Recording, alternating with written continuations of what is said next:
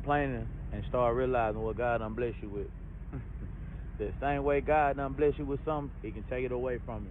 I know we get caught up in, hey man, I need to start doing this, I need to start doing that. You don't need to do that. You need to stay in your lane and just play your game.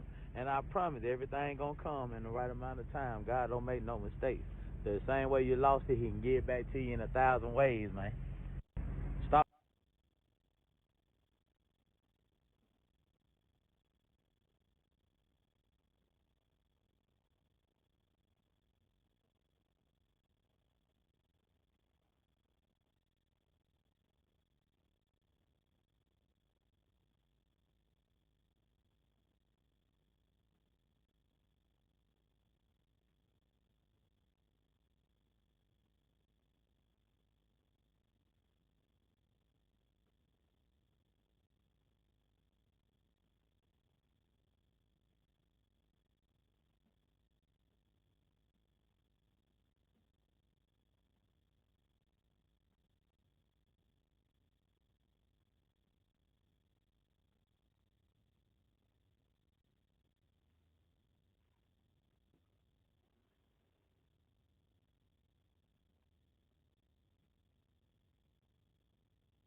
complaining and start realizing what God done bless you with. The same way God done bless you with something, He can take it away from you. I know we get caught up in, hey man, I need to start doing this, I need to start doing that. You don't need to do that. You need to stay in your lane and just play your game. And I promise everything gonna come in the right amount of time. God don't make no mistakes. The same way you lost it, He can give it back to you in 1,000 ways, man. Stop.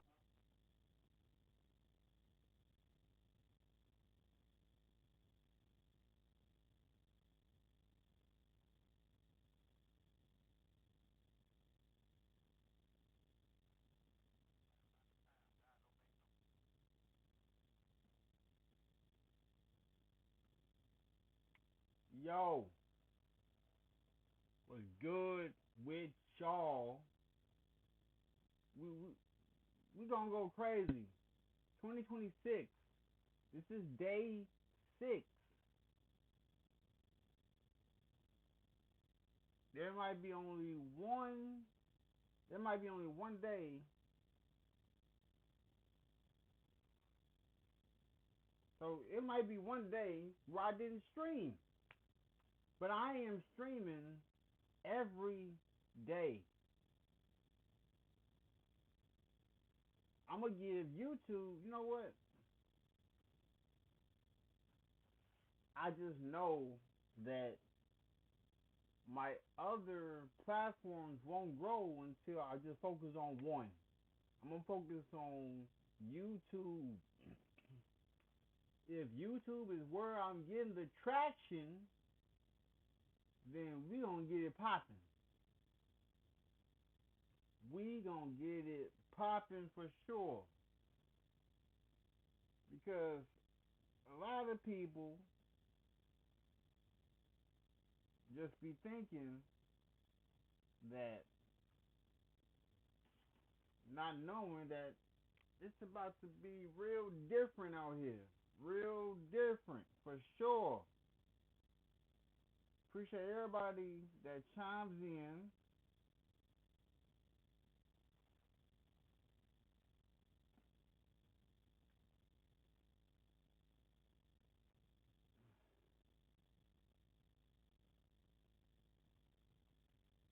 Complaining and start realizing what God done bless you with. The same way God done bless you with something, He can take it away from you. I know we get caught up in, hey man, I need to start doing this, I need to start doing that. You don't need to do that. You need to stay in your lane and just play your game. And I promise everything gonna come in the right amount of time. God don't make no mistakes. The same way you lost it, He can give it back to you in 1,000 ways, man. Stop. Appreciate that. Everybody that chimes on in, tell me where you coming from. Cause I'm gonna be on. I'm gonna be active. I'm gonna be active. I'm not those other streamers. I'm not asking you to donate to my channel. Just you watching me is you donating to my channel. Because I'm a YouTube partner. I'm not asking you to give away your whole life savings. Nah. Appreciate that, Rebecca. Like, I can show you how to build a business for free. You ain't gotta pay me. Just give me like, comment, subscribe. All of what I just said is free. All of what I just said is free support. I'm not money hungry at all.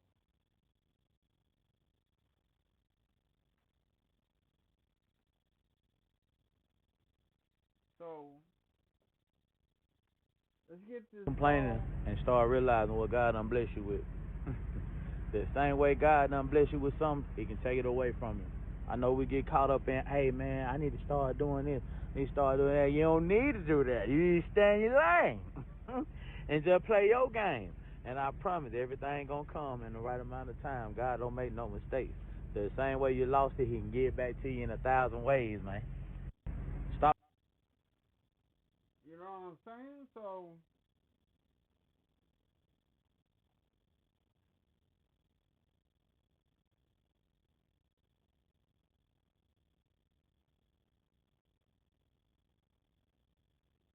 complaining and start realizing what God done bless you with. The same way God still done with bless you, you with Marshall. something, He can take it away from you. I know we get caught up in, hey man, I need to start doing this, I need to start doing that. You don't need to do that. You need to stay in your lane and just play your game. And I promise everything gonna come in the right amount of time. God don't make no mistakes.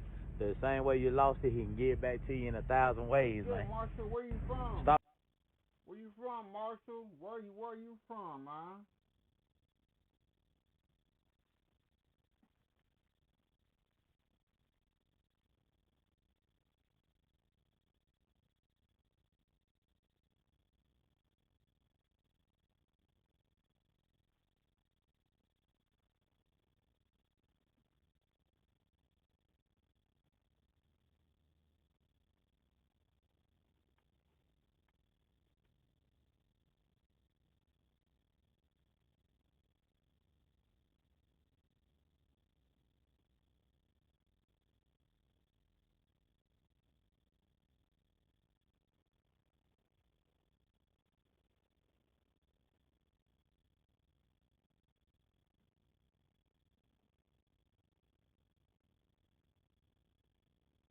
This right here. This will light a fire inside of you.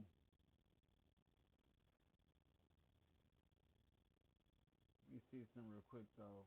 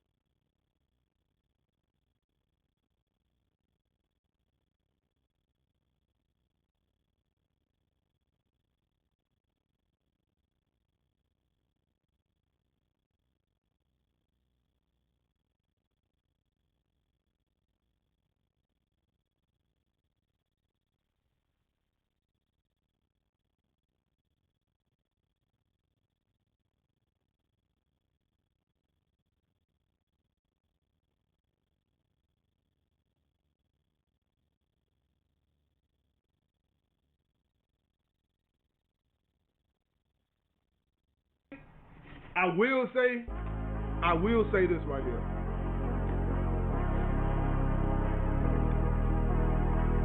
Life done taught me, and being Burberry, I was on Kick. I did Kick for 3 hours, and I did Twitch for an hour and some minutes. So now I'm just gonna finish out doing YouTube streams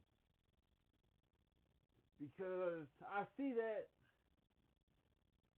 I'm getting traction on my YouTube more than I'm getting traction on my Twitch and on my Kick. So let me just focus on the traction I'm getting on here.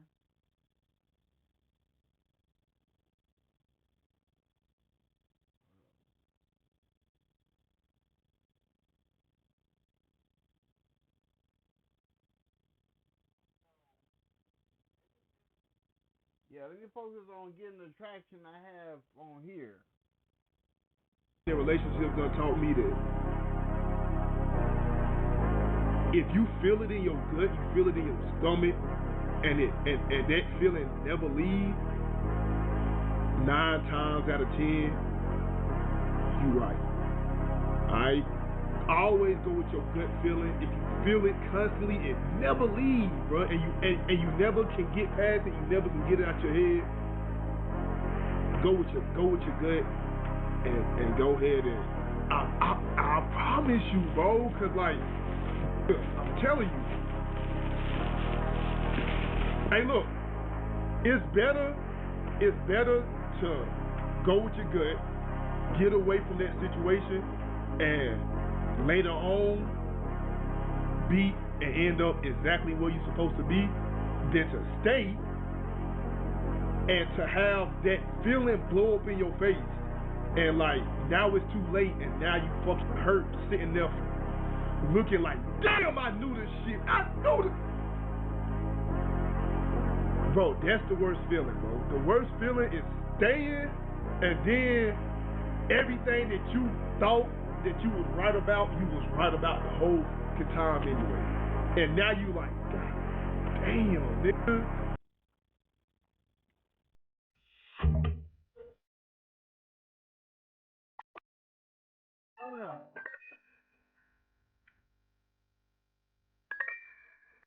But like AMP, my personal shit, and it's got my personal life. I don't really have time to do shit that I want to do. Like it's out, like it's over. Like all like fun shit. So I can't do it anymore. Like it's over.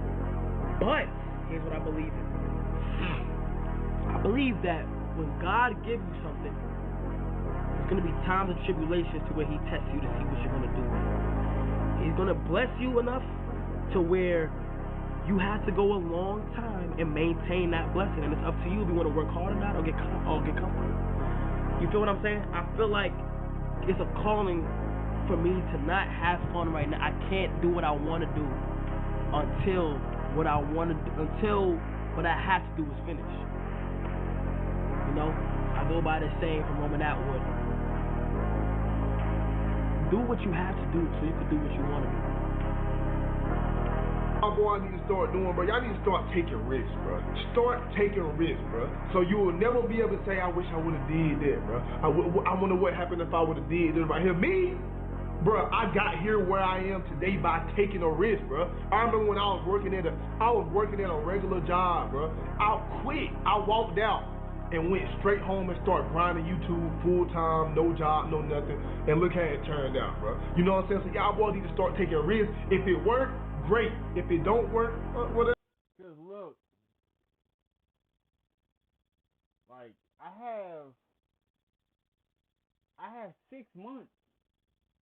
6 months. But I have the whole year. But before I get back to my medical courier company, I have 6 months to work this out real quick, to where I'm gonna be able to make money on my media company and make money on my medical courier company, like, we gonna go up one way or another.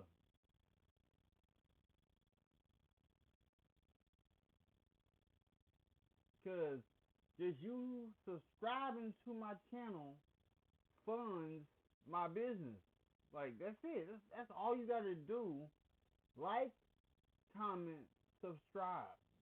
That's it. I ain't asking you for nothing else. Try something else, you know what I'm saying? Start taking risks, bro. You can do whatever you want. The world is yours. And I'm telling the young cats of our generation, don't discriminate against anybody, because we're all one generation.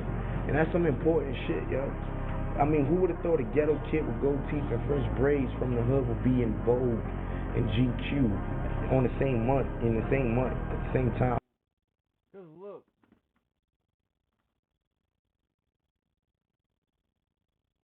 the cars I picture myself in, people couldn't see themselves in these cars. You know how much of a risk taker I am? I'm so much of a risk taker. I can see myself in a McLaren. I can see myself in a Lamborghini Urus. I can see myself in a Rolls Royce Spectra. I see myself in those vehicles. I see myself with my wife and I in a beautiful home.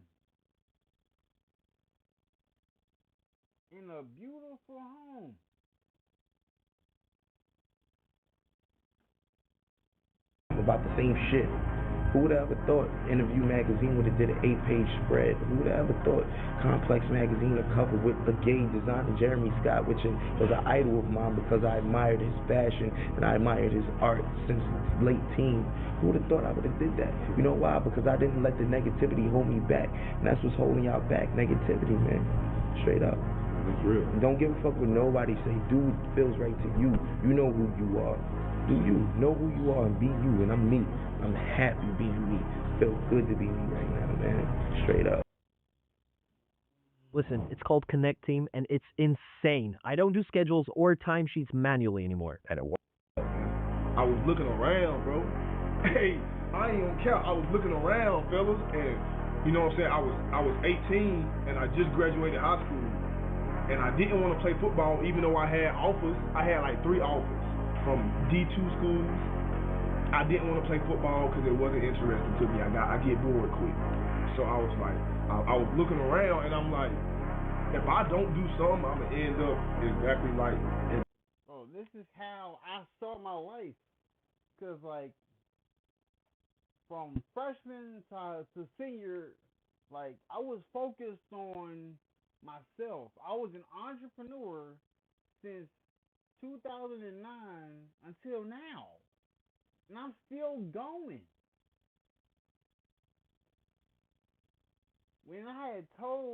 When my cousins told me, and when they told me, when I was back in my hometown, when they said, you are going to be the only cousin that leaves. Like, even though my uncle, he was already out here. But from my perspective, when I was there in my hometown, they would look at me and people would look at me and tell me, you're not supposed to be here. Even when I was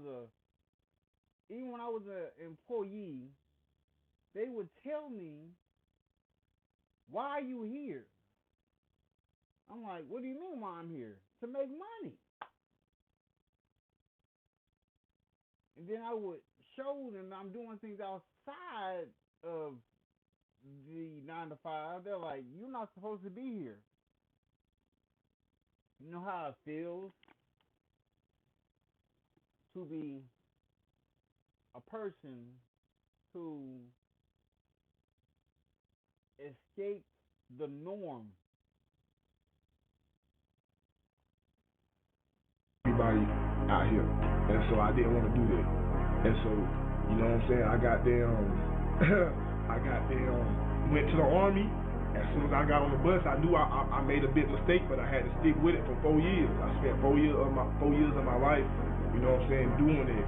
And that's why on my last year, when I found out about YouTube, I would wake up at 4 in the morning, go to work, get off at 5 in the afternoon.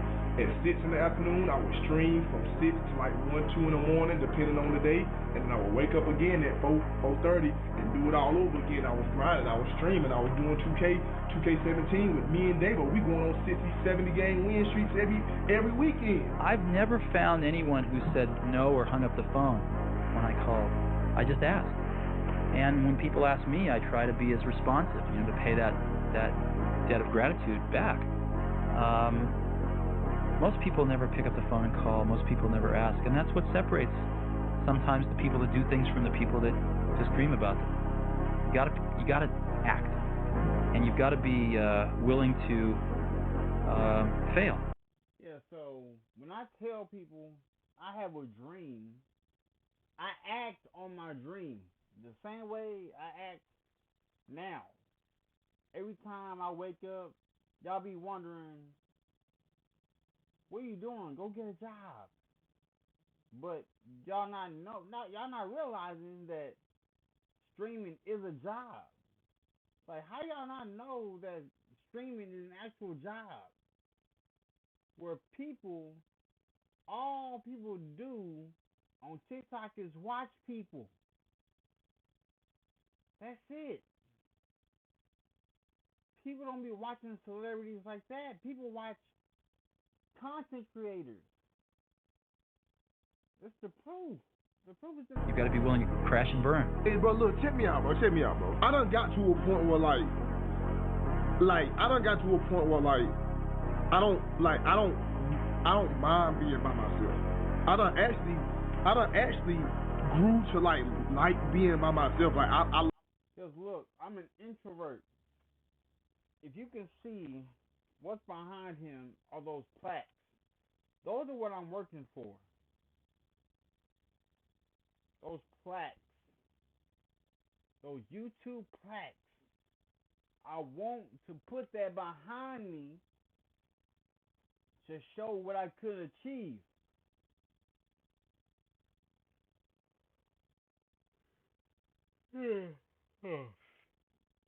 Like being solo. You wanna know why I like being solo? Cause I don't got time to be around nobody that don't really rock with me. Like, I don't got time for nobody to be fake rocking with me. You know what I'm saying? Like, they talk behind my back, you know what I'm saying? Smile in my face, talk behind my back, you know what I'm saying? And things of that nature, and I just don't got time for it. So, I guess what I'm trying to tell y'all boys is, bro, y'all need to learn how to be by yourself. Y'all need to teach yourself how to be by yourself, how to be alright with being alone, you know what I'm saying? And things of that nature, because I'm telling y'all, boy, it's going to come a time where y'all going to need to know how to be alone, know how to be by yourself, and you ain't going to be able to deal with it because you so used to depending on other people for your happiness that, like, when it come time to, you know what I'm saying, be by yourself, you might go crazy. Live different. Keep God first. And I'm not gonna lie, chat. I see it from the beginning. I know my whole story. I know what I'm about. I know how I am. I gotta be able to stew it for all the times that I have been down from the shelter. From now, like, I think about it from my mom. Like, I'm really doing this for my family, my friends, everybody. I don't even got a lot to say, but I'm really gonna reminisce this over, chat. Like, for real, like, no cap. I ain't gonna lie. Like I ain't gonna lie. Music aside, chat. Like, for real. Please chase whatever goals you got in life. Like, literally, and be kind to everybody. And just put, it's so much people that is grinding. And if they just had the chance, they would go crazy. So don't take it for advantage. The same way God done bless you with something, He can take it away from you. I know we get caught up in, hey man, I need to start doing this, you start doing that. You don't need to do that. You need to stay in your lane. Types of players who love to win and players who hate to lose. Which one are you? I'm neither. The same way you lost it, you can get back 10,000 ways. I play to figure things out. I play to learn something, right? Because I think if you play with the fear of failure, or you play with the will to win, or that supersedes the fear of failure, I think it's a weakness either way, right? Because if you play with the fear of failing, you'll have the pressure on yourself to play, to capitulate to that fear. If you play with the sense of I want to win, then you have the fear of what happens if you don't. But if you find common ground in the middle, in the center, then it doesn't matter. You're unfazed by either, right? And that enables you to really just stay in the moment, stay connected to it, and not feel anything other than what's in front of you. So I try to just be dead center. So a lot of people in general are afraid of failure. How did you become one of those people who doesn't seem to be afraid of failing?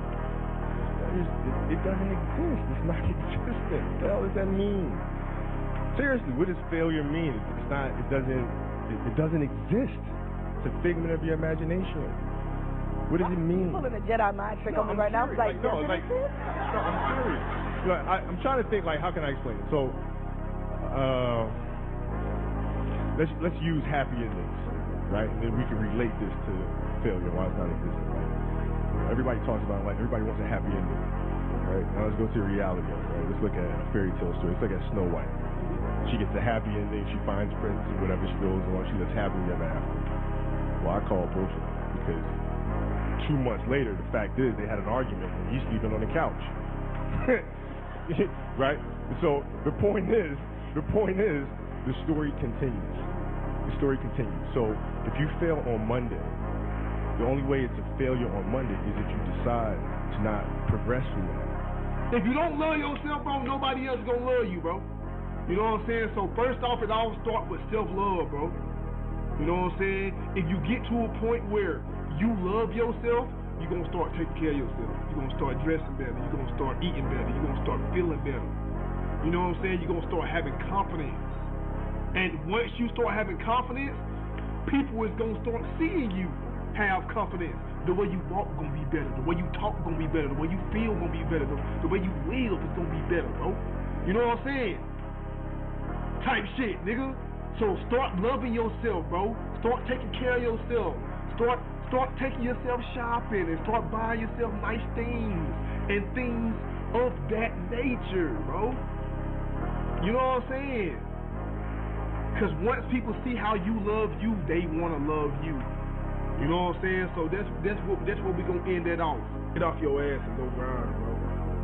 Real talk. Get off your ass and go grind, man. Go make that money, man. Cause once you make that money, man, everything else gonna fall in line. No cap. Once you make that money, everything else gonna fall in line, man. You start making money, you gonna start walking taller, head up high, confidence gonna grow. You gonna start dressing better, eating good, looking good, feeling good, talking good.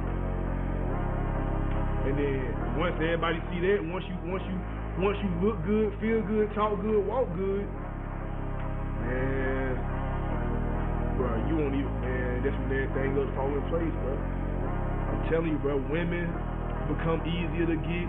A woman love a man who got their shit together, who walk good, talk good, look good, smell good. It's easy to give up. Hell yeah.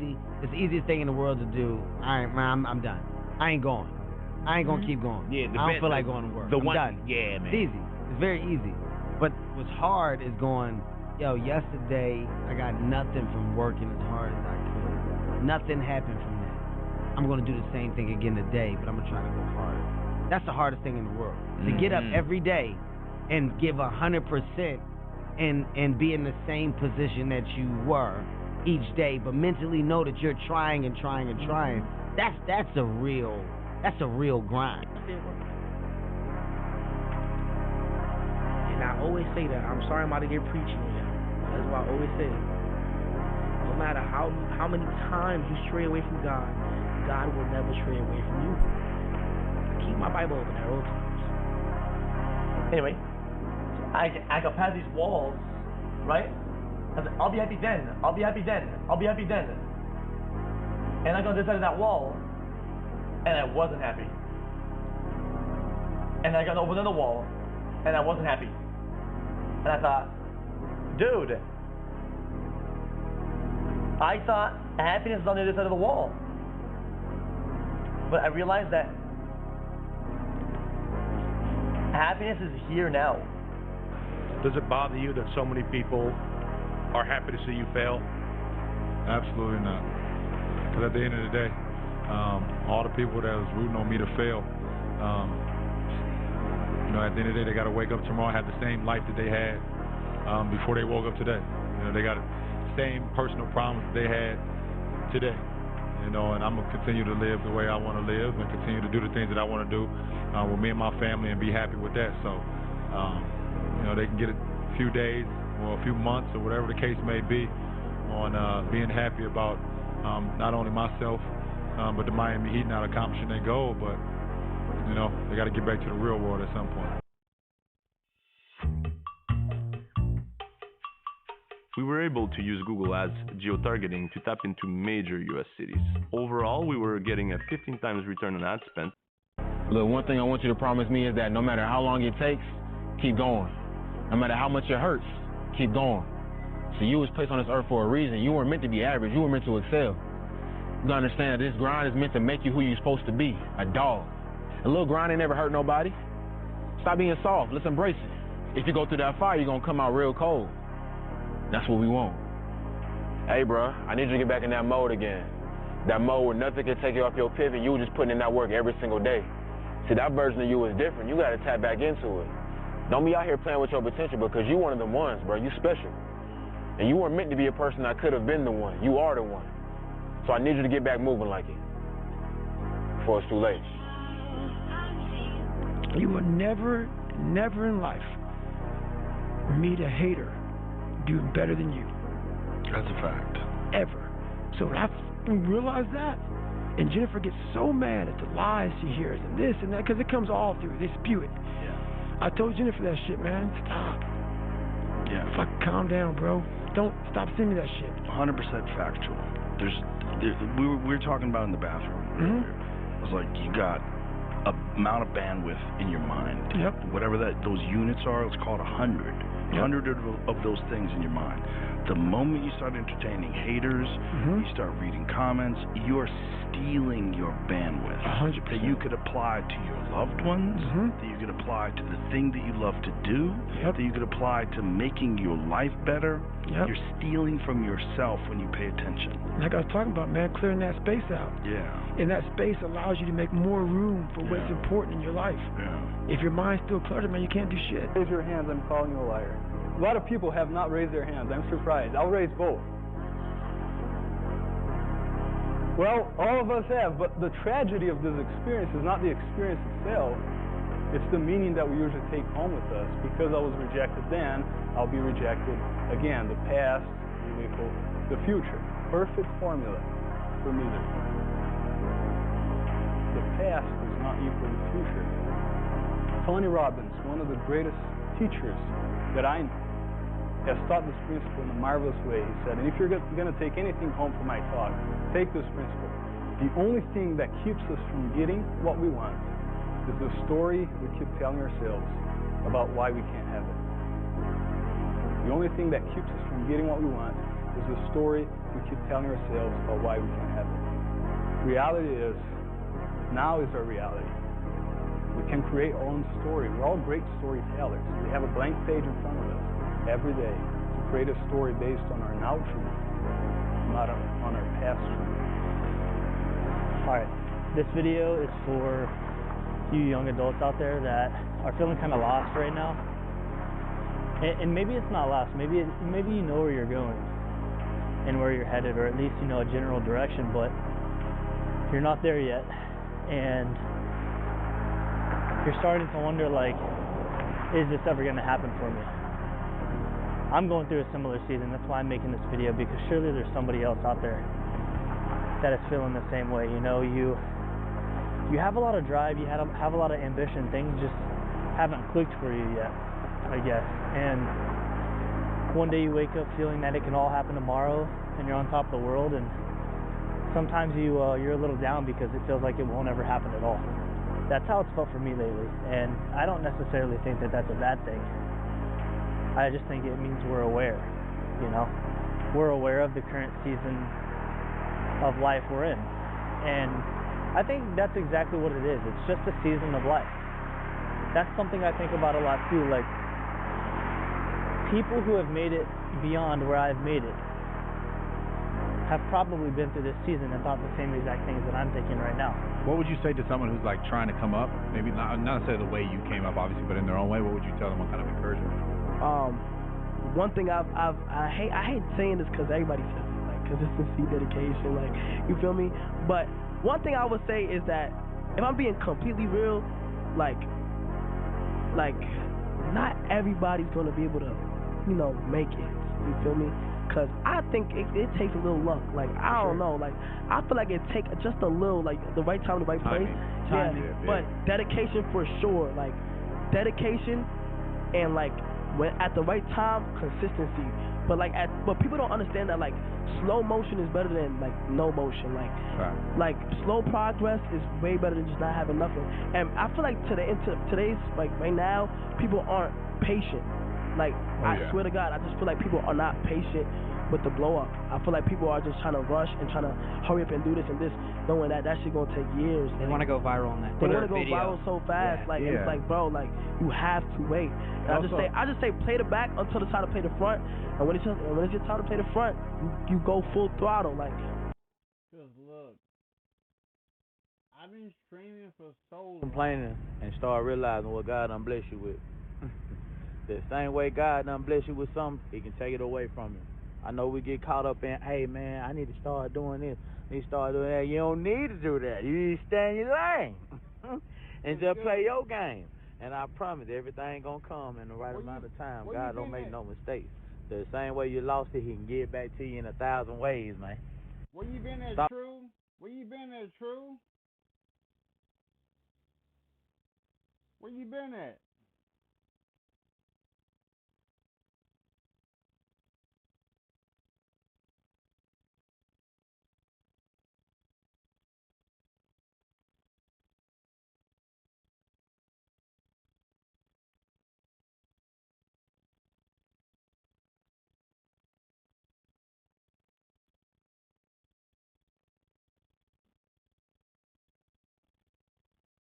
Where you been at, True? How you doing? What's going on with you? Complaining and start realizing what God done bless you with. The same way God done bless you with something, He can take it away from you. I know we get caught up in, hey man, I need to start doing this. I need to start doing that. You don't need to do that. You need to stay in your lane and just play your game. And I promise everything gonna come in the right amount of time. God don't make no mistakes. The same way you lost it, He can give it back to you in 1,000 ways, man. I've been wondering where you been at. I was doing good, just vibing. I'm still waiting to get cleared from my neurologist, but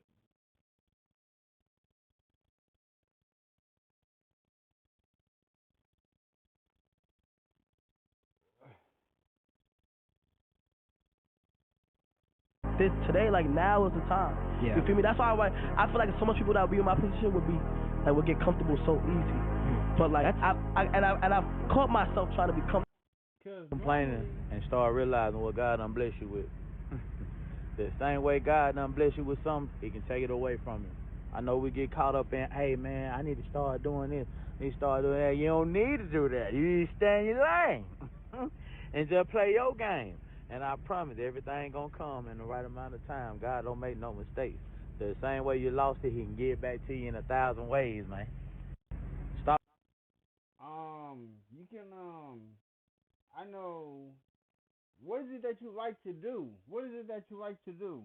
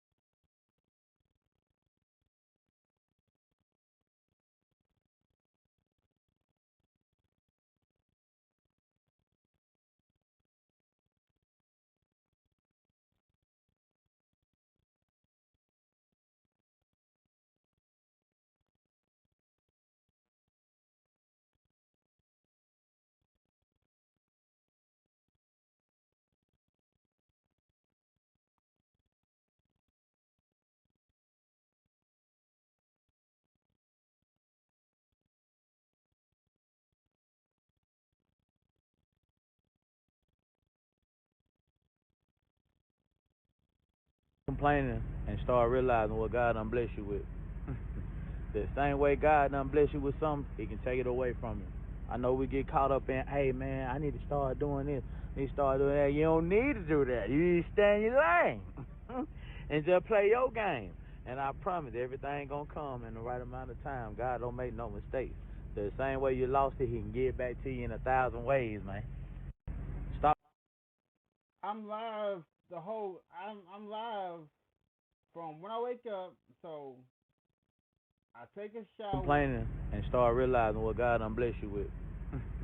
The same way God done bless you with something, He can take it away from you. I know we get caught up in, hey man, I need to start doing this, I need to start doing that. You don't need to do that. You need to stay in your lane and just play your game. And I promise everything gonna come in the right amount of time. God don't make no mistakes. The same way you lost it, He can give it back to you in 1,000 ways, man. Stop. So, what's good with you, y'all? What's good with you?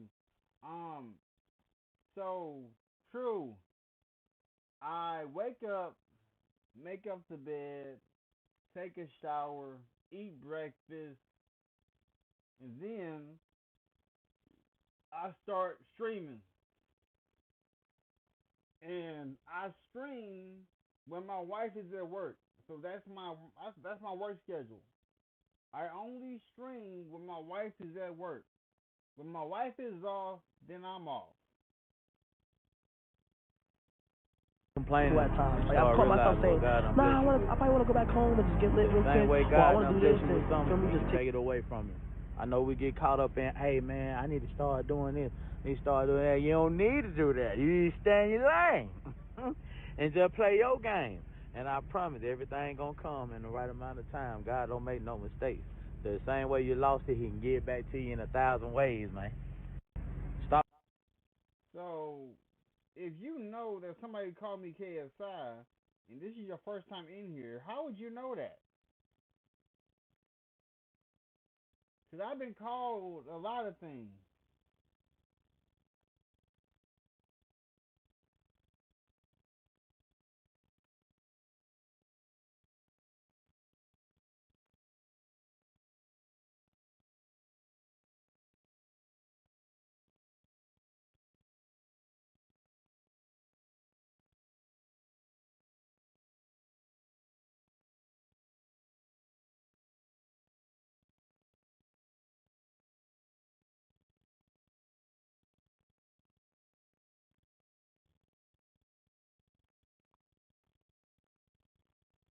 Complaining and start realizing what God done bless you with. The same way God done bless you with something, He can take it away from you.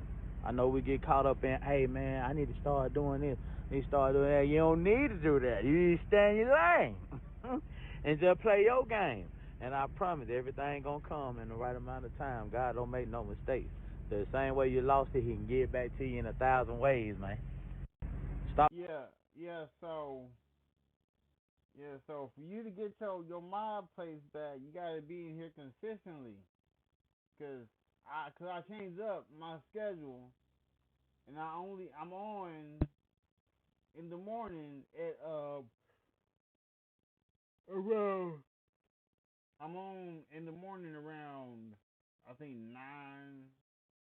So I wake up,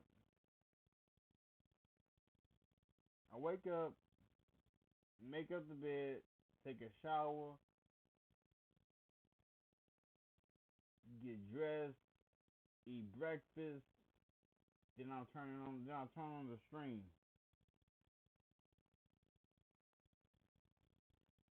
Cause I was on here yesterday. I was on the stream yesterday. I did 12 hours. Yeah, I did 12 hours.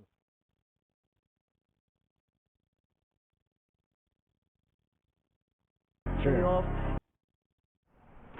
Excuse me, sir. How old were you when you made your first million? What is this for? We're trying to get advice for the younger generation. I made my first million last year, actually. What line of work are you in? I'm in sales. Okay, what's the best advice you can give someone that's in sales? You're only as good as your sales rep.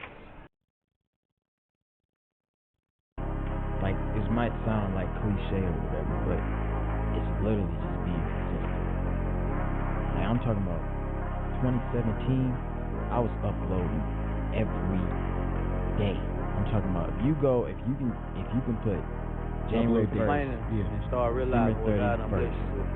2017. The same way God done bless you with something, He can take it away from you. I know we get caught up in, hey man, I need to start doing this. You start doing that. You don't need to do that. You need to stay in your lane and just play your game.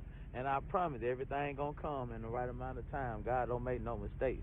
The same way you lost it, He can give it back to you in 1,000 ways, man. Stop.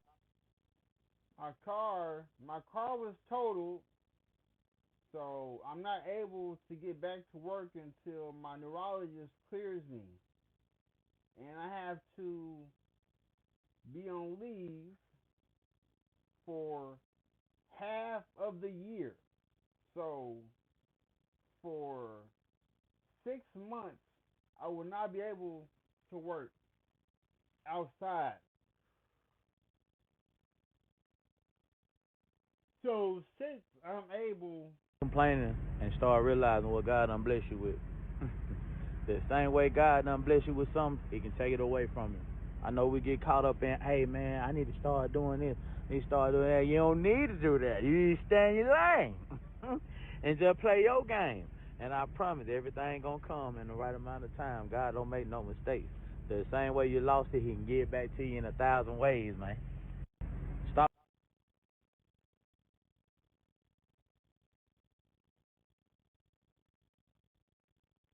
Yeah, so I got cleared by my pain specialist, and then my neurologist was the next person I went to see.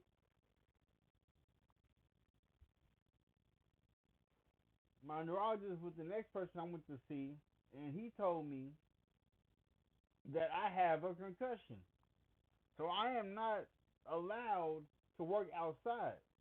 So I have 6 months. So from January to June, all of that time is going to be given to my media company.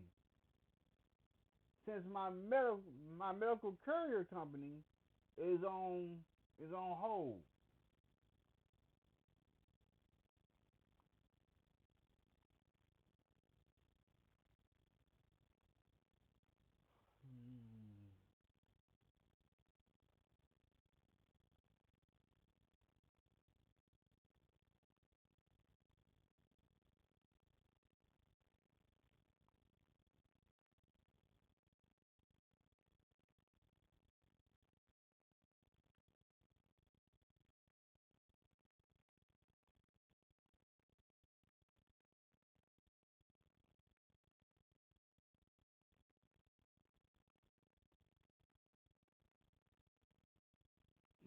Cause my contract, so they told me come back when you're able.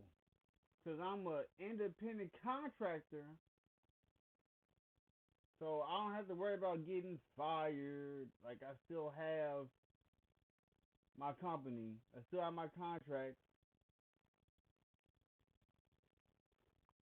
Ugh. Ugh. Ugh.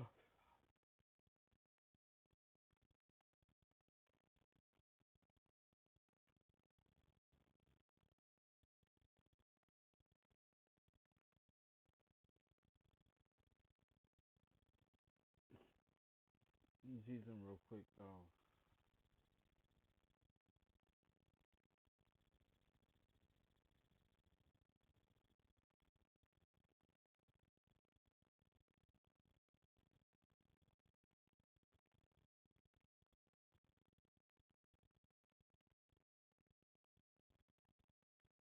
Complaining and start realizing what God done bless you with.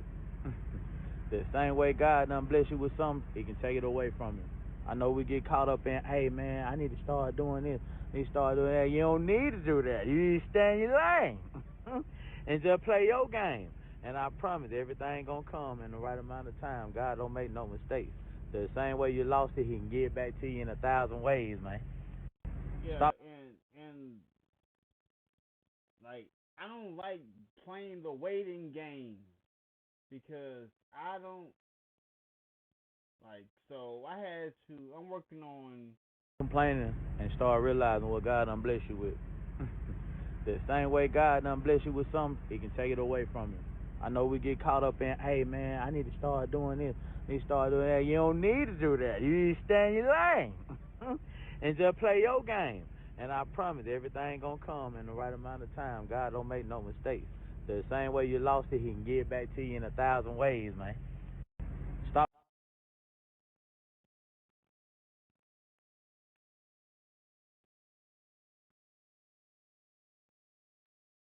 complaining and start realizing what God done bless you with. The same way God done bless you with something, He can take it away from you. I know we get caught up in, hey man, I need to start doing this, I need to start doing that. You don't need to do that. You need to stay in your lane and just play your game. And I promise everything gonna come in the right amount of time. God don't make no mistakes. The same way you lost it, He can give it back to you in 1,000 ways, man. Stop complaining.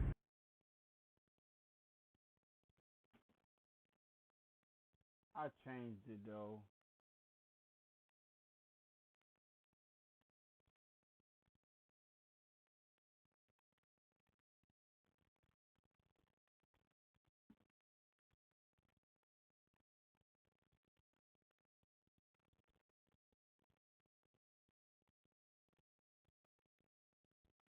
Alright.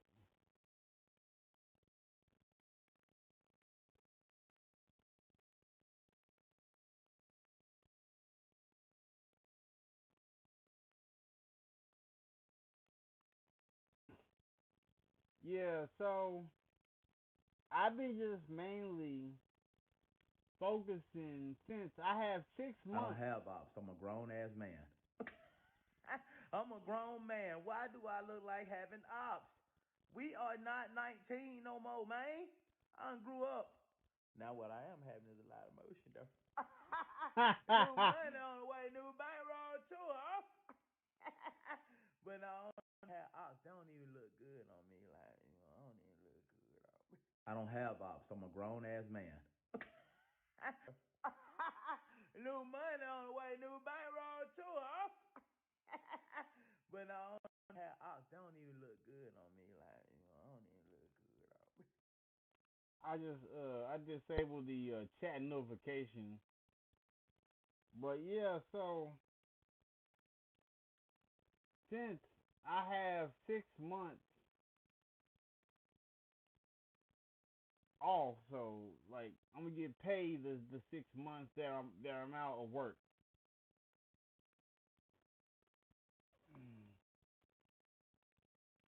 And I've been on Kick.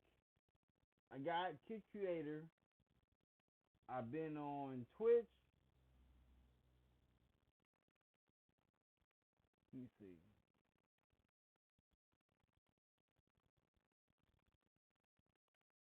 And once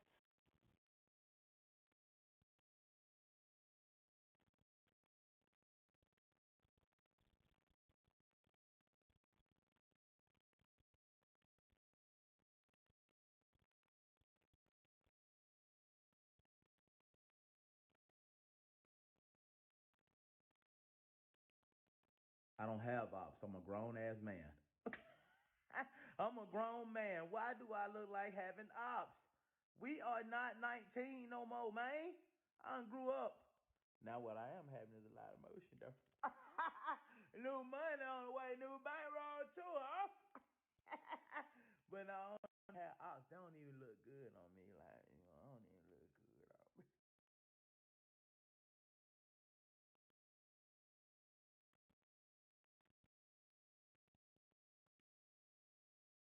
I don't have ops. I'm a grown ass man.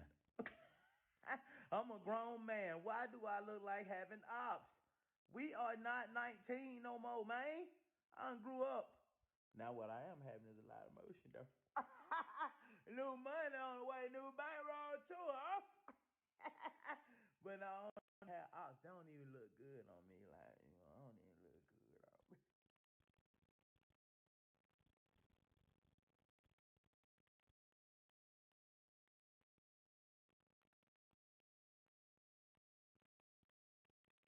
Alright, so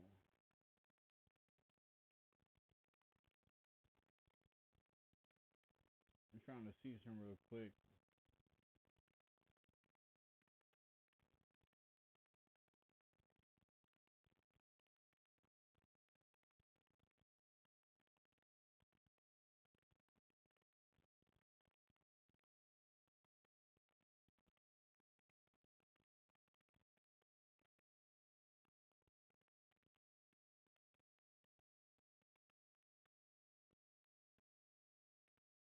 I'm about to look at everything that's going on.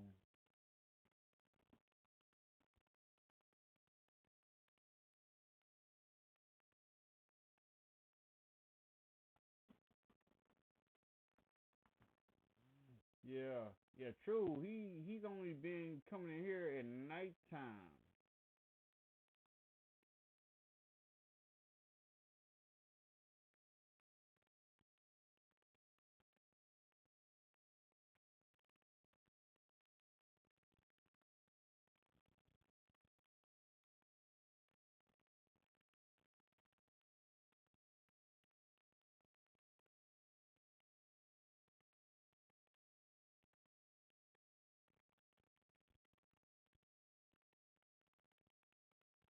Alright, so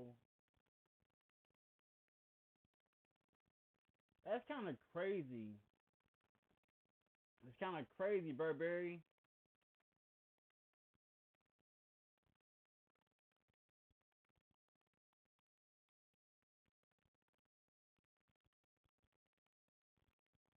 Oh, Burberry, you got motion out here. You got motion. Dang, you find out more and more about your mods. He out here hustling like I'm hustling. Jeez.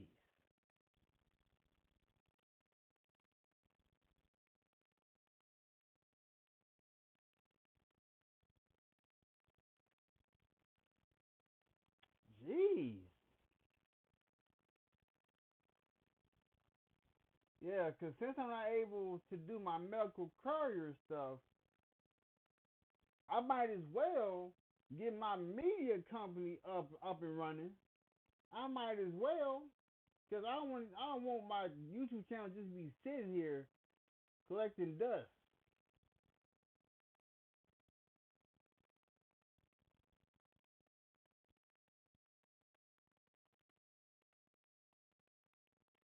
Wow, Burberry out here got motion. I didn't know Burberry got this motion. This much motion. I don't even know how I got blessed with this kind of mind. Like, what? What? That's crazy.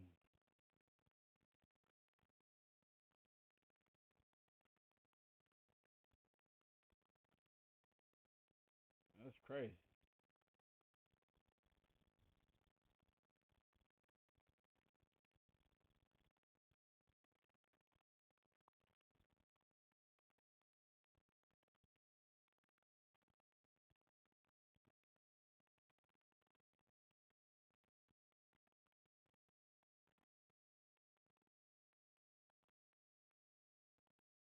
Oh, yes, Burberry.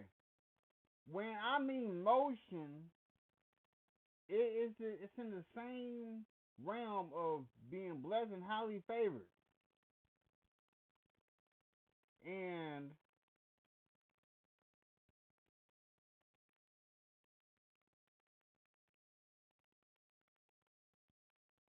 it's just a lot of things I'm just figuring out about you day in and day out. Because when I say motion, I don't mean motion the same way other people mean motion. There's no street smarts to it.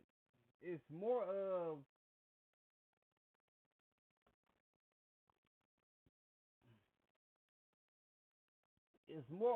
you're doing more than just one thing. You're doing multiple things to have money come in.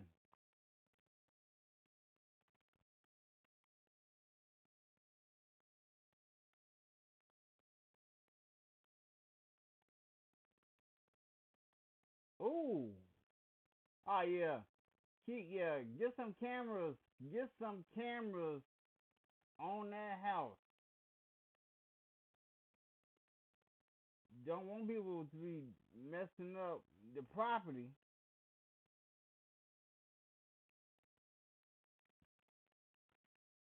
Crazy. Then 2018, after that, it's like I had residual income. And you was editing your own videos. Oh shit. Yeah. I got an editor for a little bit, but I didn't like it because it made me more lazy. So I mean, it was days I upload 7 videos in one day. I ain't talking about like no reactions. I'm talking about 7 10-minute plus vlogs. I'm talking about not eating. Jesus Christ. But I was making 6 figures a month. Okay. Don't close your eyes, okay? I can see now.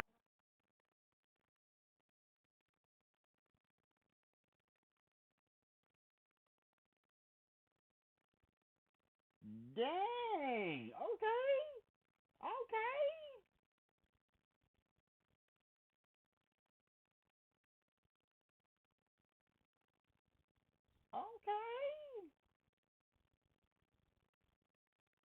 Hey, as long as it makes good sense for you.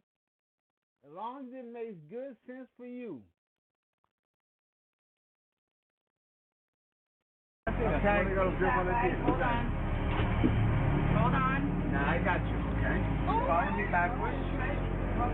backwards. Right. Good. Mommy's doing the same thing. Listen, you're not gonna fall. You're not gonna fall. You're gonna sit in the car, Mom. You're gonna sit in the car. Sit. Don't touch it. Just sit. It's okay. You're good. You're in.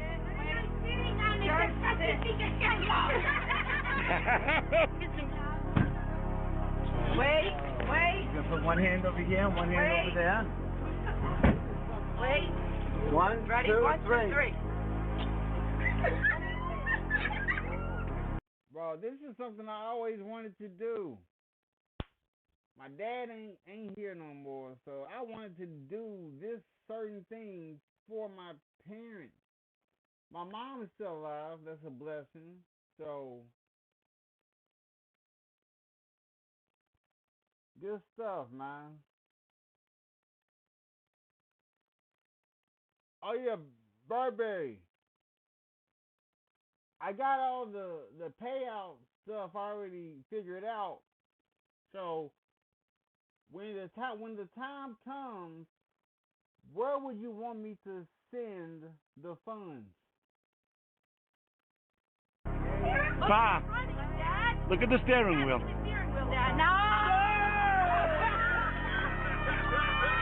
Look at the steering wheel. Look at the steering wheel. Don't check the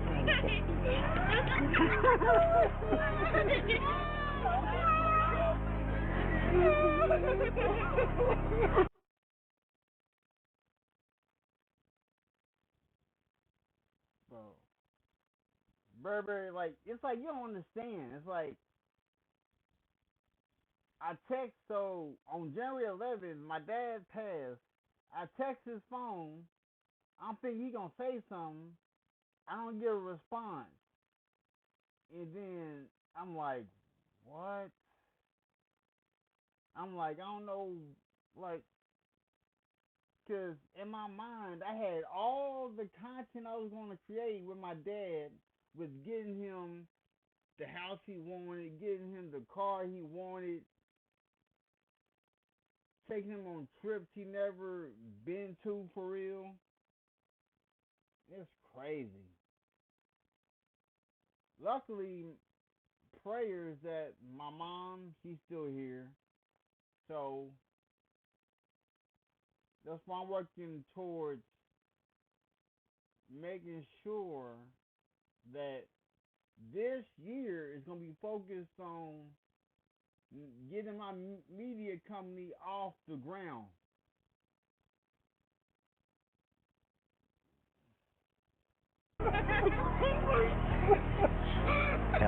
One of my best pieces of advice that I usually give to people that talk, mostly relationships. But do as much as you can until you feel like you're disrespecting yourself. And if you're at a point where you feel like you are already disrespecting yourself, do more of what would make you respect yourself. For example, pursuing a lady, from my perspective, right? For the ladies pursuing men, same difference, right? If I'm pursuing a person, I expect to, right? I'm not expecting everything to come to me. I make things happen, but I have no issue with pursuing a lady. You got all these red pill dudes, Oh my goodness. But Burberry,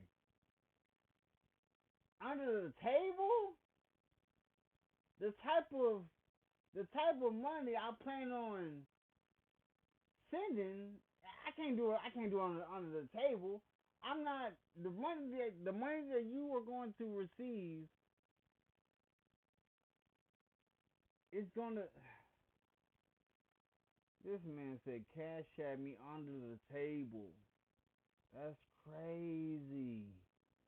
That is crazy. If the lady become a high value man and abandon your family and the women, they're gonna grovel at your feet, bro, that's not realistic. That happens. You know what I'm saying? But there's nothing wrong with pursuing a person. There's an issue in chasing a person when somebody is clearly not interested in running away from you and they don't want you, but you keep pursuing and now you throwing money at them and you doing this and you are disrespecting yourself. I use PayPal to buy this ticket. I'm paying it off over time. No fees, no interest. You know what else is no? Anyway, keep taking care of yourself. We all we got. We the chosen ones.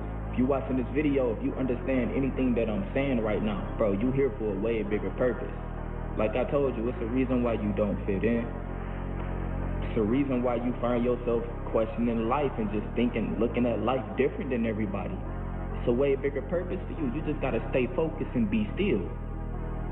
You got this. Anyway, man, let them keep sending all this bullshit that they got. Let them keep going. That's the last stage. I hope y'all know that's the final boss fight, is holding on to your sexual energy. Some of the hardest shit you can ever do in your life. Once you do that, you have escaped the matrix officially. If you can control your sexual energy, you have escaped the matrix. Yeah, true. I stopped doing. I remember I was doing 1 hour. I remember I was doing 3 hours. I remember I was doing 5. I was like, nah. For me to be real with myself, I had to give it all that I got. So I stream as long as my wife is at work. That's my working schedule. So when my wife is at work, I'm streaming. I'm giving my all to streaming. I'm just watching random videos. I'm not able to react to music videos, so I just watch everyday trending topics, compilations, motivational speeches. Because now, bro, you control everything about you. A woman can't, bro. You would catch a flight just for that. Listen, I'm a victim. You would go all around the world to get some. I'm a victim. Once you stop giving that shit attention to put all that energy to yourself, bro, you don't even need to meditate, damn near. Bro, sexual energy is some of the most potent energy I have ever experienced. And I'm going to say that right now. I went 200 plus days, and it hasn't been the same since. I ain't nowhere near that shit. Wherever you are in the world, whatever you're going through, I just want to let you know I see you, feel you, and I understand that life sometimes can be a little chaotic. You got a lot of questions on what's going on around you, but that's when you have to really root yourself in who God is and getting to know the true nature of who you are, that you are able to do all things. It's in you. Don't let anybody tell you that the greatness of God, the greatness of who you want to become is not in you already. You just got to awaken that beast. You got to awaken that person inside you. You got to awaken that love inside you. You got to love on yourself. Because the world out here can be cruel. Don't let these fucking haters and doubters get in the way of you achieving what you really want to achieve. So I thank you guys for giving me the motivation and inspiration, but it starts in here. So to all the kids out there, I salute you. Listen to your parents as much as you can. Go way beyond their dreams and accomplish your own. You never know where you'll end up. To this stress about things the second that they pop into our heads. Just because, like, that's when it showed up. But we know that the more total time you spend spinning on worries, the more anxious you'll get. So here's a fix. Set a... Hold up. Kid, did you see what I said? Meet me in... Are you talking about meet you in person?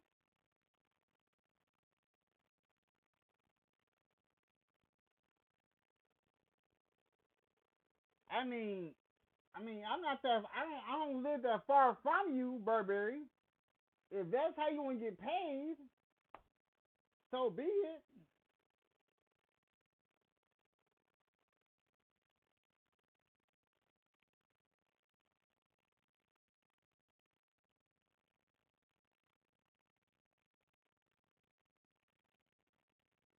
Oh.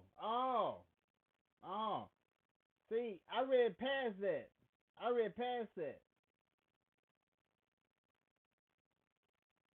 So you want me? So when I'm back able to like be back driving, you want me to drive to where you at and pay you? Well, I might do that, cause you ain't far from me. You ain't far from me.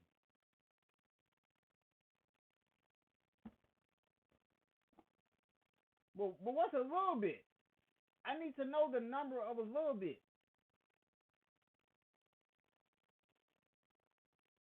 Like, is this a black little bit? Like what type of little bit is this?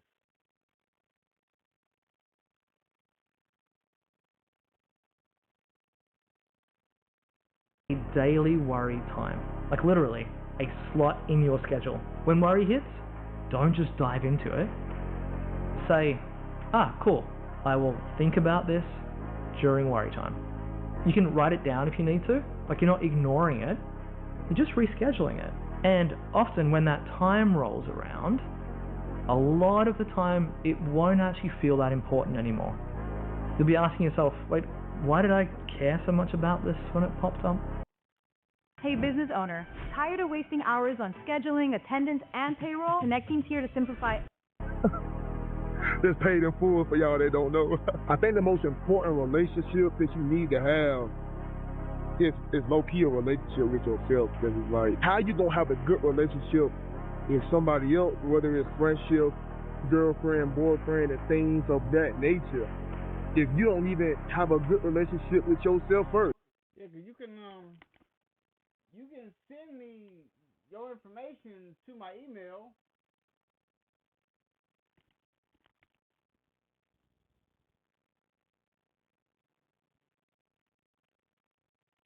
Because, hey, if you want me to bring it in person, I will bring it in person to let you know how appreciative I am for what you have done for me. How you gonna love somebody and you don't even love yourself first? See, that's where everybody be going wrong. Like, they be asking me, why you ain't got no girlfriend? Why you ain't in a relationship? Because I had to step away from relationships in order to, you know what I'm saying, start to like learn myself and learn what I like to do on my own. You know what I'm saying? Now, since I did that, I became like low-key like a better person for somebody else. See, before I was low-key insecure, you know what I'm saying? I was judgmental and things of that nature, but when I... See, with me, it was different. For me, it was different because when I was working, when I used to be an employee, so when I used to be an employee, the people I worked with, they didn't believe how I was as a person. they will be mad that I wouldn't buy them food, but they would see me buy food for somebody who's homeless, who doesn't have nothing. Like so being a security officer for the hospital, there'll be people who are homeless coming in and out of the hospital at night or during the day, but it's mainly during nighttime. And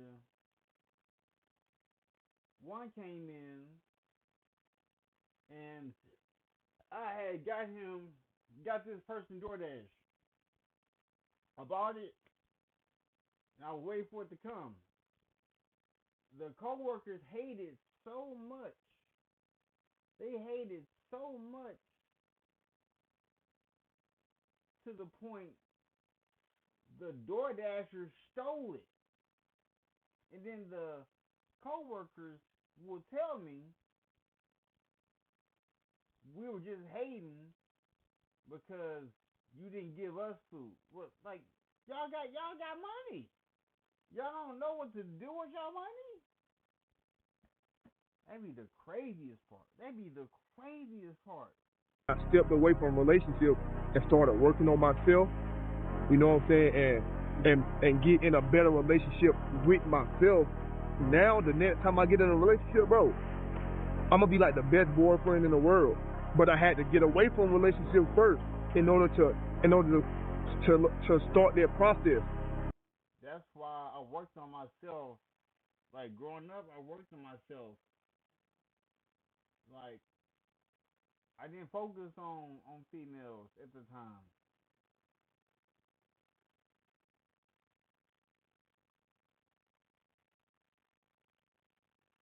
Oh, hey, Burberry, I be using YouTube SEO. I be having hold on one second. Hold up 1 second. Like I know what you talking about.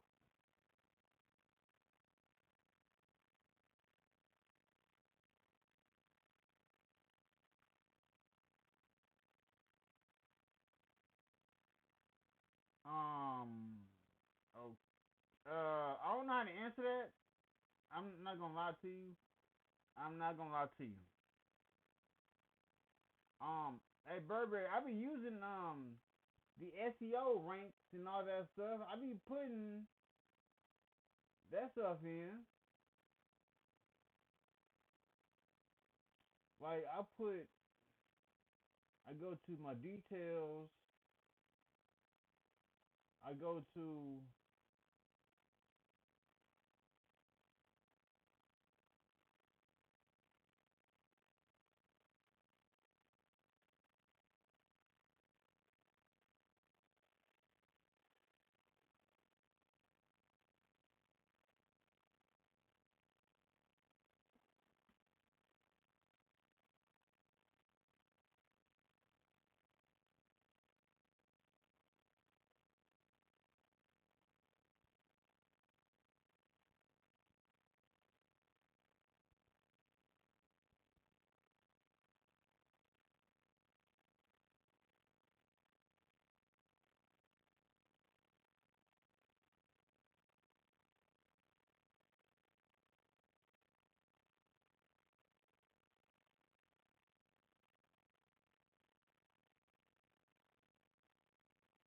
what you mean? What you mean by watch a few videos?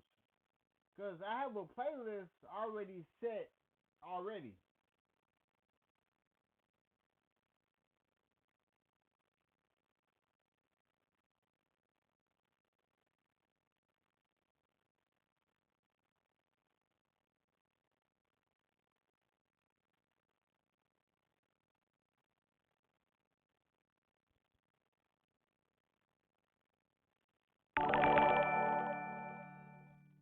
Appreciate that. Appreciate that. Oh. Yeah, like I have all that set up. I got my Burberry. I got the whole membership set up.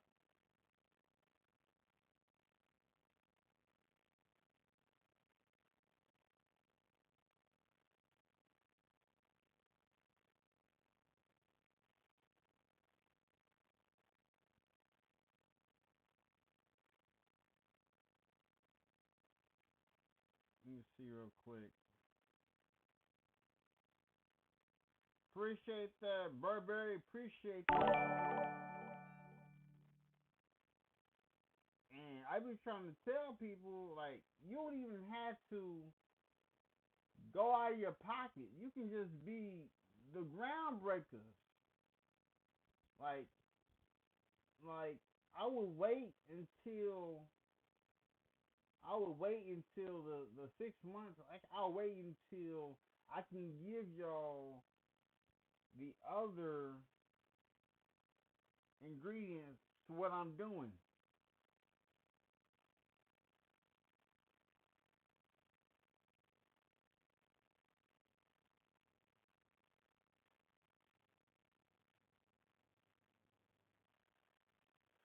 One second.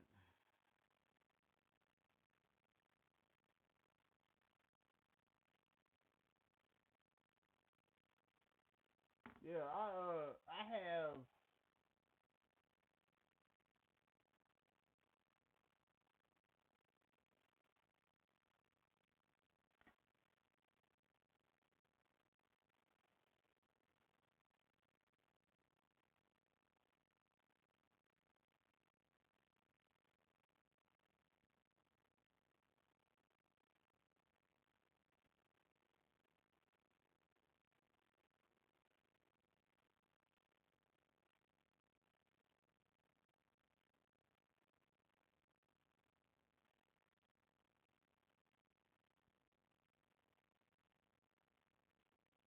one second. Yeah, it's like alright,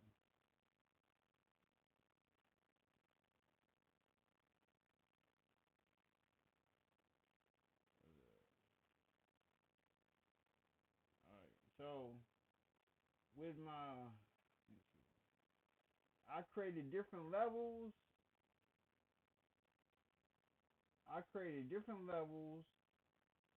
I got the groundbreakers. I got the Hustle Club, the founders, trailblazers, the legends. Like, I have all that set.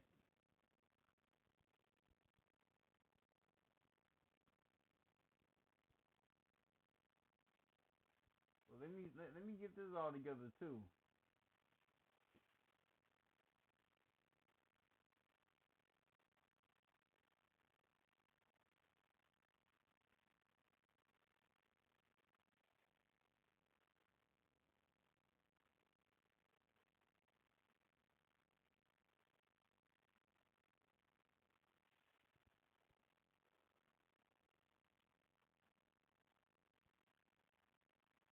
And I'm adding in my badges for my channel and everything.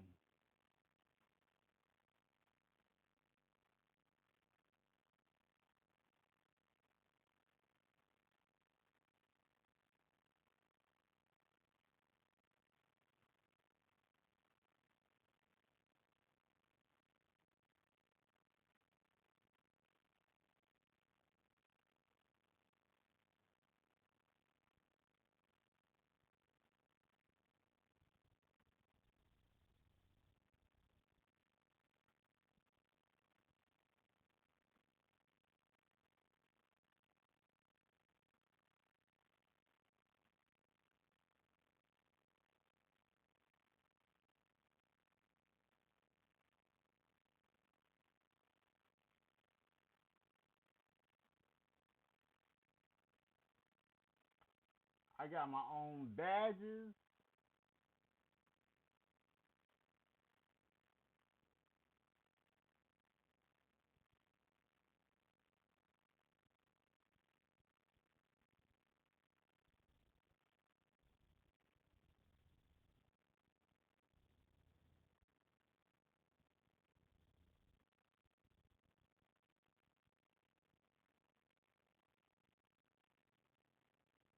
Oh, I am.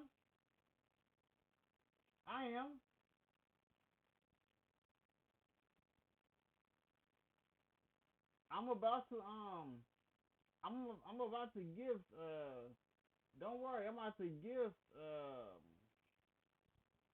but I'm gonna wait until Oh yeah, cause I only on my night bot I only know who the regulars are. So if I see a regular come in, I'm gonna gift them members.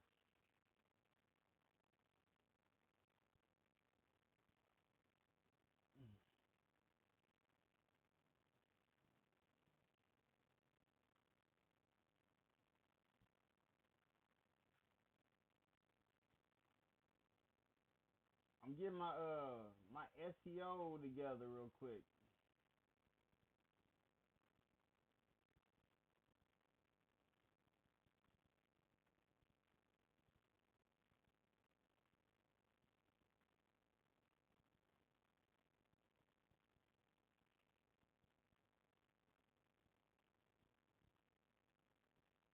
So let me see real quick.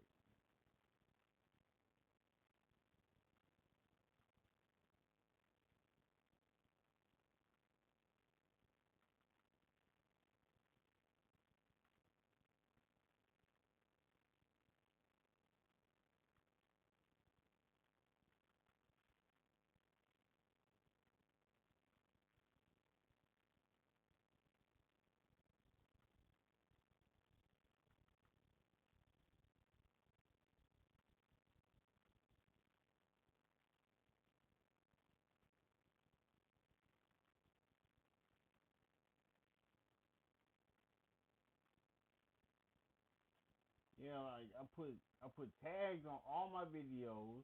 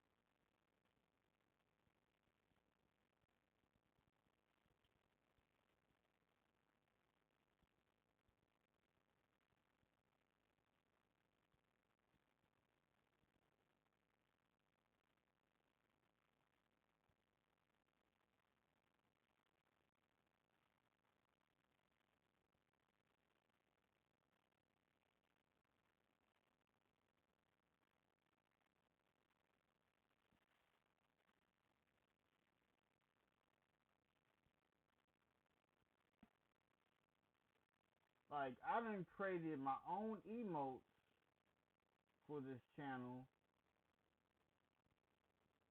I built a whole new stream for going horizontal.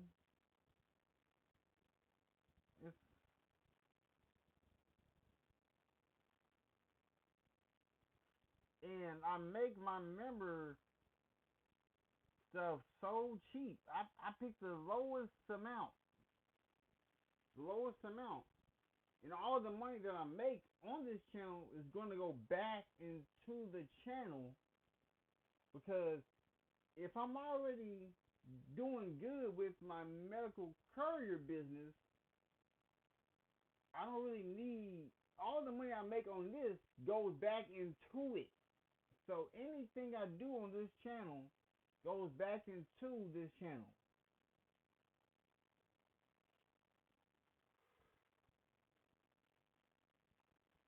I might take a small 5 to 10% from the channel to spend on me, then the rest of it goes back into the channel.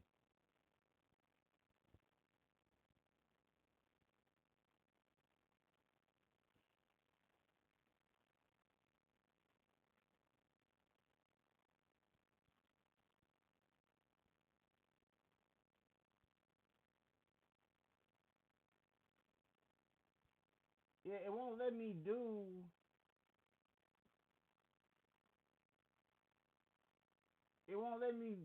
a Q&A for some reason.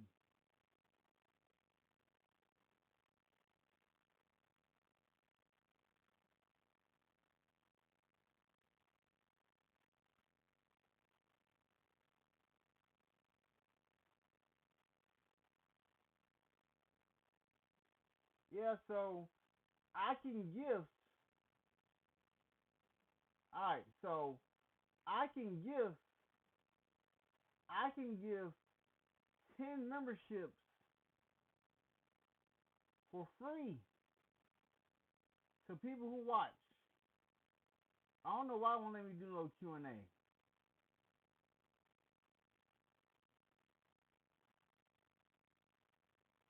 Pin the one you sent above where you said pin this.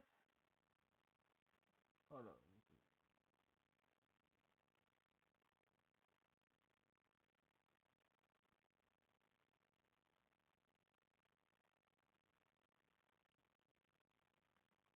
Yeah, I only got 10 that I can give out for free.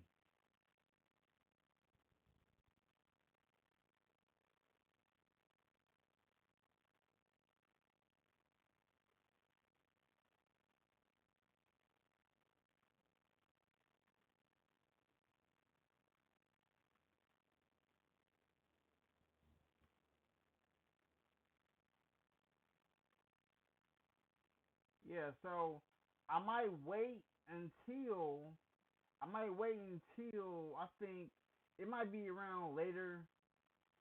It might be around later because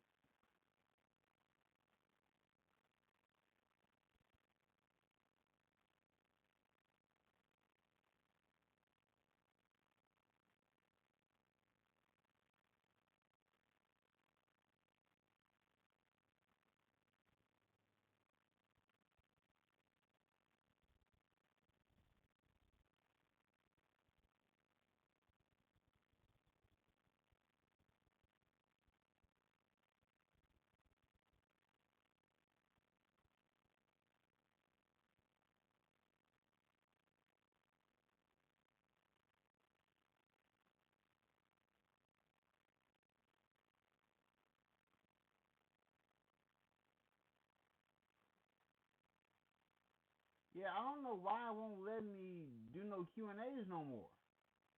I don't know what's going on.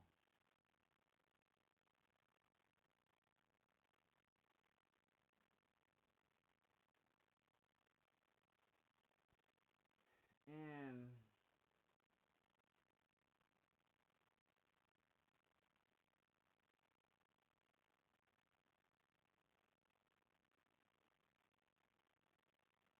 because I'm gonna say this. I'm gonna say this for sure. So I'm gonna talk about my analytics. Alright, I'm gonna talk about my analytics. So let me talk about the last 7 days.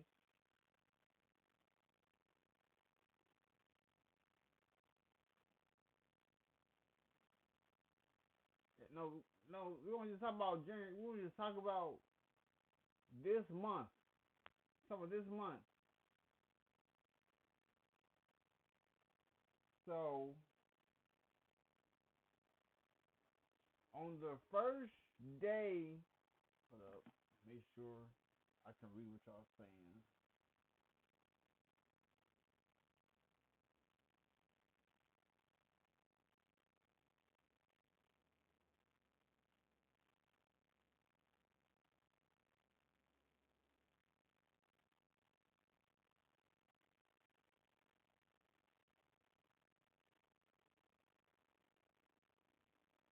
Yeah, I'm gonna do that. I'm gonna do those call to actions tonight. I'm gonna do that behind the scenes. So I brought up my things.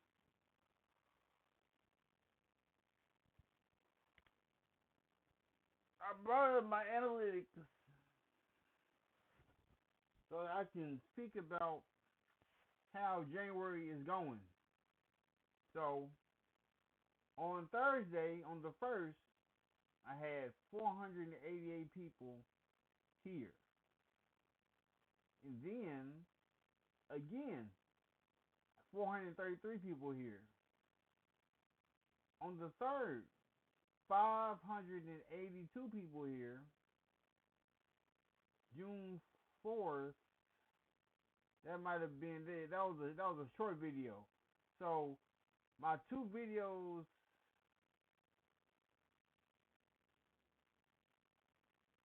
the two videos I dropped on the first day, 488. Second day, 433. Third day, I was live, 582. The fourth day, 152. The third day, on January the 5th, because on the 4th, I wasn't able to, I didn't go live, but I made sure that I dropped something on that day, because we was doing, I think my wife had,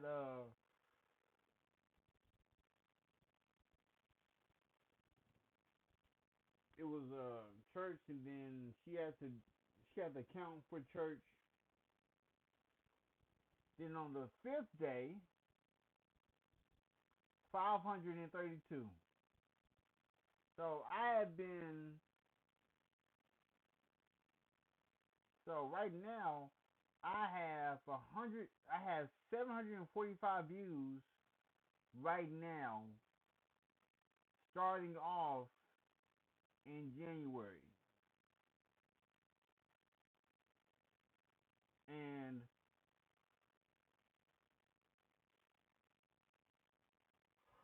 in January, people watch your videos over 2,000 times.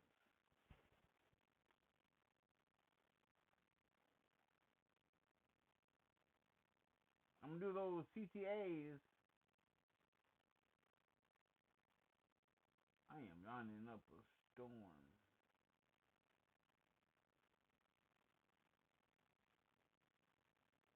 Cause the thing that I have on my laptop is you talk about the SEOs. I have IQ on my laptop.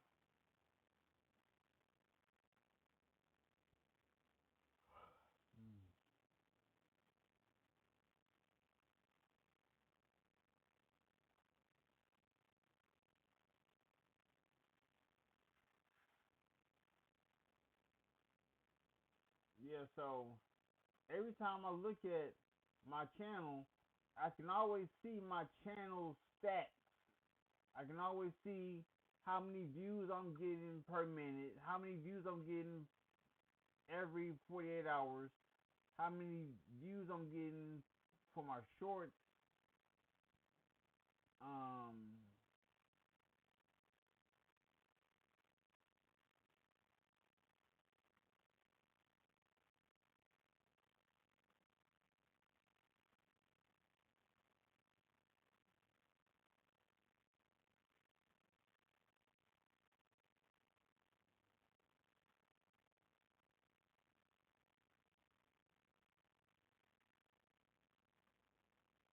And also see my achievements.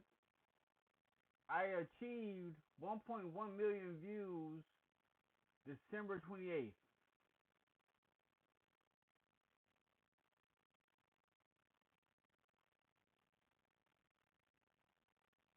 What's good with you, Michael Ray?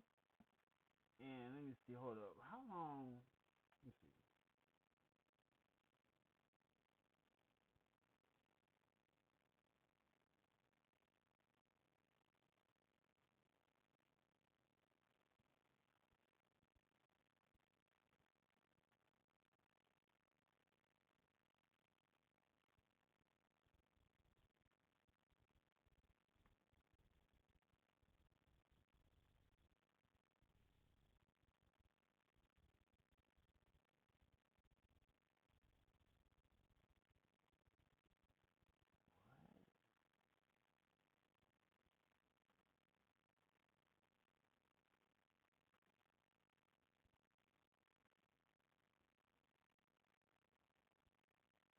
It can't be possible.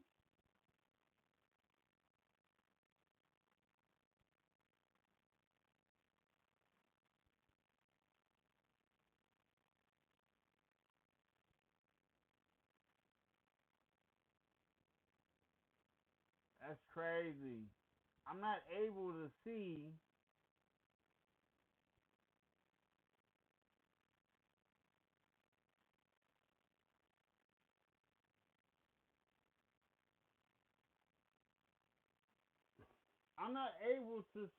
Michael's channel activity for some reason. That's kind of crazy, Michael. It's kind of crazy.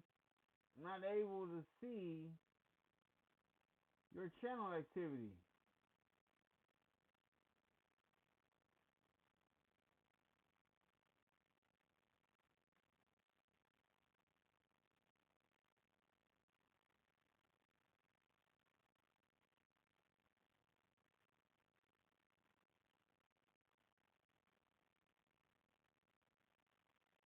Yeah, because every day I go live and I learn more from you.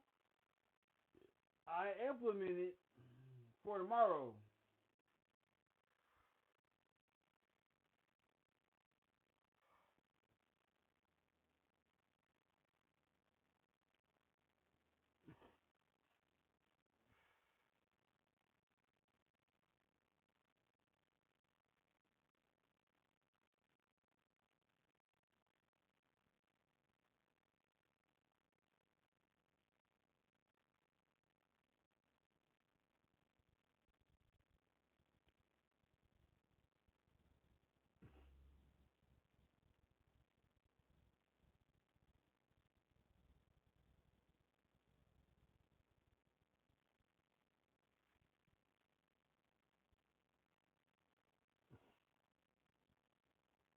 One second, playing Monopoly Go.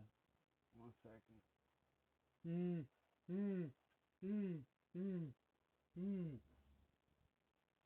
All this yawning, bro. Stop yawning.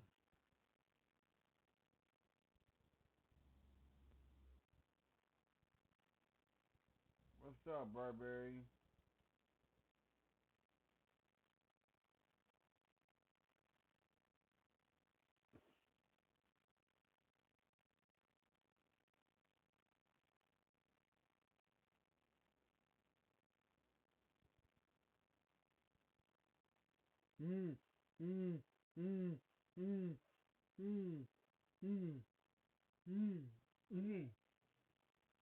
And I know who to give free membership to.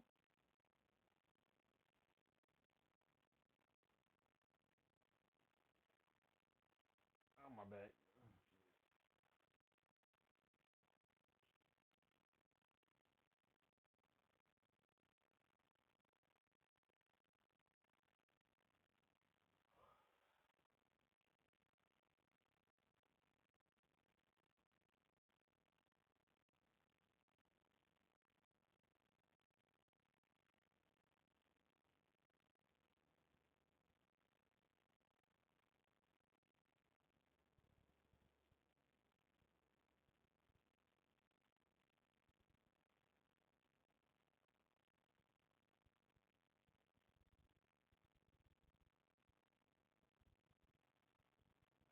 Playing this Monopoly Go real quick.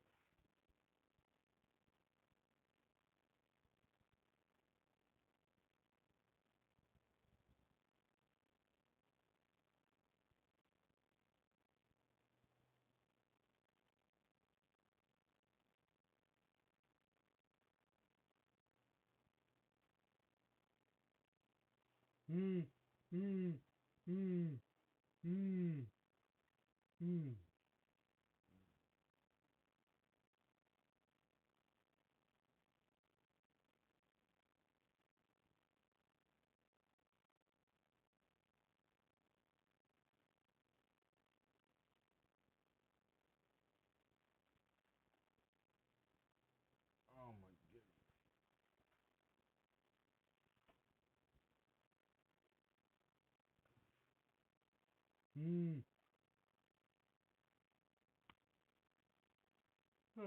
Because normally I would be sitting in the kitchen, but since I'm sitting on this chair that we moved from the living room, so if you got an extra chair, so we brought this chair to the bedroom. And this is the window behind me.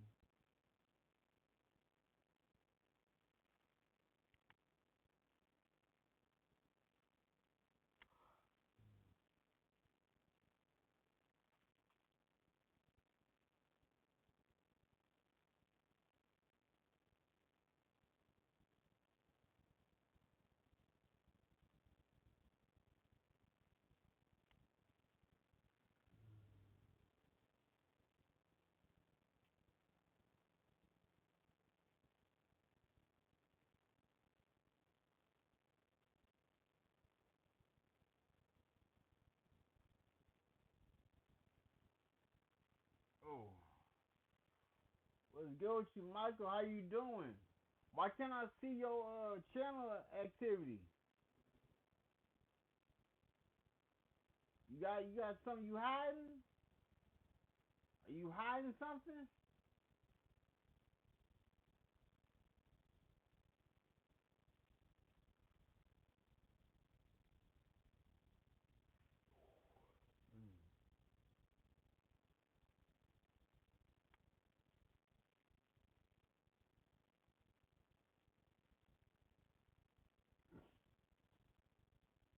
So, Michael, do you act different outside of here or what?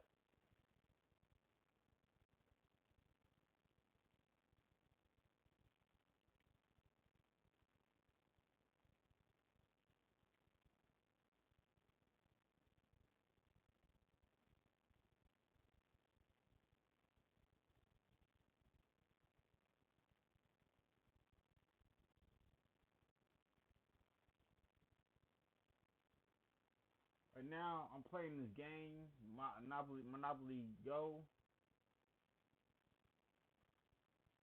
Yeah, I have what's called IQ.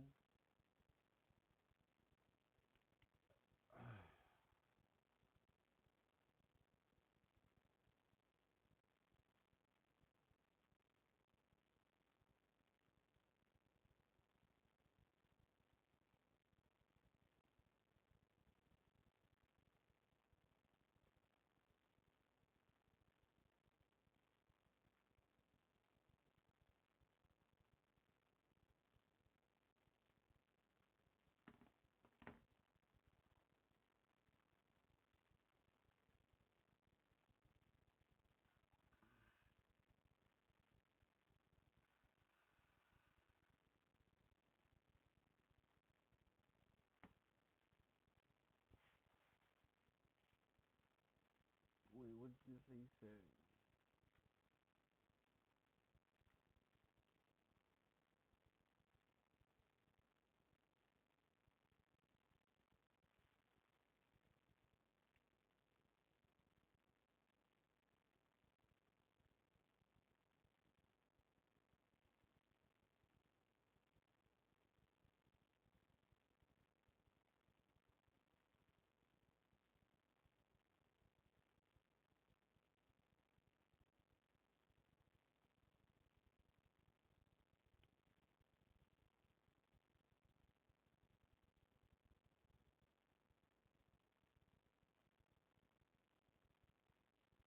Let's watch.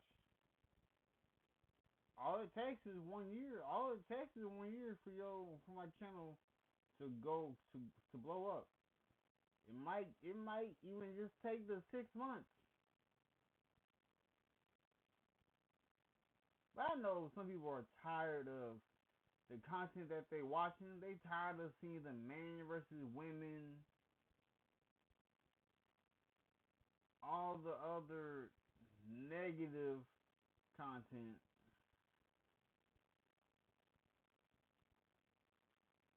It's crazy.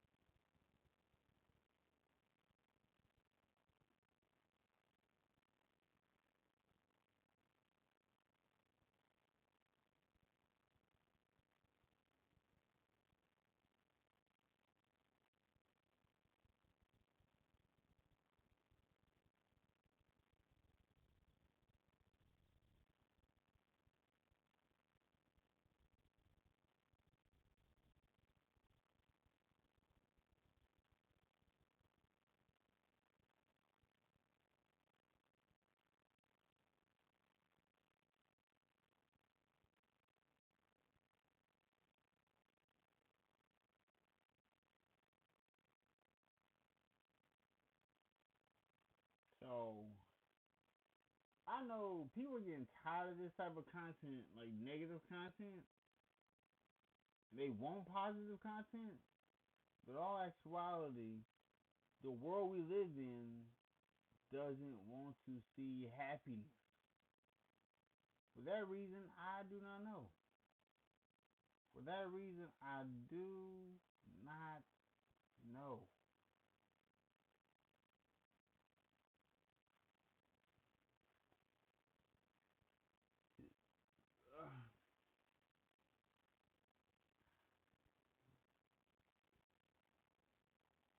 Because I be trying to figure out, how do some people get so much support on their channels and they're just being negative? Like, that don't really be making no sense to me, to say the least.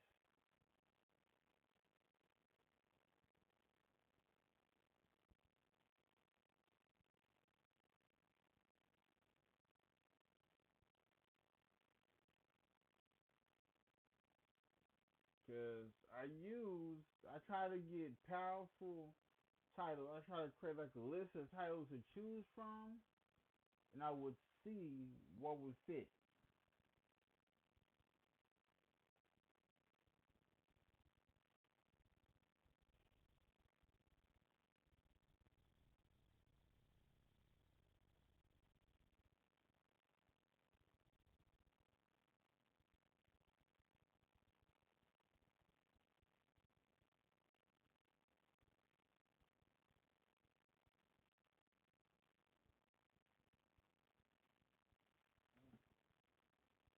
Let's see.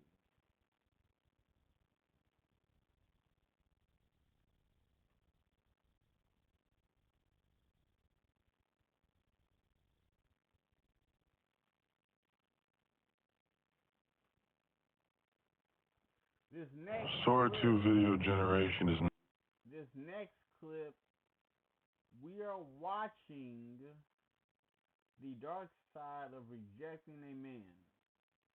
Man can't handle rejection. The things I stay away from on TikTok are now coming over to this side. not available in our region. It is if you're on Artlist. What I wanted to say was, I can't take rejection. I get mad when I get rejected. When a thick baddie reject me, I get mad. And yes, I'm mad because don't nobody want me. Because you're lying. You don't have a boyfriend. If NBA YoungBoy Chris Brown walked up to you, you'll be single. I don't give out my number, but you can follow me on Instagram. You do give out your number, you just don't give it to me because I'm ugly. And when I do follow you, don't follow me back. And when I DM you, you leave me in the request box. Like, yes, I'm mad because it's built up anger. I've been getting rejected since I've been in high school, and I got rejected by every girl on my college campus. Like, yes, I'm mad because don't no girls want me, and I gotta beat it every night. I'm just being honest. And it got to the point where I wanted to knock out a couple females. I'm just... Yikes. Yikes. That's crazy. That's crazy.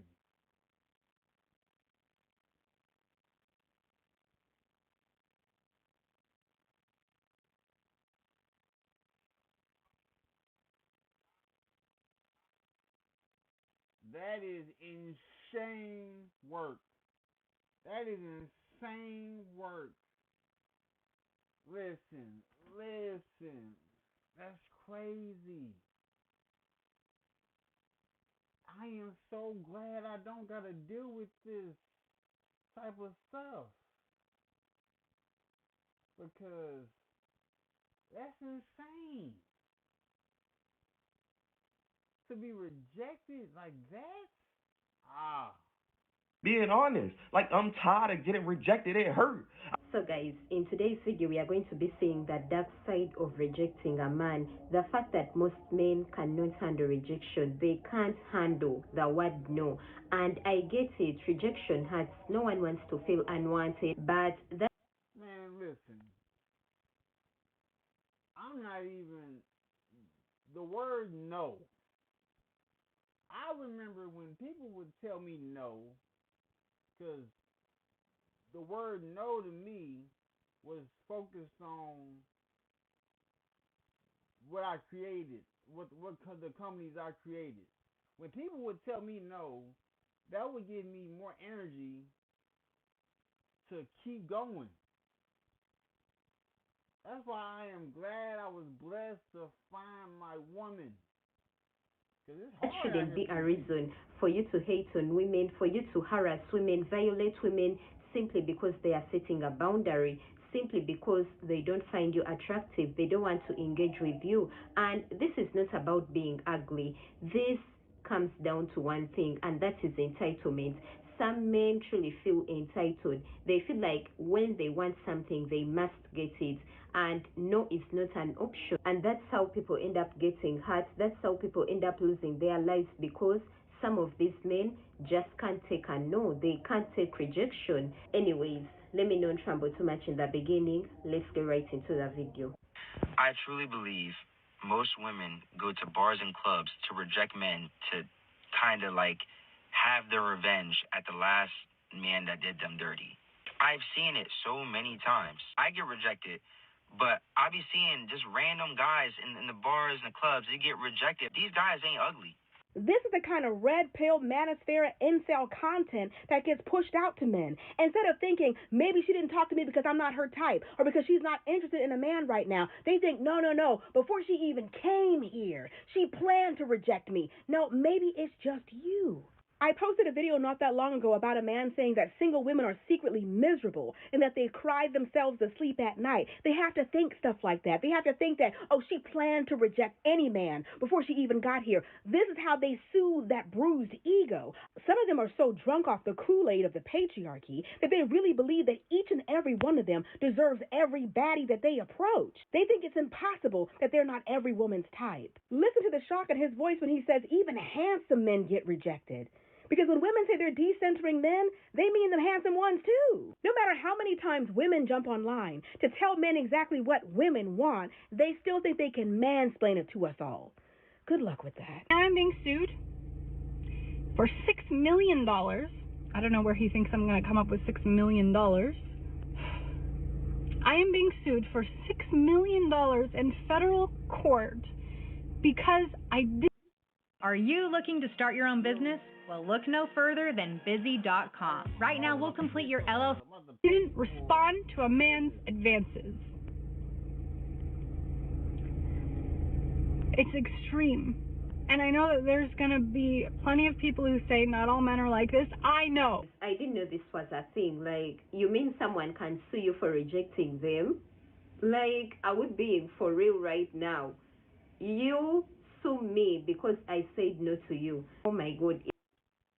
These men are out here suing for getting rejected? Bro, you can make money off of anything. When they tell you you can do whatever you want to do in this life and make money, they actually mean it. So you telling me I guess I wasn't that man who got rejected. I guess I never felt that rejection. That's crazy. That's crazy. Is this a thing now? Is this really a thing? Because wow. I know. It is not okay. It is not okay. But this is what it is to be a woman right now. It is not okay. If a woman doesn't answer you, if she doesn't respond, if she says no, go the fuck away. Go away. Moms, we have to do better. We have to raise men that can take disappointment like men, like actual gentlemen. We have to raise men who know how to deal with their emotions, who can handle being rejected, and who aren't going to throw a fucking tantrum because a woman says, I'm not interested. I shouldn't let this get to me. It's insane. It's insane. There's no basis for any of this. I don't want to waste my time or my money with attorneys and whatever. There's obviously no proof because none of what he says happened. But I shouldn't have to deal with this. Like, this shouldn't even be a thing. It shouldn't even be a thing. Anyway, I am not going to... I will dry my tears. I will put on my lipstick. I will be fine. This man will not break me. But it is my plea to everyone out there to demand better. Moms, raise your children better. We have to raise our boys better. Guys, demand better of your friends. I'm trying to tell you, when my wife and I have kids, I'm going to let them know straight up. You might get rejected. You might see, not every woman is going to be the right one for you. That's why I'm glad I found my diamond in the rough, because I can see that out there, there's nobody out there. There is nobody out there for you.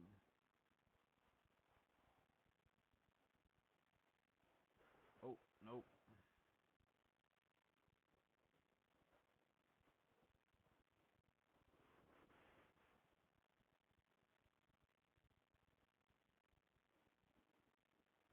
Yeah, my phone be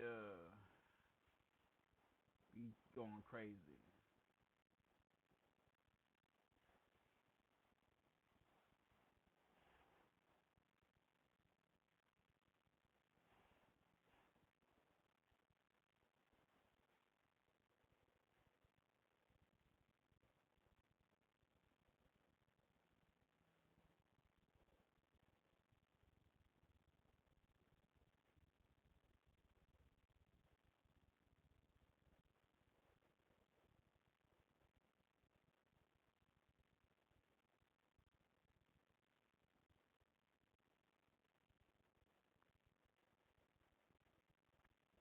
Because I am going to create some members only shorts videos.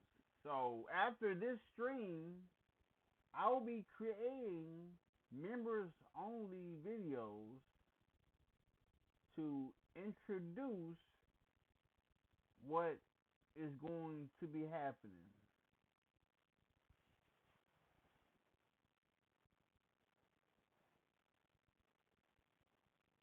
Because I'm trying to figure out a way. Oh yeah, also Burberry, email me your address so I can send you merch. Just email me your address so I can send you merch. And for the love of God, when a woman says, this man is making me nervous, can you help me? Help her. Don't stare at her in disbelief. But there's something happened where I think it was a woman who had her child, and her child was playing, and he or she fell out the window. The man saved her child because it might have been at the time where she might have had passed away if he wasn't there. Because some men try to help, and it might not happen the way that she is saying. Just help her. Help her. You don't have shoes on. I will say that first and foremost. And hey, I'm natural, primal, and hey, if you weren't such a bitch, maybe I'd take. We're not going to use that kind of language here. Thank you. No. Oh. No. Here's the thing, sweetheart. I'll applaud you for the parkour. My inner child inside loves that. But arrogance screams insecurity.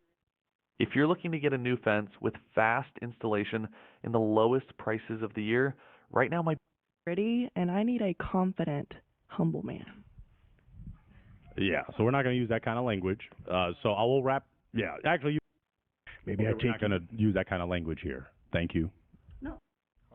You don't have shoes on. I will say. All she said was, you don't have shoes on.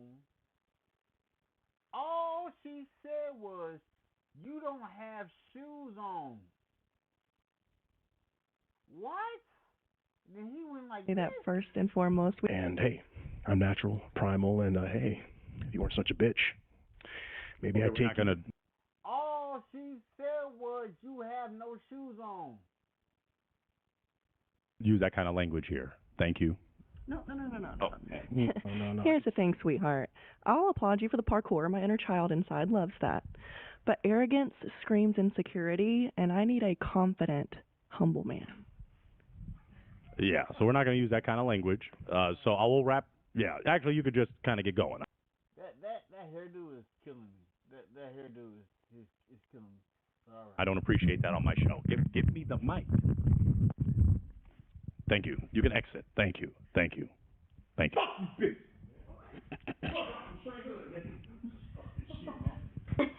The fact that he used both hands to try and snatch that mic away from him and he still wasn't able to snatch it. Oh my God, that's kind of funny. But why are some men like this? Like, you're a grown man and you really can't take rejection. You're calling women all sorts of names simply because they didn't pick you, simply because they didn't choose you. But women are the emotional ones. Okay. All right, so I am trying to create a few things here. Pretty good. So I wanted to. You glowing. What's your name? Thank you. No, thank you. What's your name? No, thank you. I'm just asking what your name is, right? Yeah, but I'm not interested. All right, but can you stop and have a conversation with me? I really don't want to. So no, respectfully. But how's your day going? I don't want to keep following you. That thing kind of. Bro, if she's not interested, keep moving. Oh, jeez. Bro, I would have to step in. I would have to step in and get him from her. Like, oh my gosh. Creepy.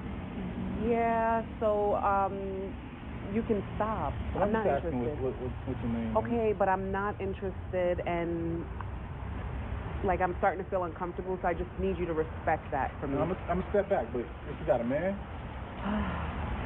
I'm just not interested. I'm saying, if you got a man, why your man got you out here walking? Oh wow. Oh God. So I'm only stopping because I just need you to really. I'm not interested. I'm not trying to be aggressive. I'm just trying. I understand, sir.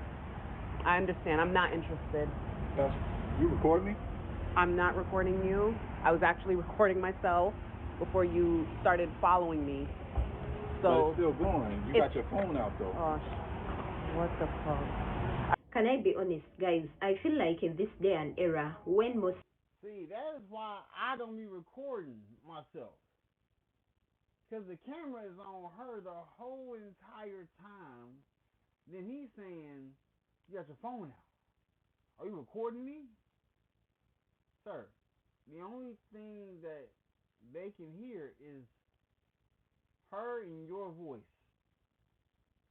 Bro, it's crazy. Women are approached by men. Honestly, they don't feel flattered. They feel scared because we are in a generation where you just don't know what to expect. You don't know what to expect from these men. You have to be careful when you're saying no. You must say it nicely so that you don't hurt their feelings, or you must say it indirectly.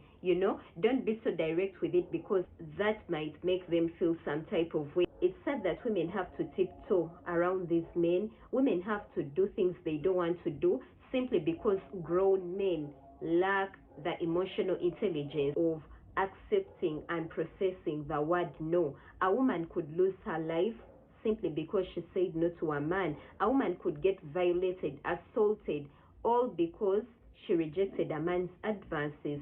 That is the sad truth. These men feel like they have access to all the women in the world, like they are entitled to each and every woman. No woman is supposed to turn them down because, I mean, they are men and, you know, they have to get what they want.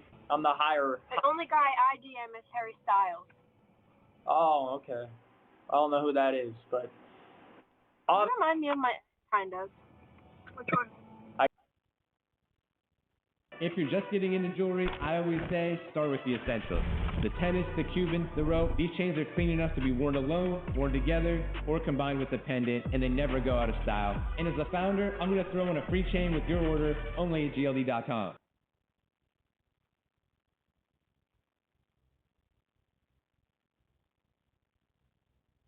I tell me that all the time. With the whole, like, hand on the chin thing. Oh, it's bad habit, my bad.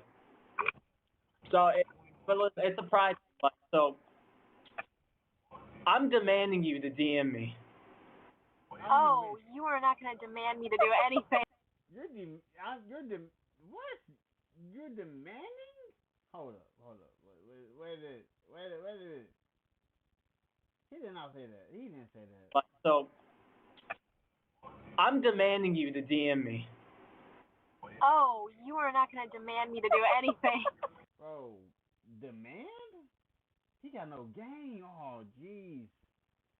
These men are hurting. They are thirsty.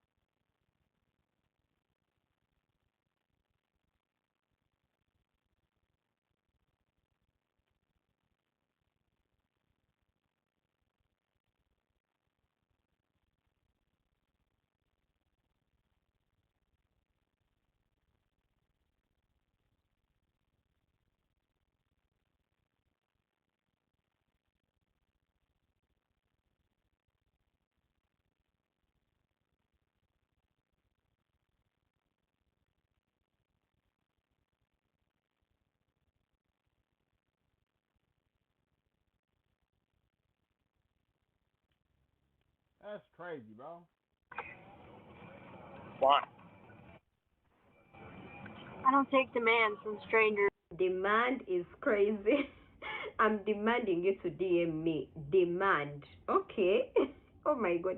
The entitlement of these men, guys. But we were just talking to each other for like 20 minutes. 20 minutes? No. We're not strangers anymore. I'd say It's been like 5 minutes. that's all the time in the world, though. A lot can happen in 5 minutes, and I got to know someone amazing. So, Wow. you can DM me first? No. I'm telling you, the only way I'm going to add you is if you DM me first. You're not going to DM me. Is that what I'm hearing? Yeah, I think it is. You're not going to DM me, are you? DM me! It's not funny. It's not! Oh, it's not! DM me! Do it! Hey, calm down. I'm sorry. It's cool. I'm sorry. I blew it, didn't I? I blew it! Exit. Get off the phone. Get off the phone. I don't understand what's happening right now. I blew it! No, you didn't blow it. Why? It's always me! It's always me. Hey, it's okay. No, get away from me. Don't see me like this. It's always me.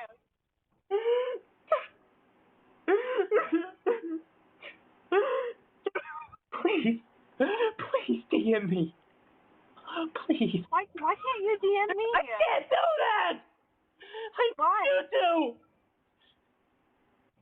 It's not how I can't do that either. not how I operate. I can't DM you.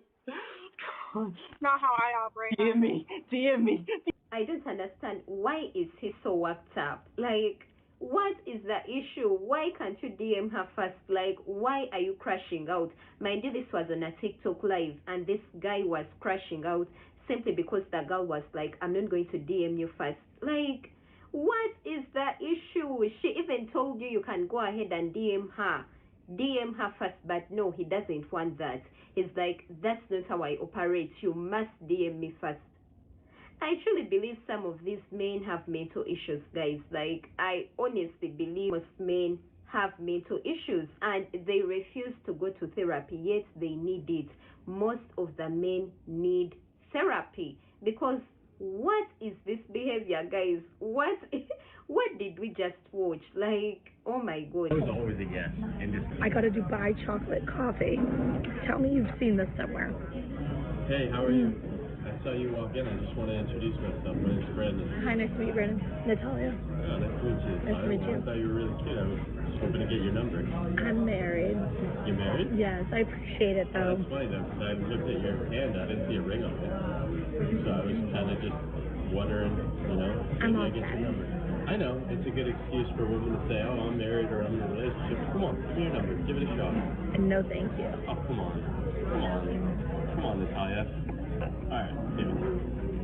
Let me just have a seat, and maybe I can sell you on this. All right. What'd you get for a drink here? No.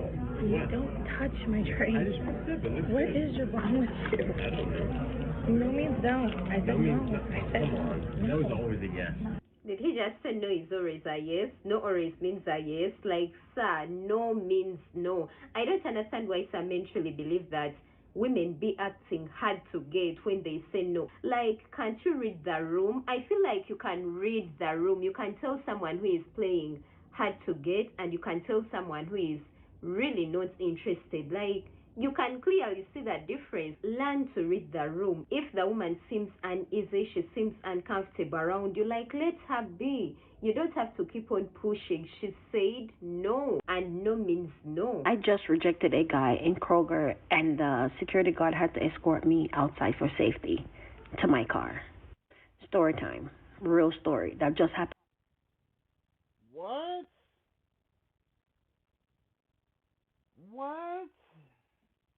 Just now. I'm literally shaking. So if my word is mumbling, that's because I'm still trying to process what just happened to me.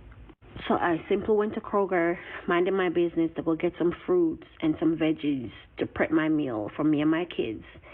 And I noticed that there were two guys around just lurking.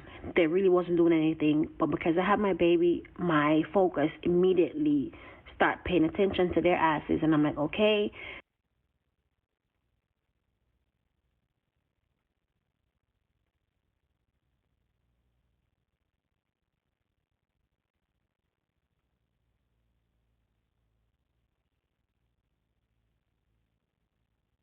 This insane work.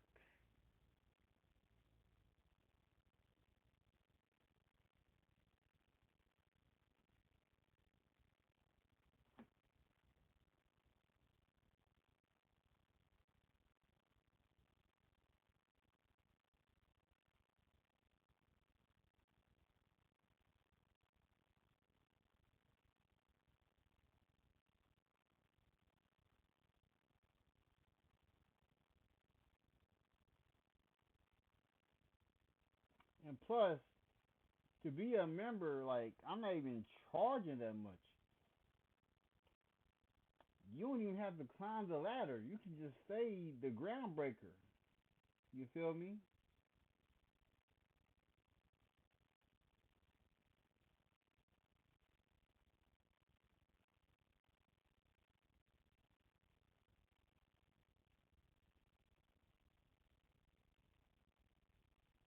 Cause like,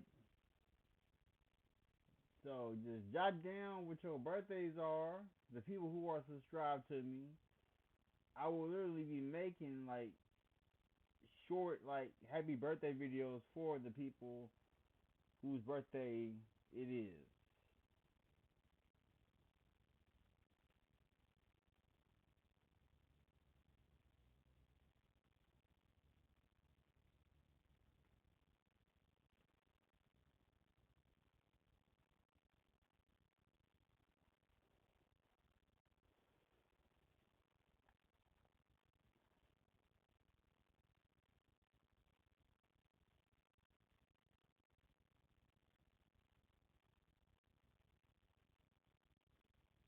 I don't want to be judging people. They might just be doing their own thing, but I'm still going to keep an eye. It is sad that we have to do this as women, but again, your intuition is never wrong. So don't ignore it when you feel like something is up. So while I was minding my business, picking up my fruits and stuff with my baby in the cart, one of the guys just kept passing my cart. And I was like, okay, this is weird, but he was picking up some bananas. I'm like, okay, maybe they're fucking shopping. That's what I'm thinking. So as I left the fruit aisle to go pick up some yogurt, one of the guys pat me on my shoulder, and I turned around. And, well, I didn't know it was one of them, but when they pat me on my shoulder, I turned around and I noticed it was him. And I said, hi. And he said, hi. And he proceeded to ask me, where is the cocoa in the store? And I said, I don't know where is the cocoa. I don't know.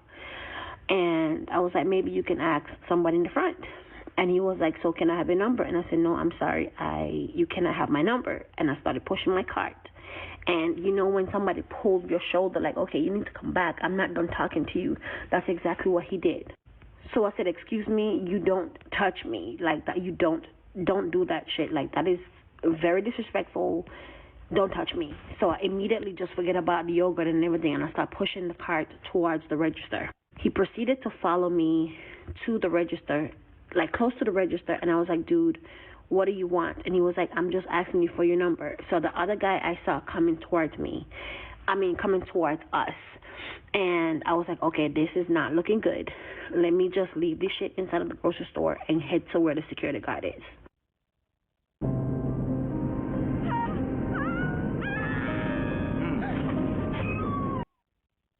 So I told the security guard what was going on, and he was like, okay, I will escort you out in a minute. Just stay right here. So he walked up to the guys, and he was like, I don't know what he asked them, but they started laughing. And they was like, look at this mother effing clown trying to question me. That's exactly what they said to the guy, the security. So the security was like, okay, let me escort you out. And he was like, do you want any grocery? I said, no, I don't want any grocery because I just want to go home with my kid because I have my baby.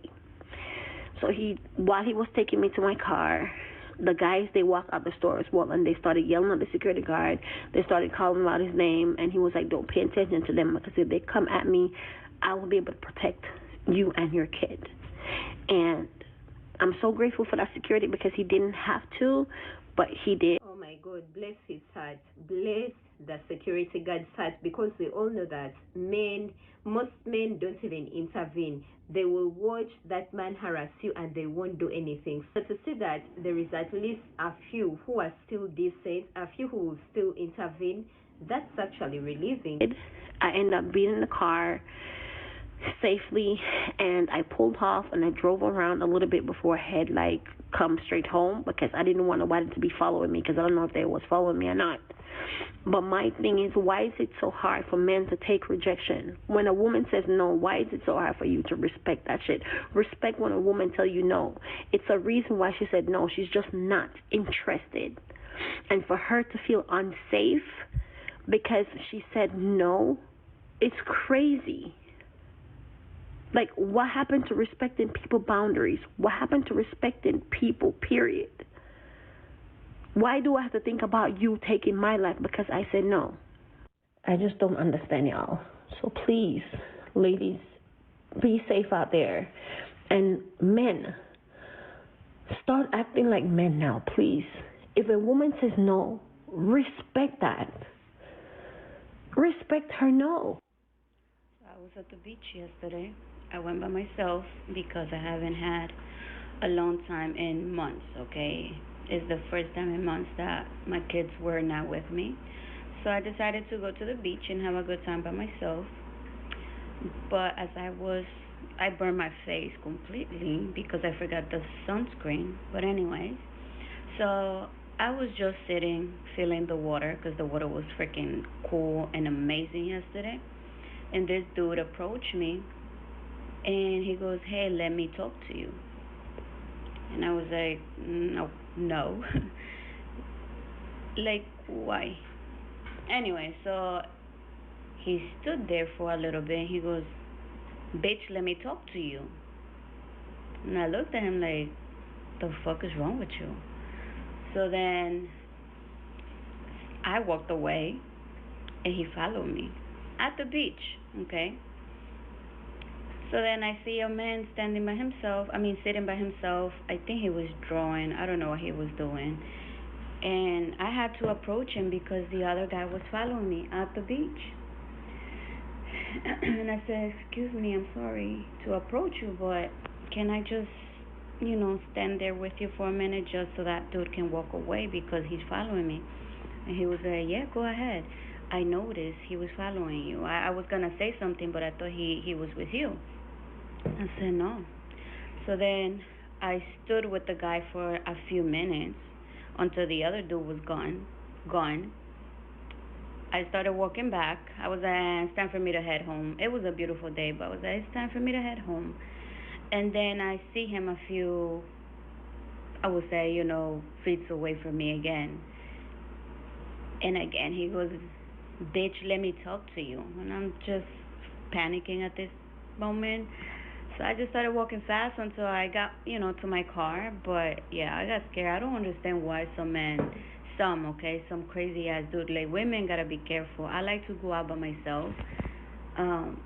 And sometimes, you just want to be alone. But for somebody to approach you and freaking bother you.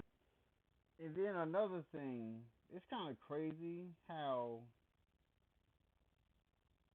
I see on TikTok it says me wondering why everyone is staring at me at the baby clinic, but I'm the only one with a male partner in the waiting room. And then I commented saying they're going to be extra hating once they see me being a supportive father. Like I'm just killing all stereotypes in 2026. I'm killing all stereotypes in 2026. Because the things they say men are not supposed to be doing for women, I'm killing all those stereotypes.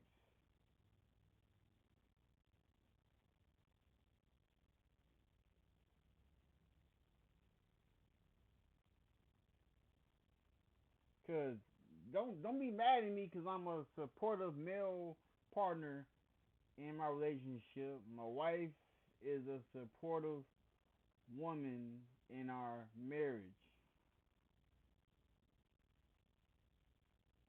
Yeah, and God forbid that I work, my wife work.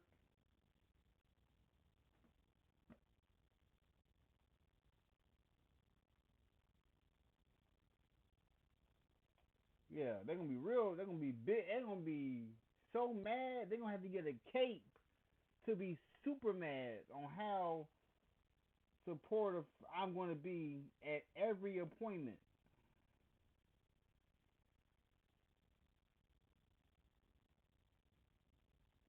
And I'm glad. See, that's why I'm glad I don't gotta deal with PTO. I can go to everything my wife is a part of. So, what I mean by that is I can be on the same work schedule as my wife's schedule. So I'm streaming until my wife gets off work. And when my wife is on medical leave, when she has her child, I'm a when my wife is on maternity leave, I'm gonna be on paternity leave. So I would already have set up videos to drop for the days that I'm off from YouTube. Because when the ball starts rolling and people are still watching my videos over and over, then that lets me know that I got motion. And just because you don't want to talk to them, it's like they start getting aggressive, start cursing at you. It's fucking stupid. Let's talk about this right now. Your customer service that's annoying us, man. I try to talk to you, you say nothing to me. You act like I don't exist. You disrespect me greatly. I have multiple people in the bar to take care of. That sounds made up. Treat me right or else. Who do you think you are?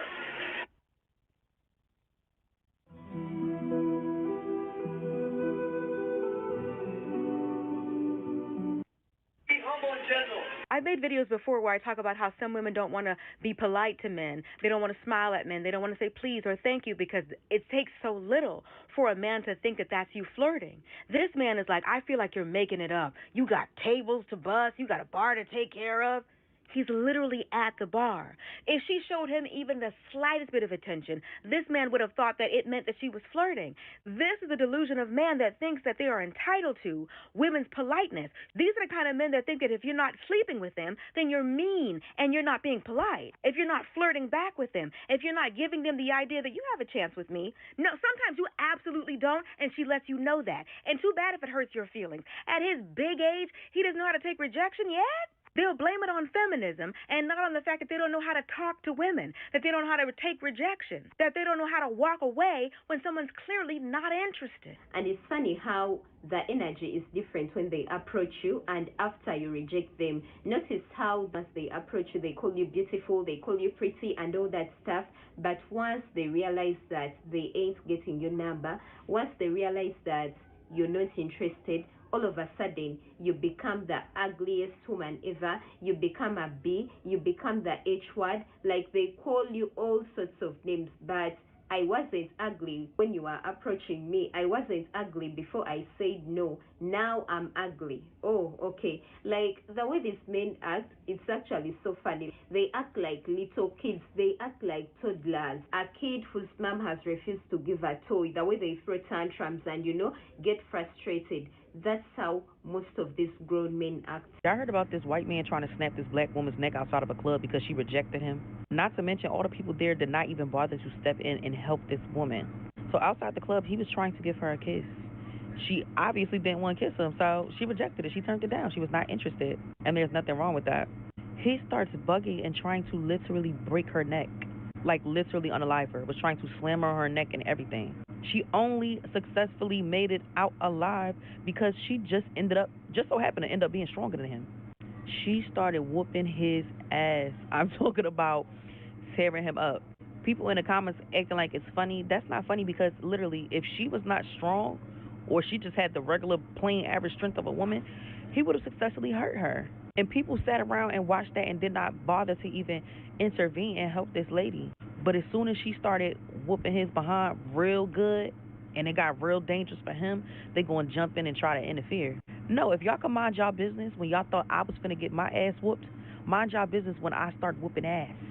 Like at this point, all of us women need to get our strength up because the only solution is we need to start whooping ass. Like, leave us alone. And if you can, walk with that taser, walk with something to protect yourself because you just never know. These streets ain't safe, ladies. These men are crazy. Like, just be on guard, Have something with you so that you're able to protect yourself just in case. My husband all the time that if a man approaches me while I'm out by myself and asks me for my phone number, I'm going to give him my phone number.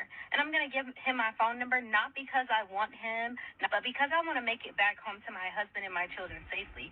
Some men cannot take rejection. So my ex on at least 2 occasions rejected men, and on both occasions it didn't go well. One of them, she started to get insulted, and on the second occasion there was a couple of men in a car, and when she rejected them they proceeded to follow her. She had to walk around because Look, I'm a married man. When I tell you, so there was a time where I waited in the car and my wife went in to get alcoholic drinks for a party we was about to go with the friend group. And the people who worked there were trying to talk to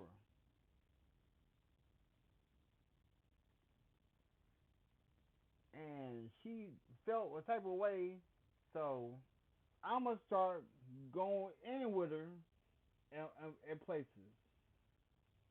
Because people is crazy out here in these streets.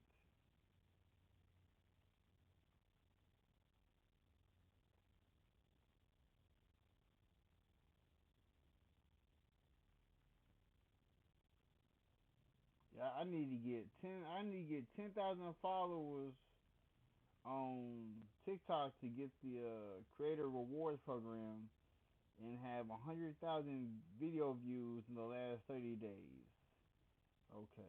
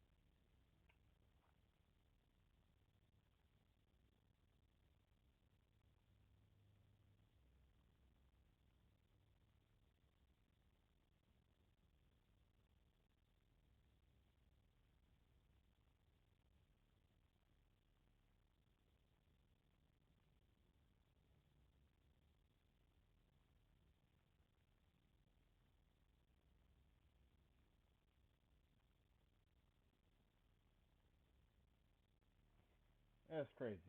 She didn't want to lead them back to where she lived. One thing I've noticed when it comes to these type of videos is that the men think that it has to do with where the women are or what the woman is wearing, which to me is crazy because my wife was coming back from work one time and she was approached by a gentleman. She rejected him and he decided to touch her inappropriately. I don't think a lot of men understand how scary it is for a woman to be approached by a man, or the great lengths they have to go to in order for them to not be approached by men. I have noticed that 9 out of 10 women avoid making eye contact with men while out in public. I am not saying that there are lots of men out there who wish to harm women, but I do think it's important to draw attention to this so that men can understand how their presence could affect women. I think it is fair for women to take whatever precautions they have to in order for them not to be harmed by men, even if it means avoiding men who mean no harm to them at all. Because you could teach a gazelle 1,001 ways to avoid a lion, but a hungry lion is only... I use PayPal to buy this ticket. I'm paying it off over time. No fees, no interest. You know what else has no interest? Me. You can pay your own way. Excuse me, sir. Yeah. The captain needs you back in the cockpit. Oh, yeah, sir. is going to eat. And I don't understand people who be like, well, you just have to tell them no, you just have to tell them what it is. Don't you think women are doing that? Don't you think women have been doing that? And these men just won't take it. Like, are we living in the same world? Are we living in the same generation? This generation of men won't take no for an answer. For some reason, you have to let them down nicely so that you don't hurt their feelings. You don't have to be so direct, like, be indirect with it. Like, you have to tiptoe around their feelings just so you don't hurt them. Because once their ego is attacked, you just don't know what they are going to do to you. That is why most women will be like, well, I'll just give them my number and when I go back home, I'll block them. Because the truth is that men are intimidating. Men are scary, guys. Men are... Wait 1 second. I'm heating up some a little bit.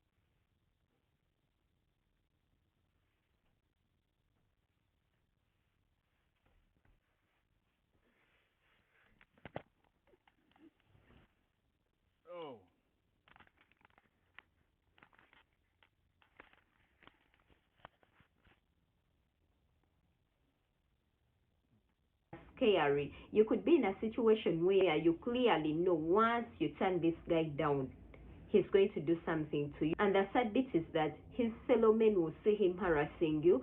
Fellow men will see a man harassing a woman and they won't say nothing. They'll go about their day. They'll act like, you know,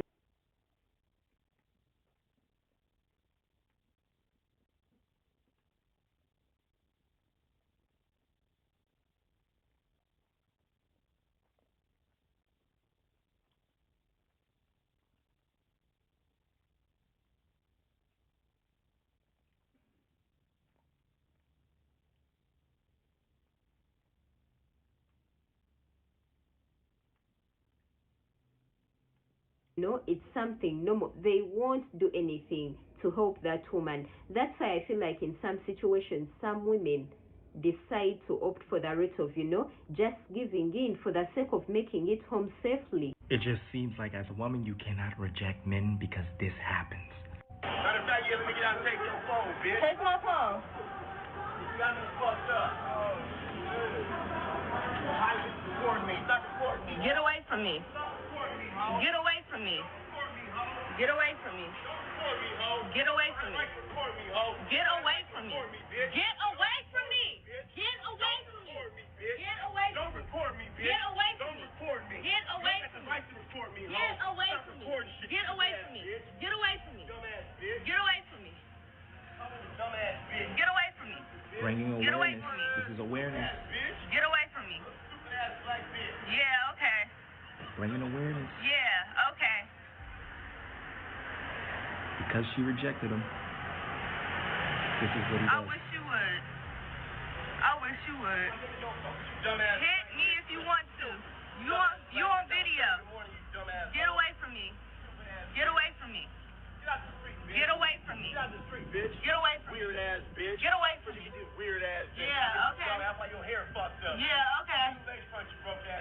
Okay. Get a new iPhone, bitch. Got an iPhone. Okay. That's an iPhone. Okay. You gonna go to jail. You're gonna go to jail. You're gonna go to jail. You do not have to accept her rejection.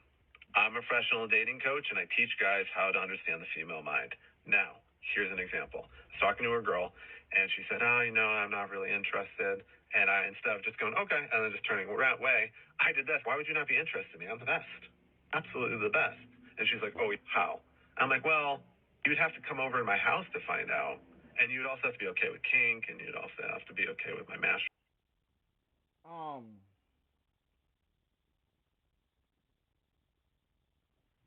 Hold up.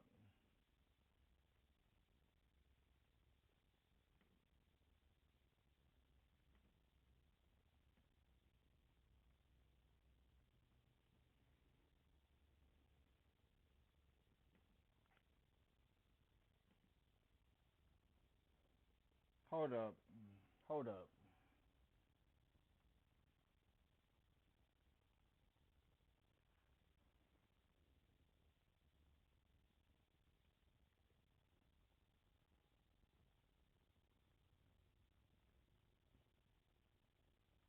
Look, listen.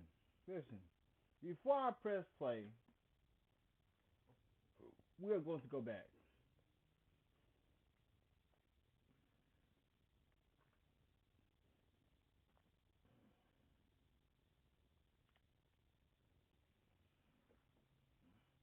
Let's go back.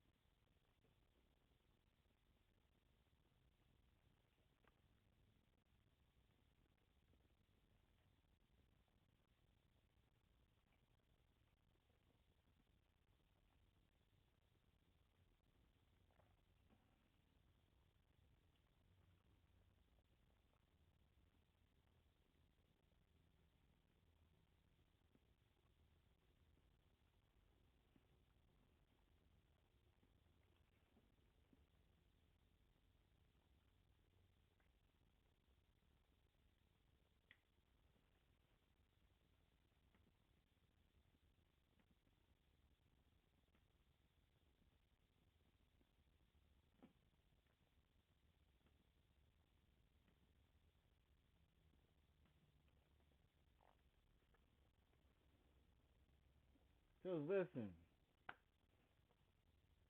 I'm glad my sister found somebody, but if I wasn't in the predicament that I'm in now, because I'm not able to to drive anywhere, but when I get back on my feet and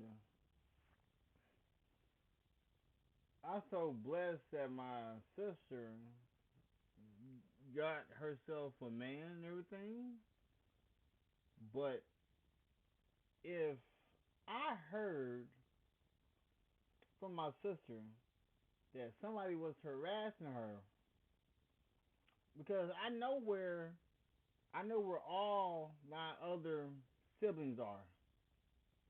I know where they at. So it's nothing too crazy for me to take a flight or to drive there.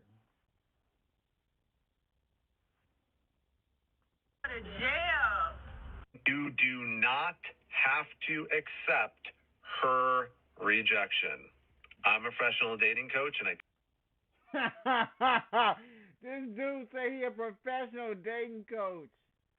Look how he looks. Look how he looks. He's a professional dating coach? Who would get advice from this man? teach guys how to understand the female mind. Now, here's an example. I was talking to a girl, and she said, "Oh, I'm not really interested." And Hold on. Let me check let me check his TikTok. Let me check his TikTok. What?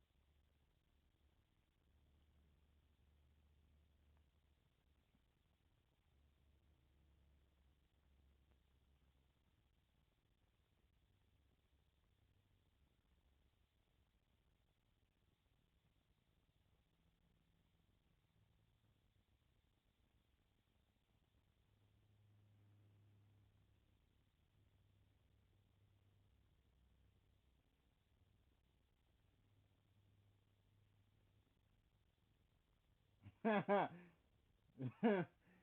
dude said he is a dating coach.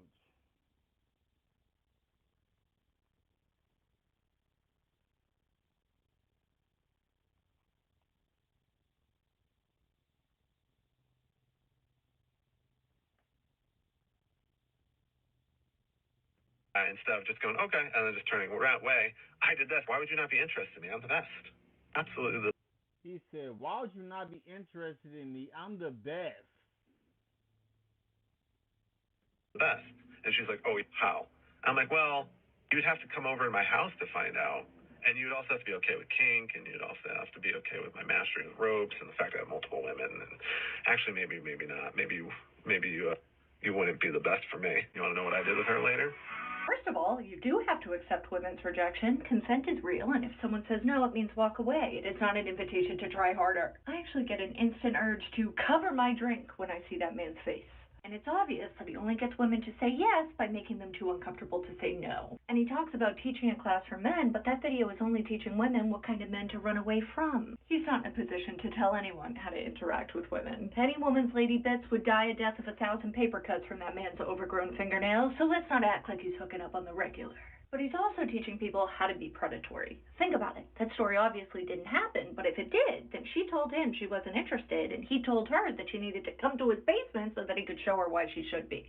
And then he started talking about his rope skills as if that wouldn't be completely absolutely terrifying. There is nothing more alarming than a man who immediately tries to get you into a private space so that you no longer have the safety of being in public. And there's nothing more gross than a man who instantly tries to bring sex into an introductory conversation about the weather. And let's not forget that he went straight into discussing kink without any concept of her sexual preferences. I find it deeply concerning that this man is teaching anyone how to interact with women, but I find it even more concerning that there are men out there who would consider this man to be a guru worth listening to. Don't let someone tell you that they're a dating coach if they're not able to secure a date for themselves. And remember that you're never going to be the kind of man a woman wants if you're not even willing to listen to her when she tells you that she doesn't want you. And let me tell you, ladies, we should stop romanticizing men being obsessed with us, men pursuing us even after we said no. Like, that stuff is not cute. I know we watch movies and, for some reason they make us feel like a man who is persistent, a man who is obsessed with you is a man who loves you. Let me tell you, a man who continues to pursue you after you've clearly told him you ain't interested is the same man that will grape you. So if he ignores the fact that you're not interested, if he ignores the fact that you're not attracted to him, if he ignores the fact that you said no, you don't want to be with him, and he continues to pursue you regardless, he's simply telling you that you're gonna want me one way or the other. And that is predatory. There is nothing cute about that. There is nothing romantic about that. Run, because you're in danger. So I went to a restaurant, an African restaurant, to get food, and I noticed a man shouting. I decided to investigate, and I found out you asked a girl for her number standing in the restaurant. You asked her for her number and she did not give you, and the next thing, you are angry because she stood in your way mistakenly. You get angry. Leave my way, leave my way. Before you know, you're calling her a prostitute. Like this Nigerian men, So because you ask a lady for her number, or you ask her out and she's not interested, automatically she's now the worst person in life. When will that mentality change? Why do you people like to be unfortunate in life? Bougie girls, ain't it? I can tell. You think you too good to talk to me or something? You got some real pretty skin. I mean, I can get your hair did. I see you had that little hat on. Your man ain't getting your hair did. That's what it is. Look, when I tell you, I'm reading something on TikTok. It says, you and the homie finally get rich. You trying to be humble and say money can't buy happiness. Look, watch what 6 months does. Because I'm trying to show people who are wanting to be entrepreneurs on how to do it, how to build it correctly. Like, I have the badges. I have the chapters. I have everything to help build the channel up. I have it all set. I have the SEO tags that I use. I have the engaging titles, the engaging descriptions, the engaging thumbnails, all customized. I have different thumbnails for every day.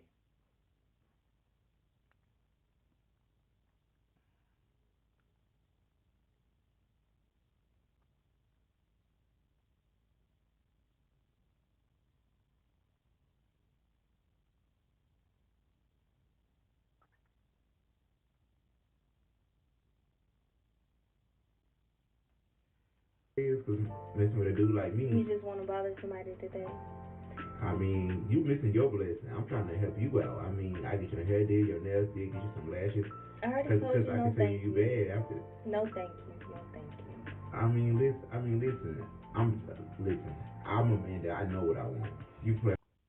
She said no thank you and you still wanting to talk. She said no thank you. You still want to pursue. She said no. Just stop. Hard to get all you want, but I know you want me. I want you too. Come on, child. Stop playing hard to get. Just take my number down. I promise you. Just let me text you. I'll get your head in tomorrow. No, I'm fine. Just let me get your hair did. No, I said no. What's the big issue? You think you better than me or something? You think you too good to talk to me? You can have a seat and wait. That's what you can do. Listen, you know what? Never mind. You doing all that? No way. My problem with you is that you keep thinking that I am into you when I'm not. And then I make myself clear, and then you get upset with me. When I make myself clear, you're like, you could have been nicer. When I was nice, and that didn't work. Yeah, I know. You were not nice. When you grew up, the second time you were not Second time? No, because I had already brought it up the first time. Some men will only consider you being nice if you give them a chance when you initially didn't want to. This reminds me of a video that I posted about 1.5 years ago of this woman who was in a bar just enjoying herself having a drink, and this man wouldn't leave her alone because he kept telling her that she needed to be nice. And she was like, no, I don't need to be anything. I don't know you and I don't owe you. It absolutely makes my teeth itch that so many men out here think somebody owes it to them to be nice, especially when 9 times out of 10 they're only nice to women that they're interested in. They'll let a door slam right in your face if they don't find you attractive or if they're not interested. But you're supposed to be nice to them even if you don't find them attractive, even if you don't want them, even if you're married, even if you have a boyfriend. He just said you were nice the first time. He admitted that that was true, but he was like, the second time. Why did it take a second time? And then if she was too nice about how she let you down the first time, then the problem would have been that, why are you sending mixed messages? If you didn't want me, why didn't you make yourself clear? What they really want is for you to help them heal their bruised ego. You got to say it in a way that makes them feel like, you know what, maybe it's not me. She just wasn't ready. Maybe it's not me. She just not in the place right now to date anyone. Like, no. Sometimes it is you. I rejected a man. He slashed my tire. I rejected a man and he slashed my tire. Not me. Not me. I rejected a man and he slashed my tire. That's all I have to say.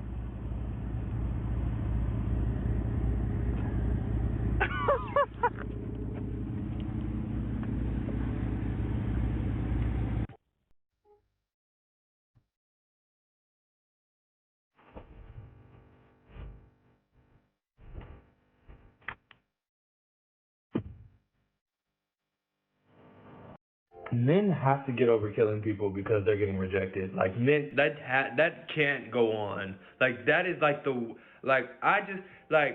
they said the Idaho murders. He was DMing one of them, and then he didn't get a reply. He kept DMing them months and months, and she never got a reply. And then he murdered them. Then there was this Alabama basketball player who got into an argument with a girl because she didn't want to give him attention, and he shot her. She's dead now. Like, it's just like senseless. Like, I just don't understand it. It's really disgusting.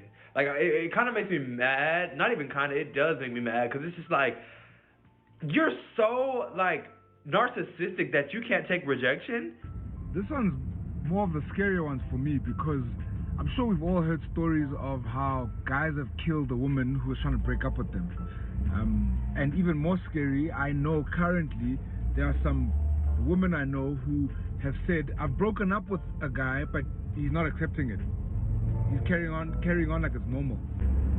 One could argue, and I think I tend to agree with this thought, that rejection often challenges male pride as well as an entitlement that we have, I guess. It's also because from an early age, many of us boys are taught that the attention we give someone deserves reciprocation. And deserves might actually not even be the right word, but it's like it demands reciprocation rather. And then the logic follows. If I like her, she must love me back. And if she doesn't, it's not seen as a boundary, it's seen as humiliation. Almost like a personal attack on us, on our egos, on everything that we are. Like, why doesn't she like me? She's crazy. Especially if I have the things that typically we think girls like. And I don't want to use words like we know girls like, but we think girls like. The money, the car, the house, the this, the that. Another possible reason is that men are typically socialized to believe that attention equals ownership. And because our attention is valuable in terms of the attention we give someone, so we perceive, romantic pursuit equals conquering. So if I evict her in this romantic pursuit of her, I've conquered her and therefore I own her.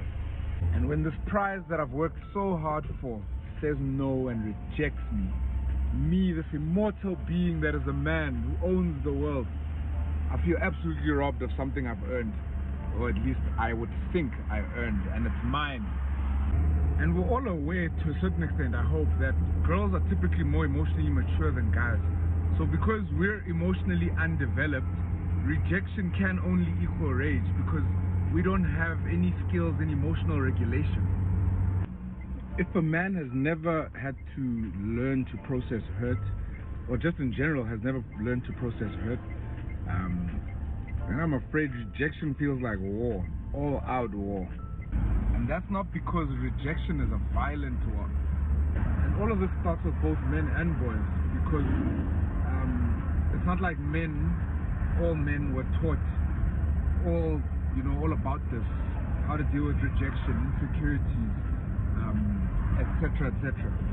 So we need to then start teaching everybody who is male that, rejection is not the end of the world, and doing that can literally, very literally save many lives.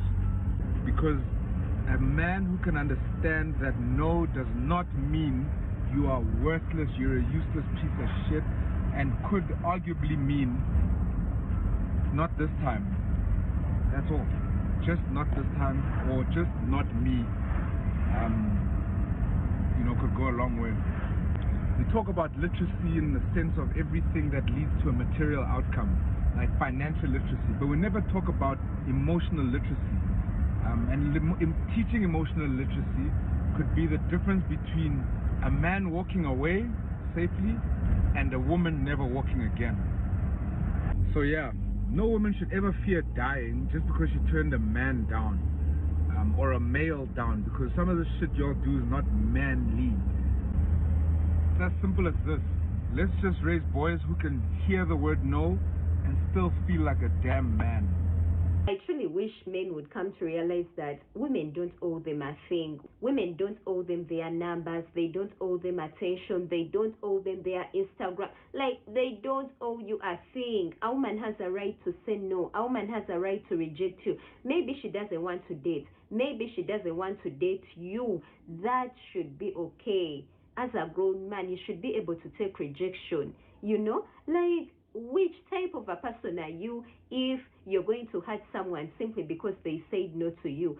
That is crazy. That is a weird behavior. It's disgusting. The world doesn't revolve around you. You're not going to get each and everything you want. You're not going to get each and every woman you desire. I see women getting rejected as well. Women too get rejected, but you never see a woman analyzing a man. You never see a woman, assaulting someone simply because they rejected her. Like, learn to take rejection with grace. I understand it hurts. It's a blow to your ego. Some men take it as an insult, but understand that rejection ain't personal. Rejection is normal. You are going to get rejected so many times, and you mean you're going to be assaulting and hurting everyone who says no to you? And the funny bit is that you get rejected at jobs, right?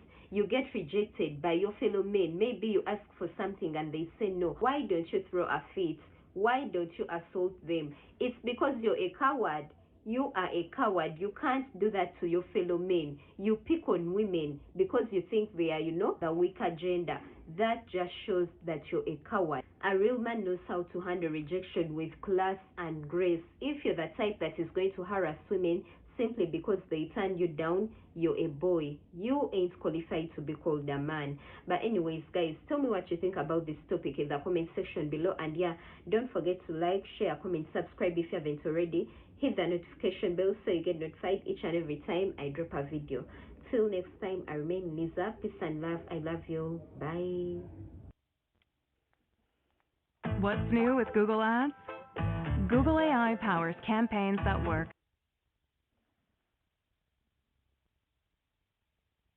for you. Right here in the middle. Gas station run.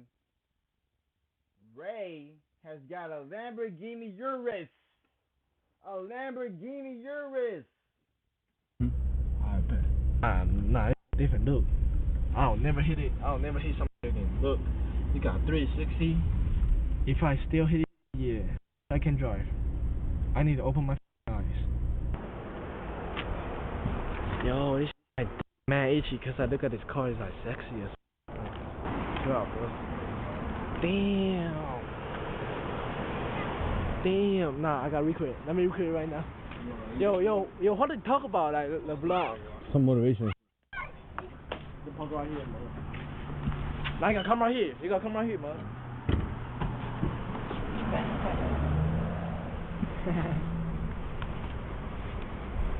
Sometimes,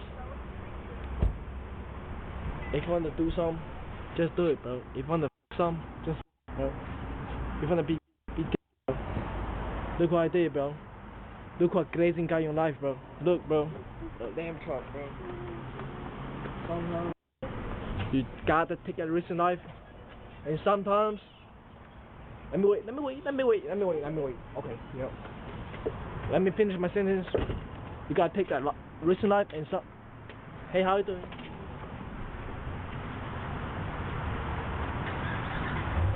And you gotta take that in life.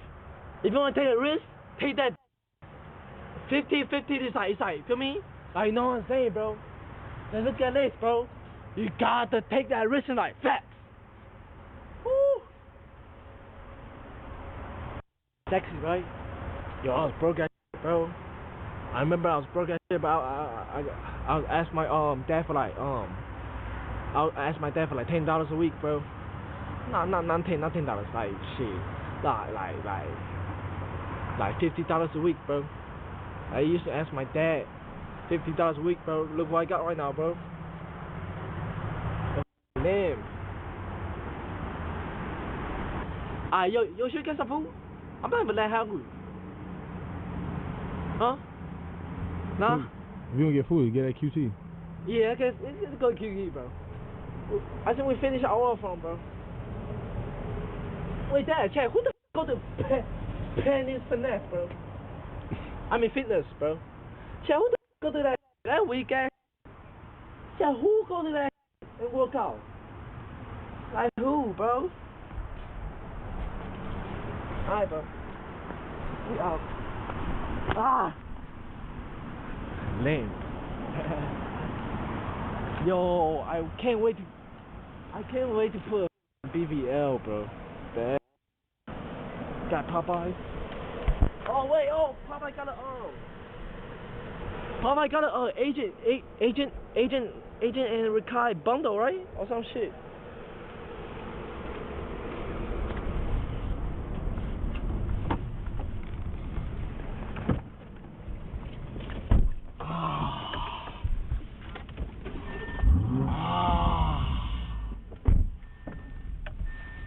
Yes, but you have to order on app. Yeah, I'm just go QT, bro. A quick QT trip, you feel me? Ready when lamb chop? Yup, lamb chop. Yo, tomorrow I should do this, bro. Like, I should got chef. Mhm. And the Lambo right here, right? And you can start cooking like lamb chop every single time.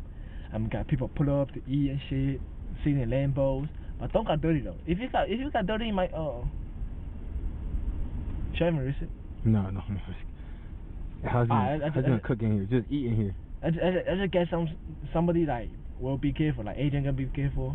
Yeah. Oh no, you eat the lamb chops inside the lamb chop. Yeah. Yeah, but don't cook in here though.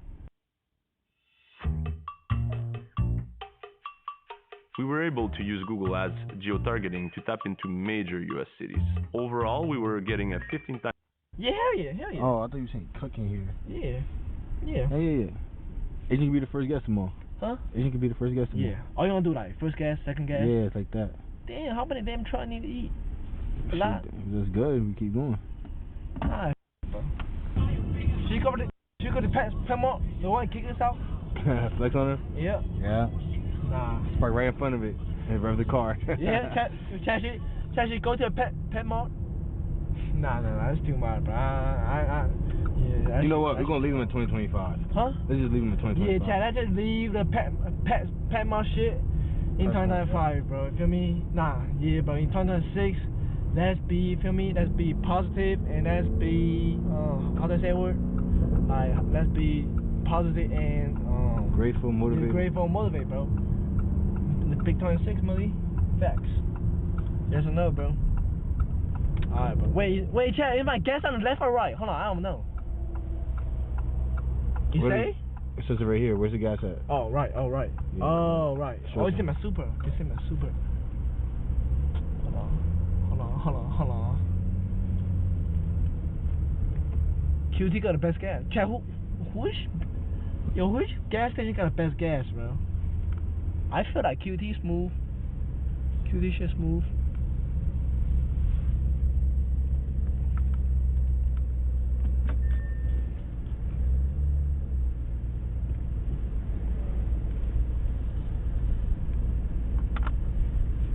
Shell? Wait, let me see how much is the gas. I'm gonna keep it, but I don't know how much is the gas, bro. It's not in the budget. If that shit not even a budget game, yo, bro, can we just buy a lamp? No, let me just have it there at the crib. You can't even try it. Yo, put up, bro. QT trash, damn.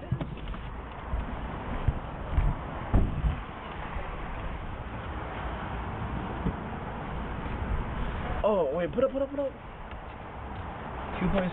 2.9, 3.3. Is this bad?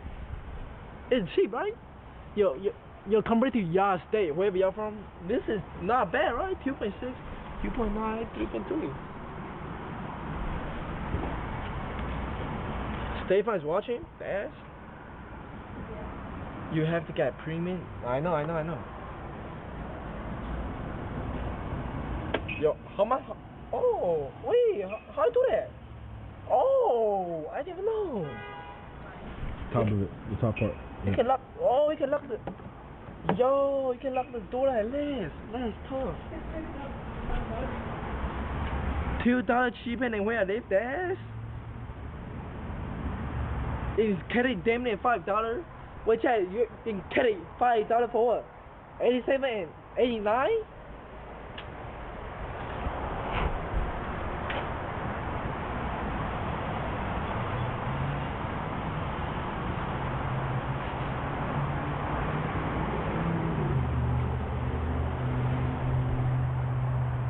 Let me pay for this. 4.99 premium 93 in Boston. God damn. No. 4.99 premium. Yo, how I do this? Unlock your door. Oh. Rich. This ain't no super. This rich. Ah, damn, put up. Look. What if I told you about 4 new updates that would change your growth on YouTube? Deep Thinking is our newest update to AI Coach. It dives deep into your channel data. This is what is she called? Carbon fiber. Nah, that shit made me feel rich.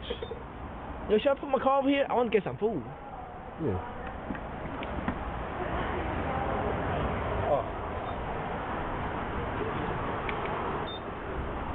Alright, let me lock the car. Come on, we out, bro. Let me get the QT trip. Damn. Congratulations, Ray! Congratulations! What the f is that? Congratulations! No way, it's the same guy again. Appreciate, bro. Is that him? Oh my god. Congratulations! Thank you, made bro. it! You Thank made you, it! Yes, sir! Yeah, Ray! You're so inspirational. Yo, what's up with you, gang? Yo, you good? I'm just proud of you, man. I appreciate it, bro. You made it, bro. Appreciate it, bro. Hey, I'm drunk, bro. Appreciate it, bro. Give me a hug, bro. This is cool, bro. Appreciate it, bro. You don't have to cry, bro. This is new, bro. That shit. You got that, bro. Appreciate it. Got that. Got that, bro. You did that. Yeah, bro. God did, bro. God did, bro. God really did, bro. God, bro. God, bro. I'm from Taiwan, gang. You know, my mom from the Philippines. Yeah? But I just want to congratulate you. Appreciate it, my Asian brother, bro. Appreciate it, bro. Respect. Yeah, this car fire too, but it's a car? Nah, because listen, you're not going to remember, but you was talking smack about my car. Yeah. Whoa, what you mean, yeah? Nah, you upgrade your car, right? Nah. Cause I remember the last one I got. What's that ass car? My this car nice. I This saw is this the same car. car. Wait, that? Yes. I just want to come out here and congratulate you. You know what I mean? Yeah, I mean, yo, the weather's mad good today, bro. That's. No, I appreciate, bro. Appreciate, bro. Yeah, bro. Alright, bro. Proud, bro. I'm proud. Appreciate, bro. I'm proud of you too, bro. Thank you.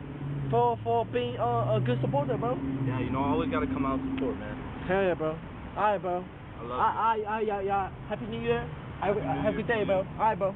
Stay Alright, bro. prayed Thank you, up, bro. blessed up. Hell yeah. Bless up. Facts. Pray up. Yo. Okay. Alright, bro. Alright, bro. Alright, bro. Alright, bro. Bro, come on, go. Alright. We love you, Ray. Congratulations. Thank you. Nah, I love the grades. Huh? He keep waiting, he might get on in. Huh? Oh yeah, he should put a rate route. The rate method. The rate method. What's up, boss? What up, man? How you doing? You look like Sharif Cooper. Yo, what should I get? Damn, mama, I want the dinner. Nah, Chad, y'all need those tracksuit, bro. This I'm wavy, bro. Nido, let's do a collab. Me and you. Ray, X, Nido's collab. This tracksuit mad fire, bro. Okay. I should get. Yo, we gotta celebrate. Should we pop a champagne? Should we pop it in my car? Yeah. Nah. Nah, inside, outside of it. Outside? Yeah. Nah. Outside? You wash it. I gotta wash it again. Oh, you just washed it? Should I pop it? Pop a champagne, bro?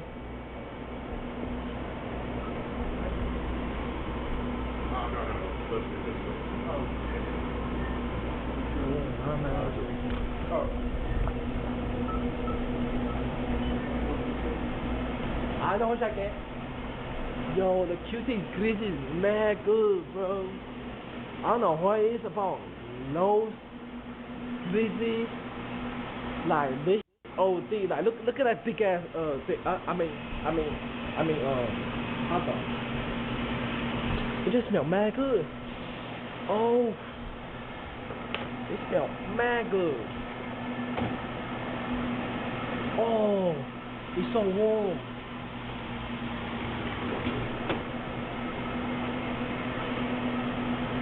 Don't leave your car for. Oh, I forgot. Oh shit. $5. My car. Oh yeah. Good. Nobody's on it. Look. Oh, that's tough. Nah, that's actually tough.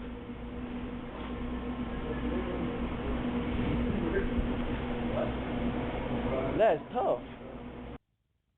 What's new with Google Ads?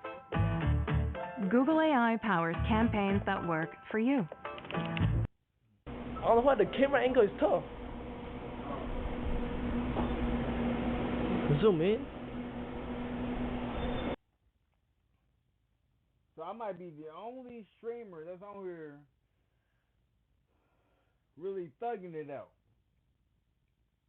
Every other streamer I watch on here can't really create a community by themselves.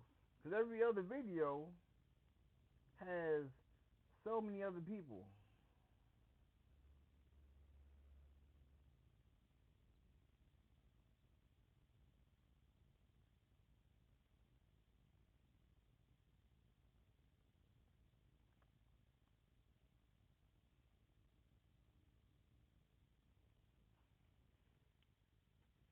I think I agree. What's up, my boy? What's up, bro? Take a pic?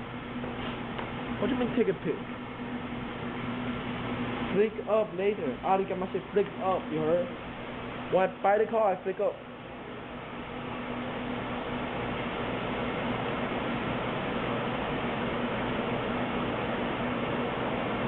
Oh.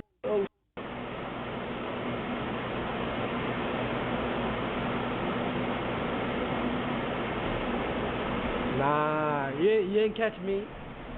You ain't catch me lacking. Talk about. Think you can death note.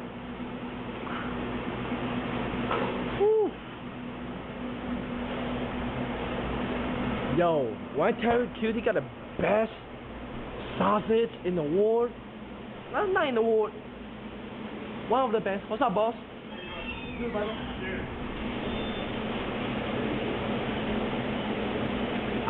I didn't wash my hands. Can I wash my hand right here? Oh, you got hand sanitizer. Hand sanitizer. Wash like that. Wash like that. Oh. What they call? Cute. The juice. Snapple? Snapples. Fat. Hey, what up, man? Huh? No, I'm gonna get a drink. Sure. Yup. No, bomb is crazy. Not because I'm too lazy for adding a bomb in there. You gotta open the bomb. You gotta add sausage. You gotta add tomato sauce. You gotta add all that. It's just too much. I really just eat a sausage. Nothing wrong with that, bro. Snapples. Snapples. I'm gonna keep up. Snapple is the best drink in the state, bro. Yes. Snapple is the best drink in the state, bro. Better than brisk? The lemonade shit? Nah, brisk better. But brisk, nah. That's like tea. That's a sweet tea. Somebody say prime. Prime? You dash? Bro say prime? You sponsored by Prime? No, so stop crazy. That shit ass. You got hand sanitizer? Yeah, for sure, man. Appreciate it, bro. For me, new year, new me. I got a new car, bro. Yes, sir, man. Hey, Yeah, what you bro. doing for 2026? Huh? What you doing for 2026? Stop being gay. Stop being gay? Yeah. Tight shit. Yeah. What do you think? That's a good goal? I fuck with it. So for me, stop being gay and stay blessed. Hey, man, stay blessed. That's what's up. Yeah, so what I'm doing for 2026, I'm going to stay streaming because I'm getting some traction. So why would I mess up my traction and stop? Nah.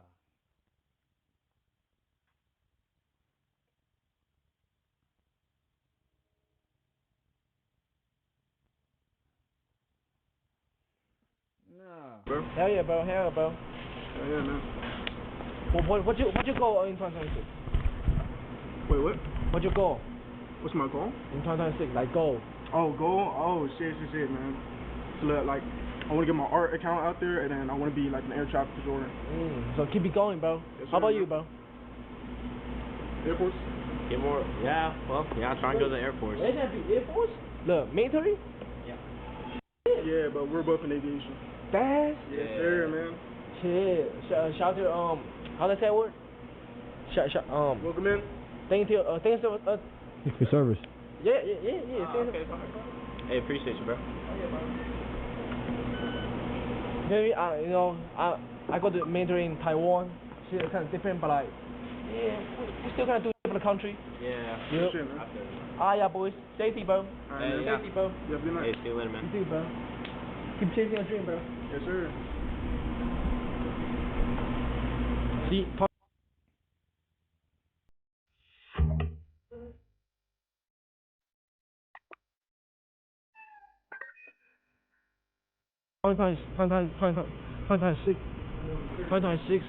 we keep it positive, you heard? We keep it positive, and what it calls the avatar. Max, you're not the avatar, I'm the avatar, okay? Yo, my head keep touching my eye, that shit hurt. Max, you're the avatar, bro. I'm the avatar, bro. Okay? I'm gonna become, damn. I'm gonna bring everybody in, okay?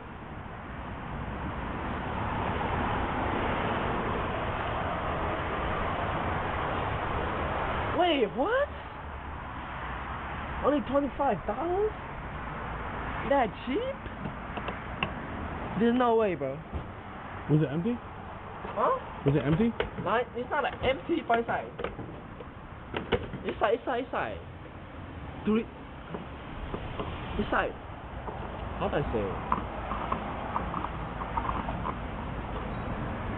It's like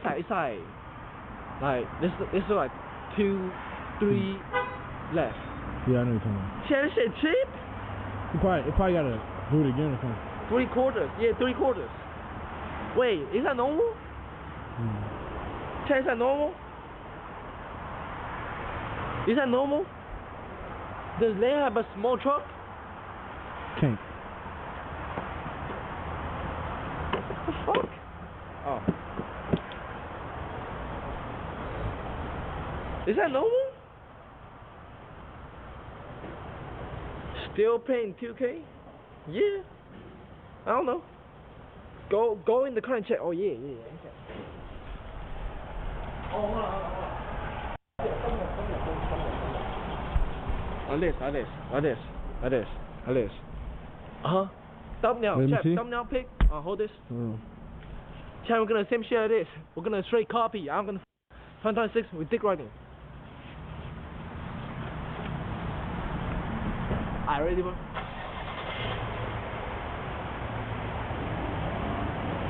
Now, have me take a pic, bro. Nah, have me take a pic.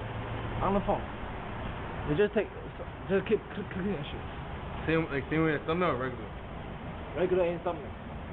Hold on. Thumbnail? Nah, don't be cameraman. 3, 2, 1. I know. Real proof. I gotta redeem myself. Oh, so good.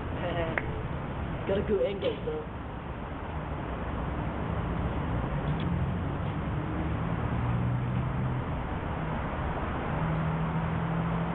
I bet. It's not cooking. Ooh. Nah, chill. Shit. You got better. Yo, my eyes is closed. My eyes is closed. Hold on. It's not focusing. Yo, what the gas cap open? Huh? What's that? Oh, the tank, he's saying. Oh. Open the shit up again. Did you turn it? Yeah, I turned it. What the No, it's open, bro. It's closed, bro. Oh, it's saying use minimum round 95, use minimum AKI 92, use maximum 10, put the alcohol E10 in it. Alright, come on. Open this up.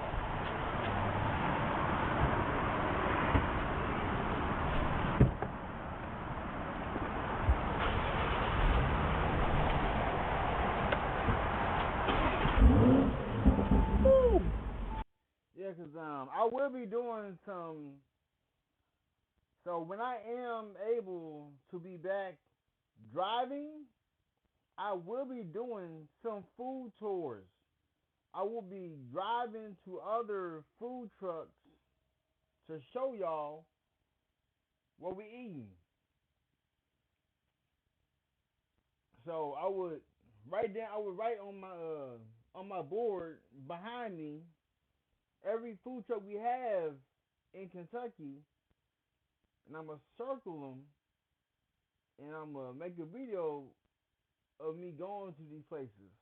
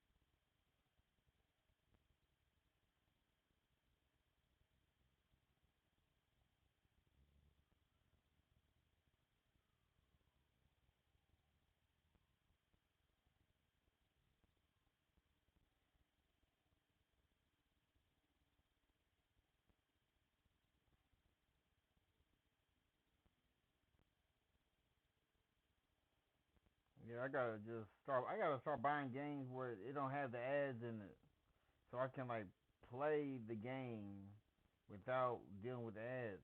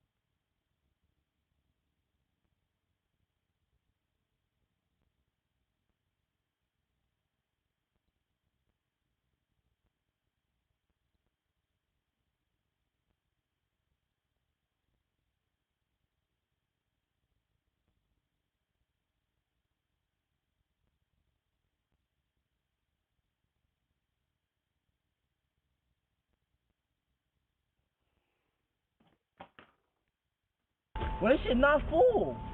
I told you probably had to do it again. Look. Chat, wait, is this full? No. Why is shit like this? It probably, alright, so with gas, if it feels like it's on top, it's gonna stop. You probably had to click it again. Yeah, you probably had it in the wrong angle. You probably didn't understand what I was saying, but you probably gotta do it again. I gotta do it again? Yeah. Mama, huevo. Oh, chat, we out, bro. Wait, fielding, wait, what's this? Fielding dictate reset mouse now? What? No, you pop up. Chat, what that mean? Yo, what that mean? Fielding dictate reset. Yeah, help me, bro. GG is broken? Huh? Yes? Alright. Hold on, let me see. I'm the world's greatest goddamn advertisement for the hottest new super drug that makes you... How do it? Okay. Wrong gas? Gas cap. I broke it? Come on, game. Shit up? However, bro. I'm good. I drive good. Miles pre-getting. Yo, stop saying it's broken, bro, yo. No, the fuck is not broken, gang. Like, stop praying, bro, before I smack you, bro, Daz. This shit not broken, bro. Why keep playing with me? Wait, this shit normal, bro? It's supposed to go up, right? We out, bro. Too much going on. This shit too rich. Too rich for me. I'm not even this rich, bro. I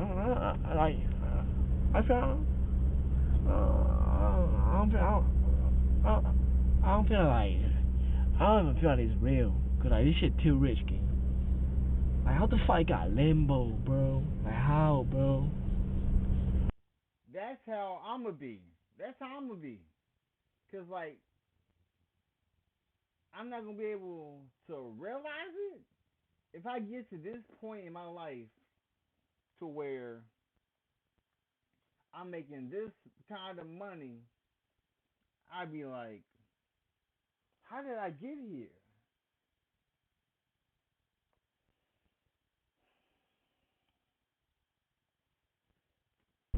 Too rich, bro. Bro said call Kaisernet for help. Oh my god, my chat is retarded ass. Just like me. Nothing wrong with that though. I fuck with it, bro. It's chat when Agent done gaming. When Agent done. Wait, you got my food? I want to eat my shit right now. Oh, yeah. Mukbang, mukbang, mukbang. Mukbang. We got sausage, mukbang. Alright, well. 2026. The 2026 first meal on stream. And please don't clip this. Not please don't clip this. Why you ain't eating a hot dog with a bun? That's crazy. That's wild. That's wild. That is wild. That's some crazy stuff.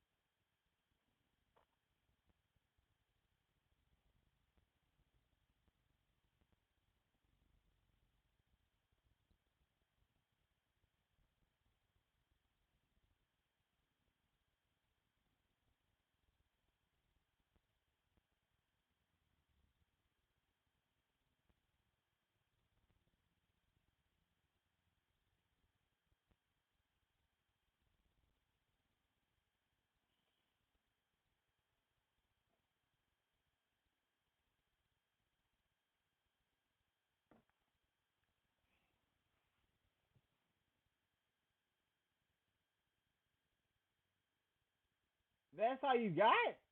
That's it? A pizza party? And we made your GM bonuses? Thumbs down. Thumbs down. I hated being at the bottom of the totem pole. For that specific reason. A pizza party? Nah. Nah. The company I'm building, y'all gonna get more than a pizza party. Y'all gonna get more than a pizza party. Like, it's crazy. I have a members that you can get into, Jamie. I have a members you can get into. What's $50? $50 gift cards for Christmas? What is $50 going to give you? Did he give you 50 gift cards with $50 on them, or just one gift card with $50? Because what is $50 going to get you in this economy?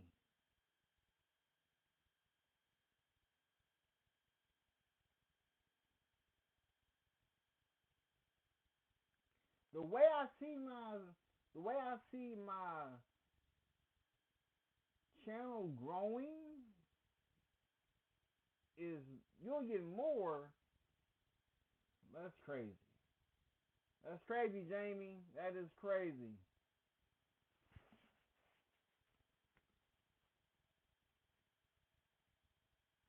That's crazy, Jamie.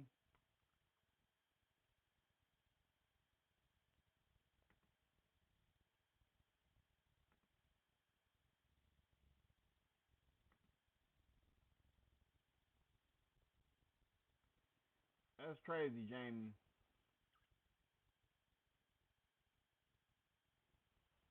That's insane, Jamie.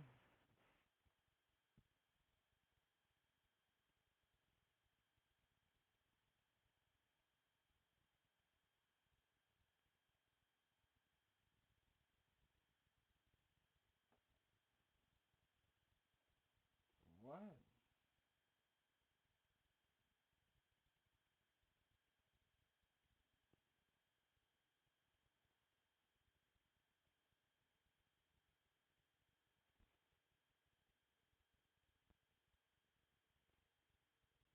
How you do 3 months in the Feds? How you do 3 months in the Feds?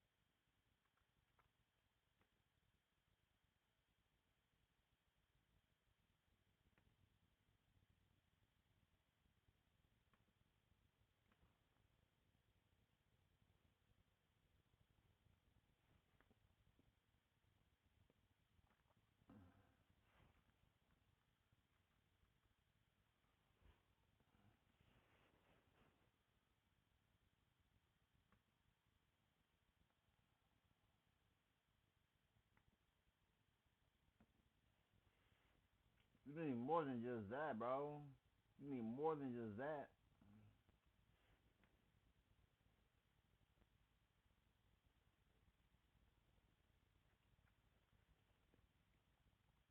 Oh yeah, I'm definitely gonna get YouTube Premium. I didn't know it was this cheap for YouTube and YouTube Music ad free offline and in the. Oh, I didn't know it was this cheap, Burberry.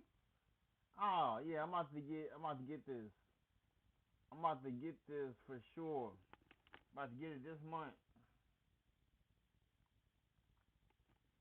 About to get that this month. That's all it is. I don't have that much. I don't have that many.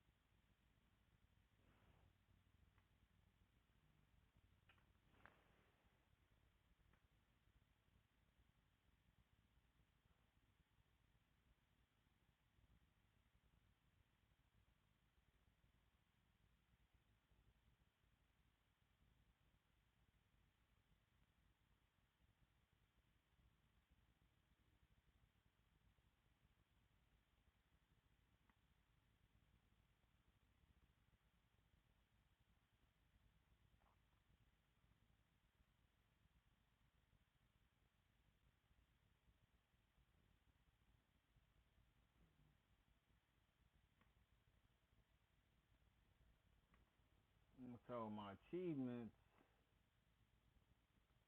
I gotta focus on 25,000 subscribers, focus on 10 million views, focus on getting 2,500 uploads, and my account is about to be reaching 6 years. I've done 5 years of YouTube, 4 years of YouTube, 3 years, 2 years, 1 year. I did 1,000 uploads, so much editing. I never edit my videos, just to let y'all know. I don't edit no video. All my videos are raw. All the mishaps and everything. Every time I get up, like, I don't edit nothing. I got 100K, I got 1,000 subscribers, 100,000 views, 1 million views.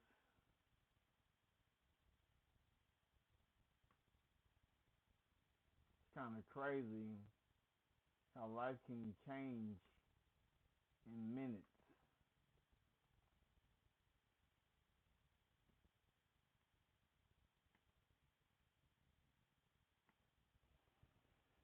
Let me see.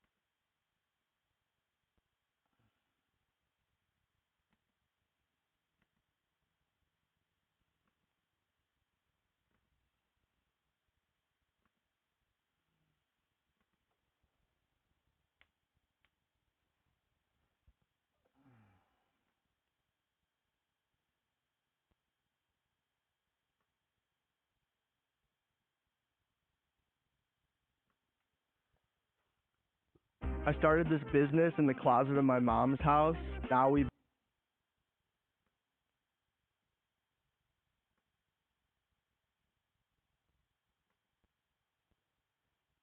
For months now, we've been told,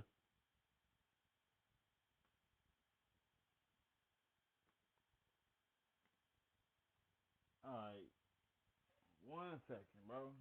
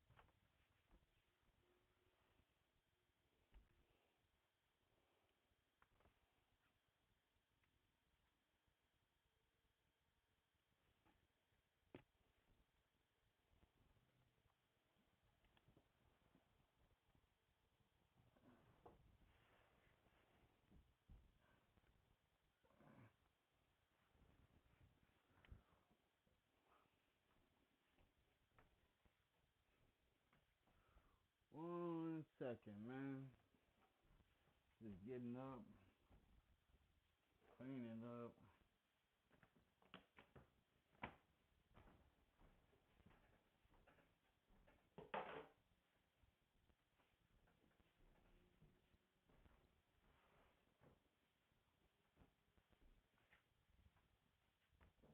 And they give me some water.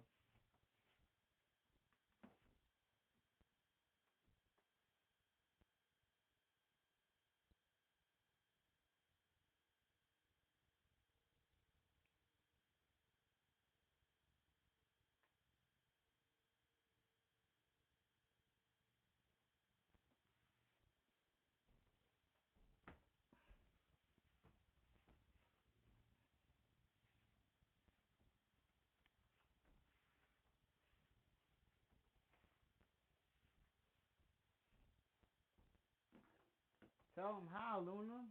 Tell them how.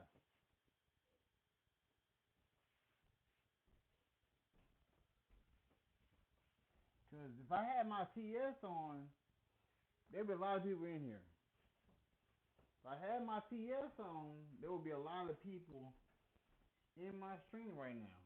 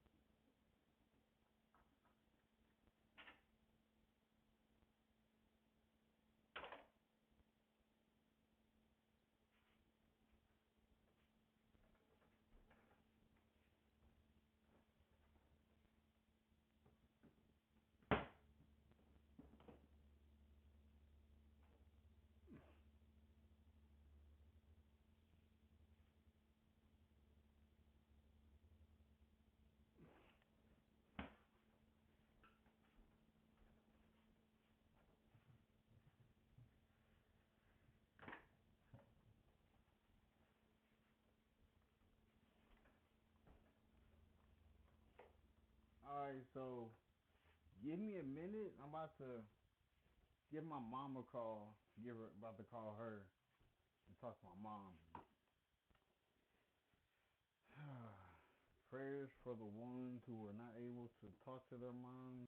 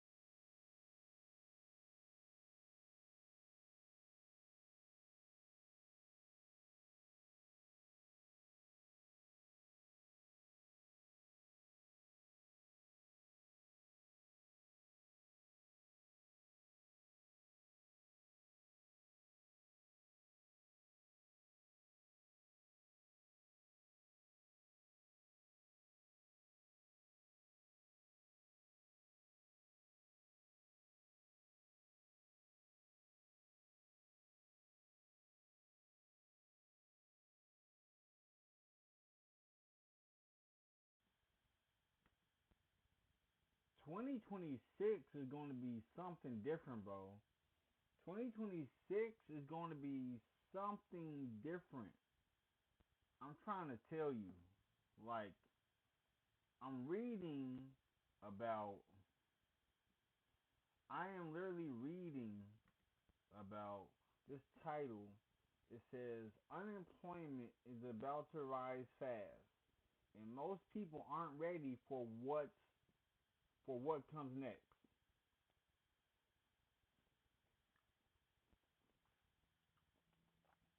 Like, one comment says, what goes up must go down, and the going backwards is in the economy is painful. Somebody said, my hours were just cut to 20 hours a week. Who's at $14.50 an hour can survive?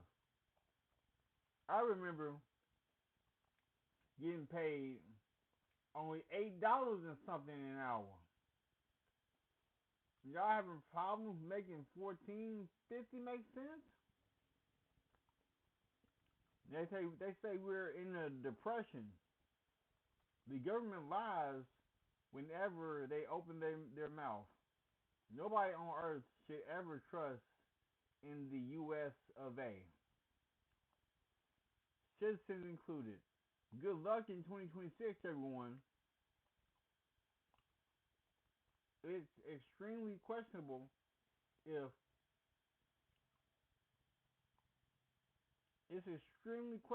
semi-skilled have a place in the future job market without a depopulation.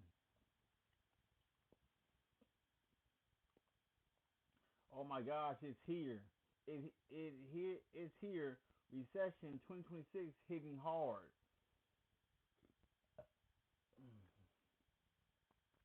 U.S. employers now have the technology to pay themselves the trillions of dollars of wage money previously are earmarked for employees because these employees have become obsolete.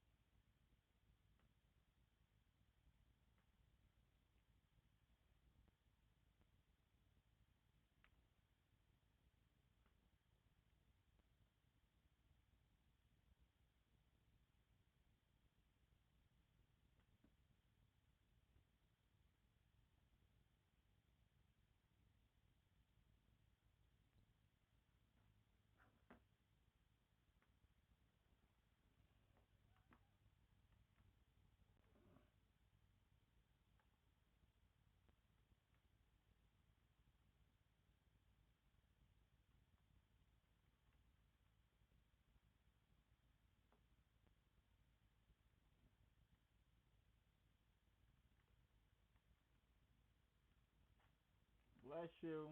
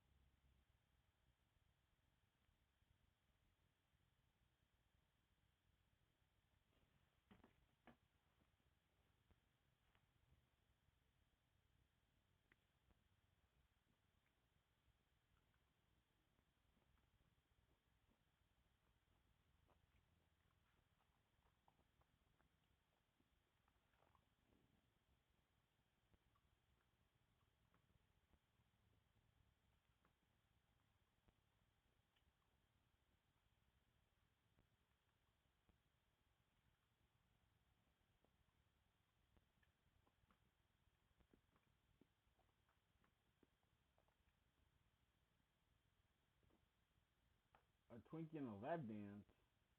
What do I get for that?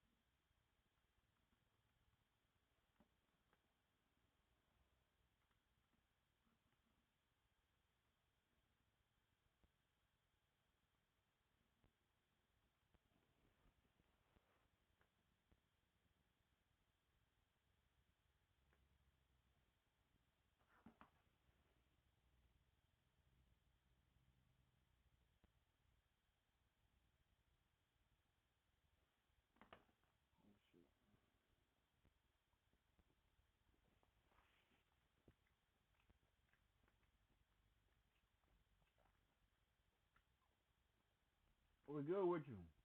We're good, brother.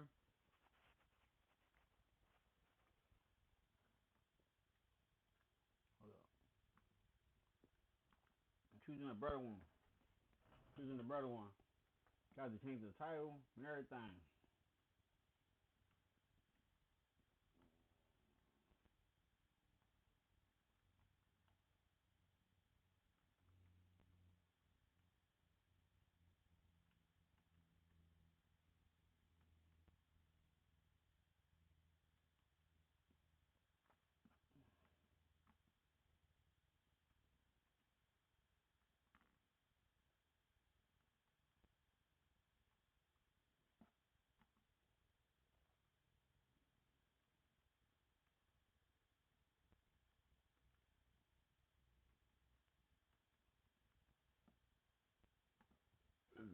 Oh, excuse me.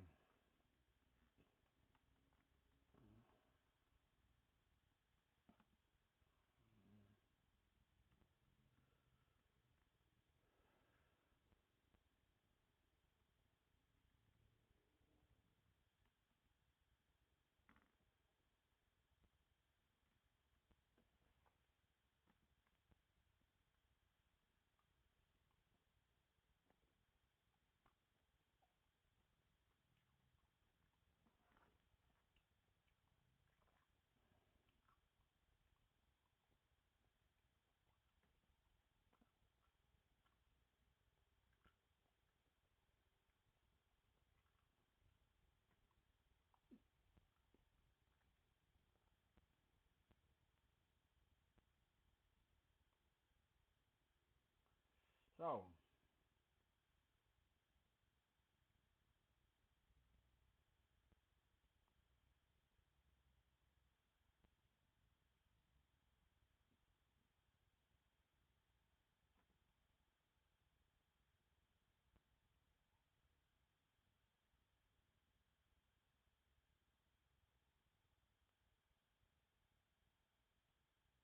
okay.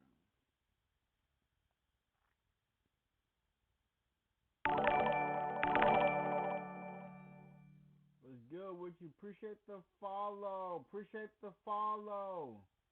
Oh shoot, I got follows on my kick. What's up? What's up? I'm getting follows on my kick too. That's hey. 2026 is gonna be crazy.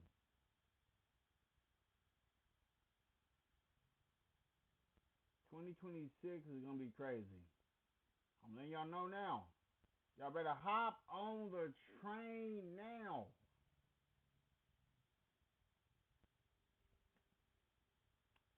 So unemployment is about to rise fast, and most people aren't ready for what comes next. For months now, we've been told that the economy is holding up just fine. GDP is growing. Inflation is supposedly cooling. Interest rates have finally started to come down. And yet, if you talk to people actually looking for work, a very different picture emerges. Jobs are not being created the way they used to be. Hiring feels frozen. People are sending out dozens, sometimes hundreds of applications, only to hear nothing back. And when someone does lose a job, replacing that income has become far harder than the official headlines suggest. So here's the uncomfortable question. No one seems eager to answer. If the economy is doing so well, why does the job market feel like it's quietly breaking down? This video isn't about panic, and it's not about clickbait predictions. It's about understanding a growing disconnect between the numbers we're shown and the reality many workers are already living. Because when it comes to the labor market, the most dangerous changes rarely show up all at once. They build slowly underneath the surface until the data finally catches up. What we're seeing right now is not a sudden wave of mass layoffs. It's something more subtle and potentially more concerning. Hiring has slowed to a crawl. Wage growth has stalled after inflation. And key indicators that historically move before unemployment spikes are already flashing warning signs. By the end of this breakdown, you'll understand why unemployment may rise faster than expected, why the Federal Reserve could be forced into decisions it doesn't want to make, and why relying on headline data right now could leave a lot of people dangerously unprepared. When people think about a weak job market, they usually imagine mass layoffs, big announcements, thousands of jobs cut overnight. But that's not how labor market downturns typically begin, and it's not what makes the current situation especially concerning. What we're dealing with right now is something quieter, a hiring freeze. Companies aren't necessarily firing aggressively, but they also aren't hiring. I decided to take YouTube seriously for 12 months. I started with 0 subscribers, ended with 30,000. Open roles are being pulled down. Replacement hiring is being delayed. Teams are being told to do more with less. And for anyone on the outside looking in, that creates a job market that feels almost impenetrable. This matters because unemployment doesn't surge simply when people lose jobs. It surges when people lose jobs and can't find new ones. And historically, the moment hiring slows sharply, unemployment almost always follows with a delay. Look, I'm trying to tell y'all. Y'all gotta make sure y'all got backup plans. I knew I had a backup plan for sure.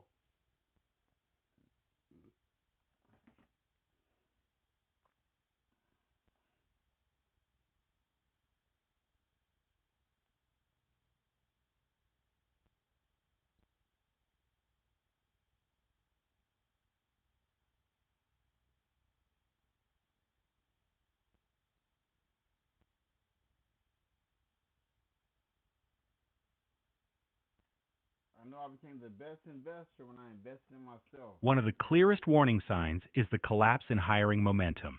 Job openings may still exist on paper, but the rate at which companies are actually bringing people on has fallen noticeably.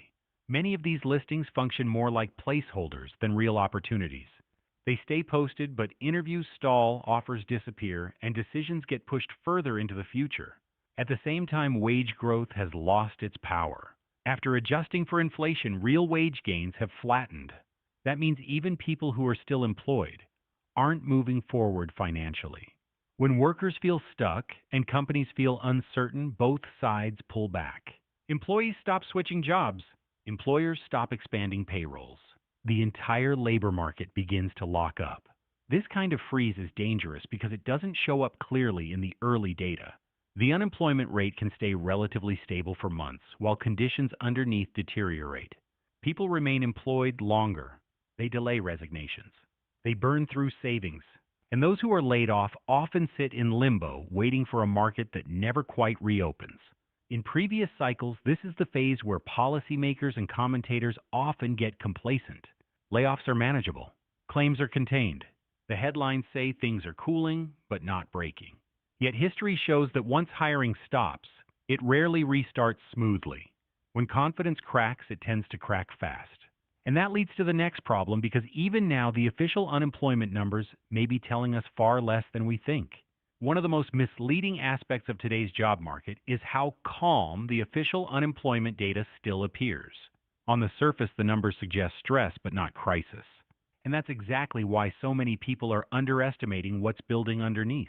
Unemployment is what economists call a lagging indicator. It doesn't move first, it moves last. By the time it rises sharply, the damage has already been done. Right now, several forces are delaying that rise and creating a false sense of stability. The first is the nature of recent layoffs. A large share of job losses has occurred in white-collar sectors, technology, finance, media, and corporate services where severance packages are still relatively common. That means many displaced workers are technically unemployed, but not yet counted. They're living off severance savings or short-term arrangements, delaying their entry into official unemployment statistics. The second factor is behavioral. People are waiting longer to file claims. Some are hopeful they'll find another job quickly. Others are reluctant to acknowledge the situation. And many are trying to avoid the psychological signal that comes with officially being unemployed. All of this pushes the data backward in time. But while unemployment claims may look contained, continuing claims tell a different story. Once people do enter the system, they're staying there longer. That suggests job searches are taking more time, and that hiring simply isn't absorbing displaced workers the way it used to. There's also a growing gap between job loss and income loss. Someone may still be classified as employed but working fewer hours, or they may have taken a lower paying role just to stay afloat. From a data perspective, they're not unemployed. From a real-world perspective, their financial position has deteriorated significantly. This creates what you might call invisible unemployment. People who are technically working but economically falling behind. People who want better jobs but can't find them. People who are one layoff away from a very different reality. History shows that this phase doesn't last indefinitely. Once severance runs out, savings thin, and optimism fades, unemployment doesn't creep higher, it jumps. And when that happens, policymakers are often left reacting rather than leading, which raises a critical question. If the official numbers are delayed, what indicators should we be watching instead? Because some of them are already flashing red. If unemployment is delayed by design, then the only way to understand where the job market is headed is to look at the indicators that move before the official numbers change. And when you line those up today, the message is far less reassuring than the headlines suggest. One of the most reliable signals comes from labor market sentiment, specifically the gap between jobs people believe are plentiful and jobs they believe are hard to get. Historically, when this gap narrows sharply, unemployment almost always rises in the months that follow. Right now, that differential has fallen to levels last seen during periods of economic stress, not expansion. Another warning sign is the growing imbalance between job openings and actual hiring. On paper, there are still millions of open positions, but the rate at which those jobs are being filled has dropped noticeably.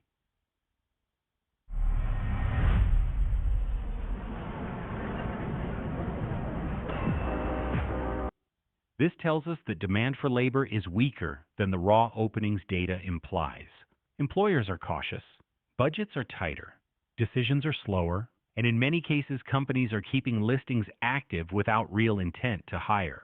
Continuing unemployment claims add another layer to the story. While initial claims may remain relatively contained, the number of people staying on unemployment longer has been trending higher. That signals difficulty re-entering the workforce, an early hallmark of a deteriorating labor market. Wage data reinforces the same. They rarely reverse without intervention or without damage. And this brings us to a crucial contradiction at the heart of the current economy. If the job market is weakening this clearly beneath the surface, how is the economy still posting strong growth numbers? To answer that, we have to talk about GDP and why it may be telling a story that feels increasingly disconnected from everyday reality. On paper, the economy looks surprisingly strong. Growth has exceeded expectations. Headlines highlight solid GDP numbers and point to resilience. But this is where many people start to feel a disconnect, because those numbers don't line up with what's happening in the job market or in household finances. That's because GDP doesn't measure economic health the way most people experience it. It measures activity. And activity can be driven by forces that are ultimately unsustainable. A large share of recent growth has come from consumer spending that isn't being funded by rising incomes, but by shrinking savings and expanding debt. Credit card balances are higher, delinquencies are creeping up, and pandemic-era savings buffers are largely gone. In other words, spending is being pulled forward, not supported by long-term income growth. This helps explain why GDP can rise while hiring stalls. Companies may still be selling goods and services, but they're doing so without expanding payrolls. Productivity gains, automation, and cost-cutting allow firms to maintain output with fewer workers. From a macro perspective, growth continues. From a labor perspective, opportunity dries up. This is what economists refer to as jobless growth, and it's one of the most fragile forms of expansion there is. Another issue is how uneven that growth has become. A narrow slice of industries, technology, capital-intensive sectors, and high-margin services are carrying much of the momentum. Meanwhile, large parts of the economy that traditionally absorb workers, especially mid-income and service roles, are under pressure. There's also a timing problem. GDP looks backward. It tells us what happened last quarter. The job market, however, responds to expectations about the future. If companies believe demand will soften, they don't wait for GDP to turn negative. They stop hiring immediately. This is why relying on GDP as reassurance can be dangerous. Historically, labor market weakness often shows up before GDP rolls over. By the time growth numbers confirm a slowdown, hiring has already frozen. Unemployment has started to rise, and policymakers are playing catch up. And policymakers are watching this closely, because once the labor market weakens enough, the focus shifts away from inflation, away from growth headlines, and directly toward the one thing the Federal Reserve fears most: a rapid rise in unemployment. That's when the narrative changes, and so does policy. For the past few years, the Federal Reserve has been able to anchor the economic narrative around inflation. As long as prices were rising too fast, the mission was clear: keep policy tight even if growth slowed. The labor market in that framework was treated as a source of strength, a buffer that allowed the Fed to stay restrictive. That balance is starting to break down. The problem for the Fed isn't just that hiring has slowed. It's that the labor market is weakening in ways that are difficult to control with gradual policy adjustments. Rate cuts are supposed to stimulate borrowing, investment, and hiring. But when companies are uncertain about demand, lower rates don't automatically translate into new jobs. They translate into caution. This is where the distinction between proactive and reactive rate cuts becomes critical. When the Fed cuts rates because inflation is easing and growth is stable, markets tend to respond positively. Confidence improves. Hiring can recover. But when the Fed cuts rates because unemployment is rising, the signal is very different. It tells businesses and consumers that something has already gone wrong. Right now, the Fed is caught between those two worlds. Inflation may be moderating, but it isn't decisively defeated.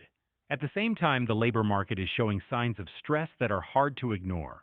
If unemployment starts to rise faster than expected, the Fed may be forced to shift priorities quickly away from inflation control and toward. So think of it as like a TV ad with a catalog component where I can choose on the Roku app and immediately it's going to send me a text that comes from Roku and it just says, hey, basically you just watch this and we're going to want to make sure that you get this. You can create your background color, you can sort of damage control. That's the scenario policymakers want to avoid, because once unemployment accelerates, monetary policy loses precision. Rate cuts take time to work. Hiring decisions lag, and confidence once shaken is slow to return. There's also a credibility issue. If the Fed waits too long to respond, it risks being seen as behind the curve. If it moves too early or too aggressively, it risks signaling panic. Either path carries consequences. This is why labor market data has become the most sensitive input into policy decisions. Not. That's so boring, though. That's like, no. I need something that's more. Let me turn the light on, because it's getting dark outside. It's getting dark. It's getting dark.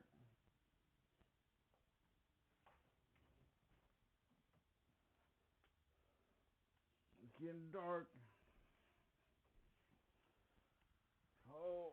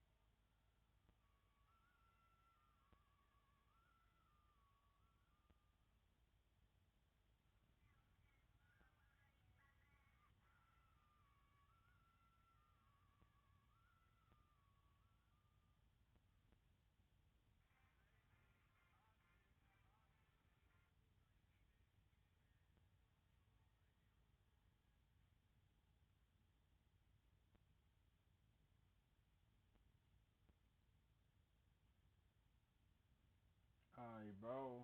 So let me see.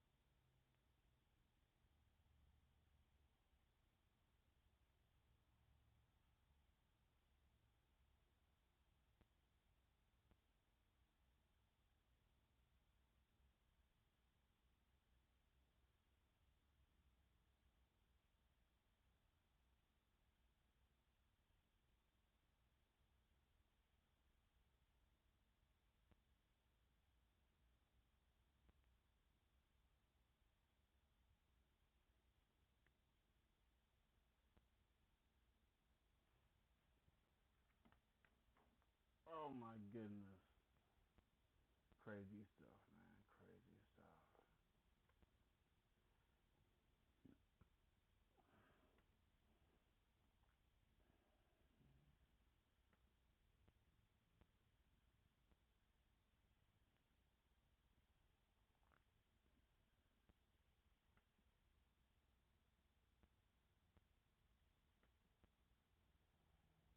What's new with Google Ads? Alright, this one right here. Oh, I'm gonna turn the light on outside.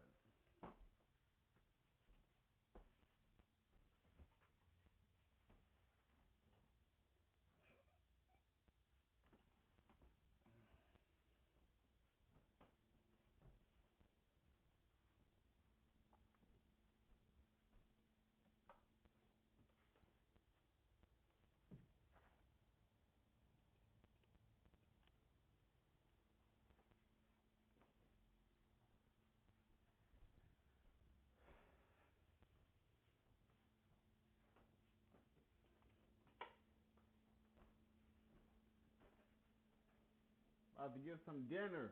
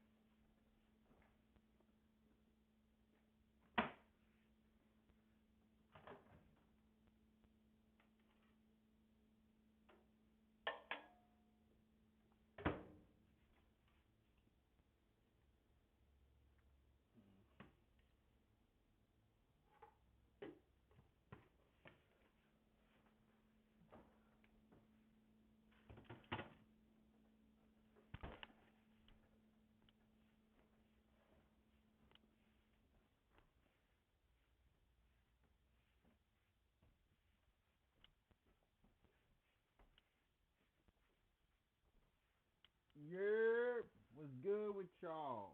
What's good, everybody that's watching? Now again, had to come on here once again to state what I got going on.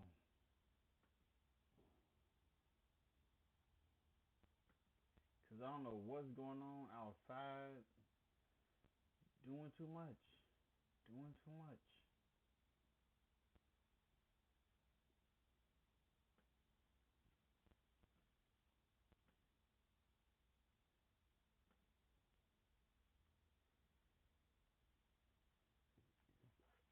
Oh.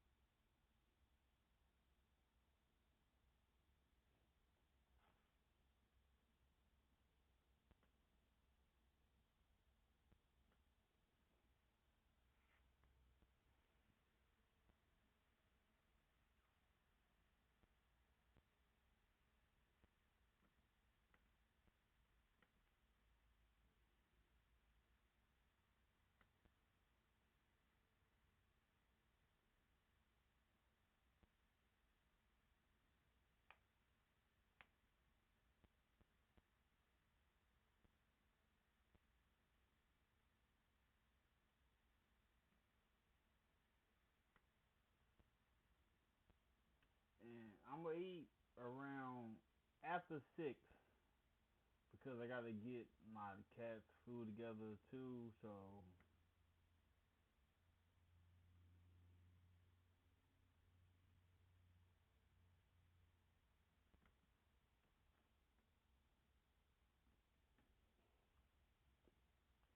but hey, the first goal, the first goal. So look, I don't do no gambling. I don't do no gambling. 2026, I do no gambling. I don't I don't gamble at all. I don't gamble on sports. I don't even watch sports for real. I watch anime. I watch Bob's Burgers. I don't really be watching too many crazy things. I watch battle rap. I watch music videos. I'm not able to watch music on YouTube, but it's all good. It is all good. It's all good in the hood. I cannot wait until Grand Theft Auto 6 drop. I can't wait till Grand Theft Auto 6 drop. Once Grand Theft Auto 6 drop, it's up. I'm already gonna be doing this consistently. Consistently, you feel me?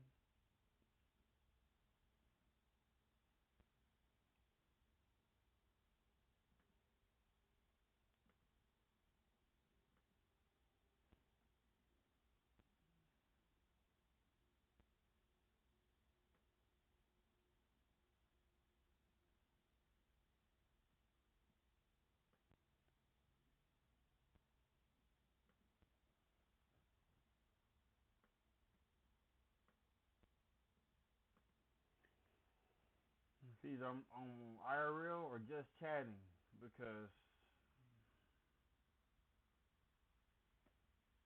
I ain't really playing no games for real. I'm trying to figure out how to play using my PS5 to stream on Kick, and we gonna be going crazy.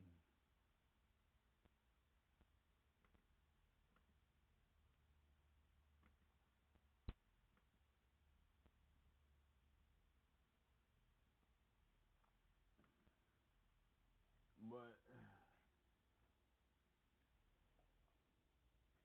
let me go ahead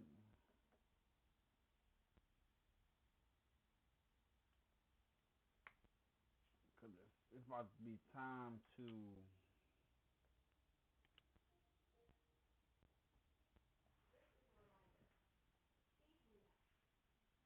All right, Alexa, stop. So now I'm up, about to feed Luna.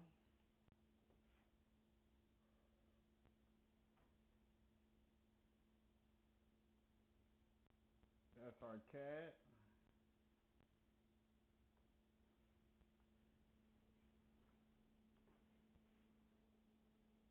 And the reason why there is dishes on the table is because of the cabinet. Needs to get that taken care of.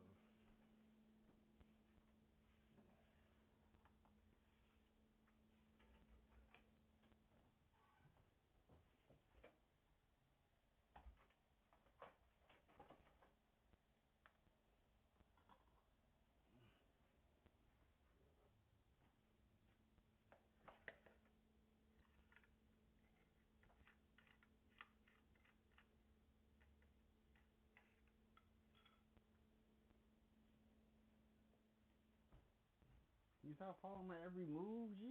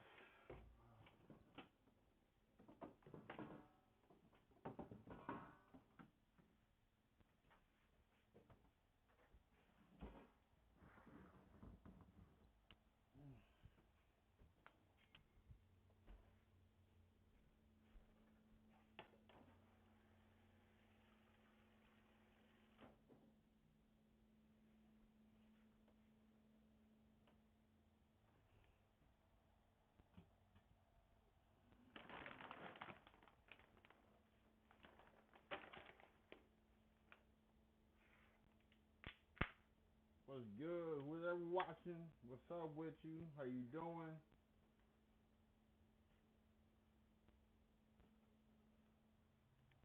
Ah.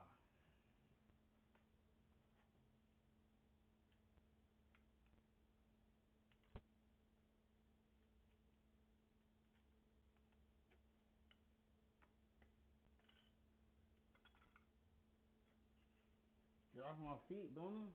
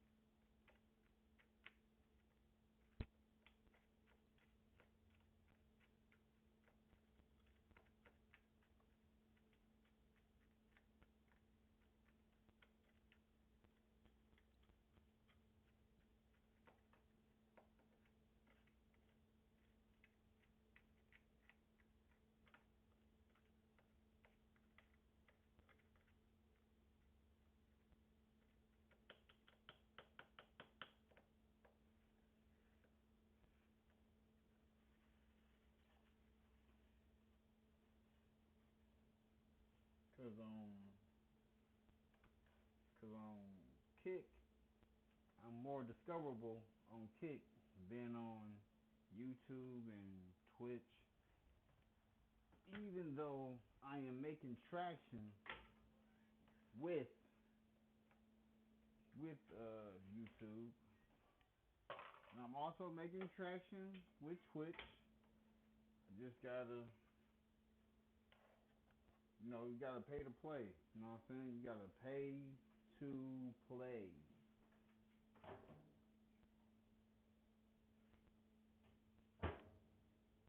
One second.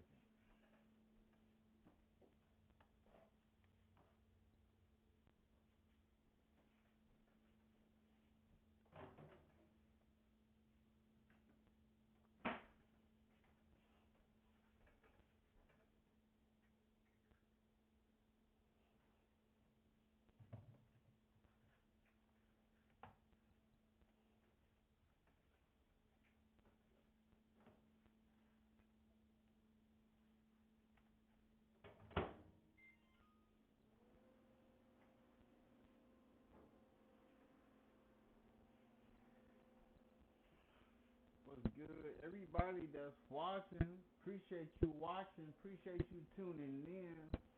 What's good with everybody watching, where y'all coming from, and hopefully y'all are real people, because I've been dealing with a lot of bots coming in here trying to tell me to go watch somebody.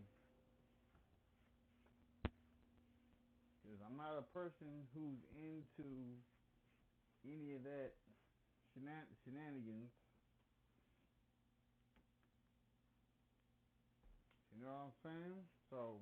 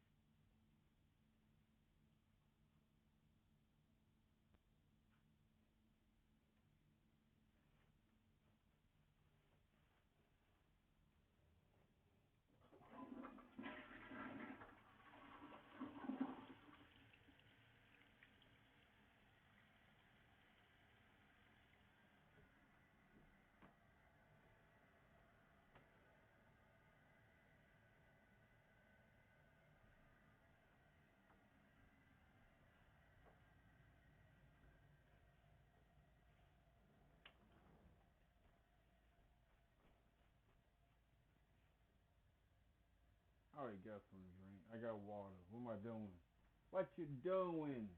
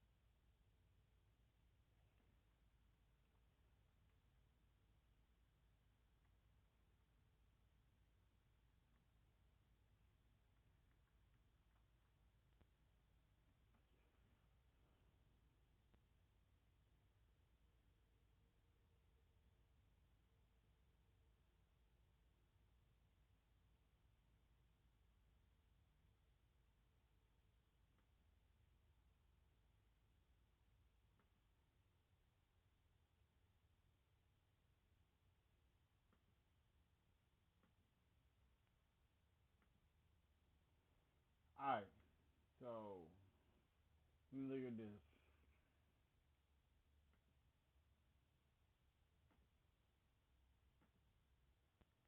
Wrong one. I clicked on the wrong one. Let me move it over here. Clicked on the wrong one. We ain't done yet. I clicked the wrong scene. Let's watch 30 minutes of the worst car deals.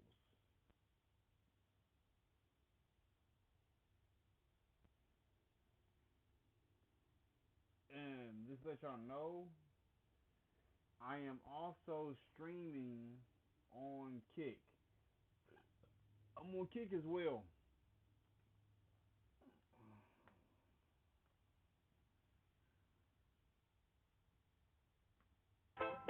Google AI Make sure I'm watching.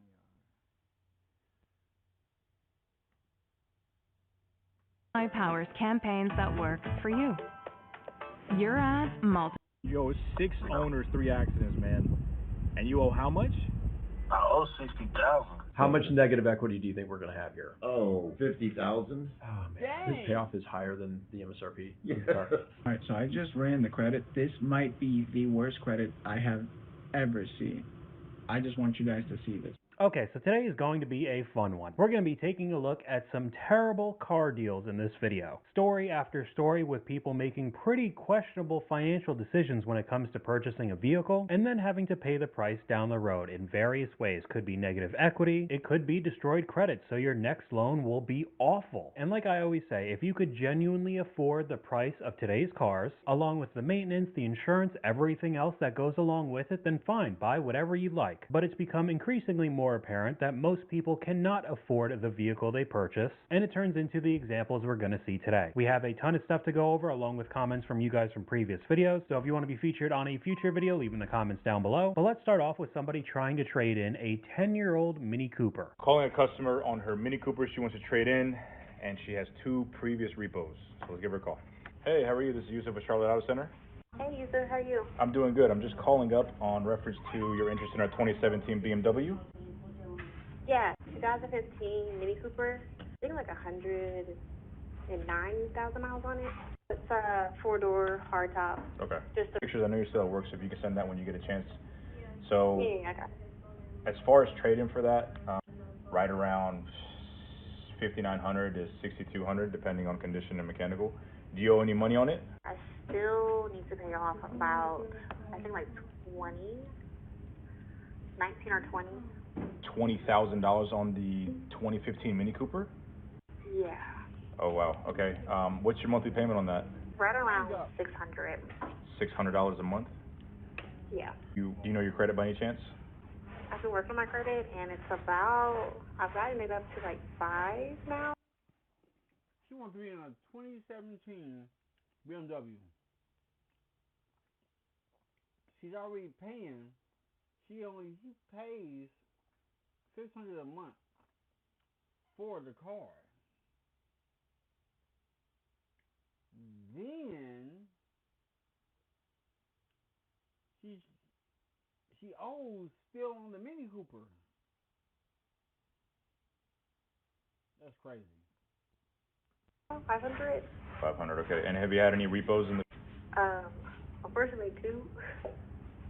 2 repos? Okay. Okay, what a way to start off this video. We have someone who still owes $20,000 on an 11-year-old Mini Cooper that is worth about $6,000 overall with 2 repos. But still, you want to upgrade to a BMW, a nice luxury car, even though that is so far out of the realm of possibilities she didn't even know. Some of the comments, this is actually just sad. 20 grand on a $6,000 car is crazy. I'll never understand why people go for cars they can't afford. And with the 2 repos before the Mini Cooper, you could almost guarantee the interest rate was awful. The bank approving this loan is just as reckless as she is. It depends though. If she went to a buy here, pay here dealership to get that Mini Cooper, which can be a possibility with the 2 previous repos, they'll give you a loan for basically anything. The interest rate's going to be terrible, but they're almost banking on repoing the car again, maybe getting a few payments from you. Every everything's GPS tracked so you can't hide at all, and rinse and repeat customer after customer. High school needs to start teaching basic finances, especially for the car stuff. Vanity is off the charts in today's world, so you have countless stories of 18, 19, 20-year-olds getting brand new luxury cars that they have absolutely no business purchasing, and then they wreck their lives financially for the next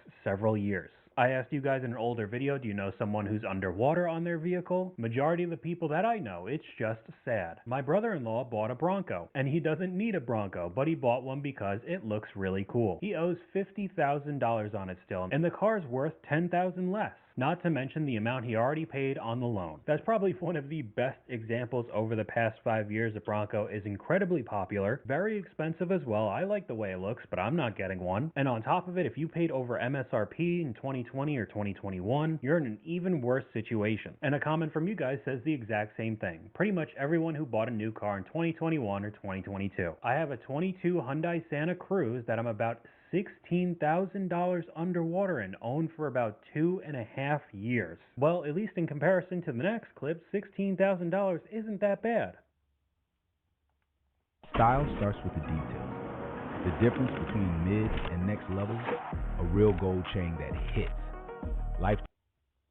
How much negative equity do you think we're going to have here? Oh, 50,000. Oh man, his payoff is higher than the MSRP. Yeah. Social media is going to have a field day with this when I tell you what the trade number is. This is a Leaf, right? Yeah, it is. Still, he must have rolled. He had a G-Wagon. Well, clearly he did, because his payoff is still higher than the MSRP. Yeah. The adjusted cap cost at the beginning of the lease was $138,937. The deals with what they were even a year ago, with all the incentives that we had, to still have a cap cost, $18,000 over MSRP, he would have had to roll a massive amount of negative equity. I don't think he's a stranger to that. But you said that he wanted a GLE? 450E, and as low as you get it with Airmatic. The problem is that unlike on this car that had big incentives, that has the lease cash, but that's it. Unless he would be coming to the table with a big down payment, because he is looking at, you ready for this? Go ahead. $56,000 in negative equity. That's not the highest I've ever seen, but pretty close. How many miles are on it? I'm sorry, actually, I forgot to update the miles. Oh no. 62.5. $62,000 underwater on a lease. So this is a perfect example of somebody getting a new vehicle every couple years, over and over again, and a Mercedes probably. Each time just rolling the depreciation into the next deal, and now you dug yourself $60,000 in the hole. His payoff is higher than the MSRP. What did he roll into the lease? A house? How in the world does banks even give these people loans in the first place? Why doesn't he just go get a used $6,000 old Honda and pay off his $50,000 debt? You know exactly why he's not doing that. He's currently at the Mercedes dealership and trying to get out of a G-Wagon. You think this person would ever make a sound financial decision and go over to a Honda? Oh no. You gotta keep up with the appearances. I'm still going to have a GLE, need that Mercedes badge on my car even though I clearly can't afford it. And another one that should be their decision, someone get that man a Corolla. There's just some people you really can't talk out of these choices. We'll see a little bit later. But now we're gonna move on to a Volvo that this guy just got a terrible deal on. Alright guys, so hear me out. I got a customer that just came in on this 2010 Volvo. Has about 97,000 miles. He's been having issues with it. The worst part about it, this gentleman owes, and it is really rough inside. You guys can see this, it smells really bad. This man owes $14,000 on this car. This is probably like a $200 car. I would have, what? The cars that we have over here, we don't just pay, we pay more than what they say the car payment is worth. We pay double. Man, that's crazy.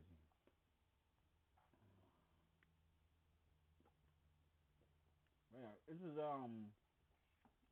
cabbage and sausage.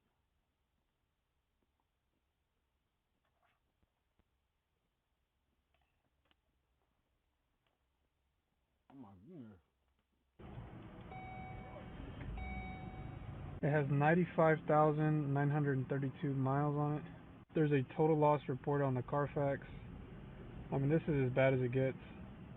Yeah, so total loss, click that. Total loss report in 2023. I feel bad for this guy, man.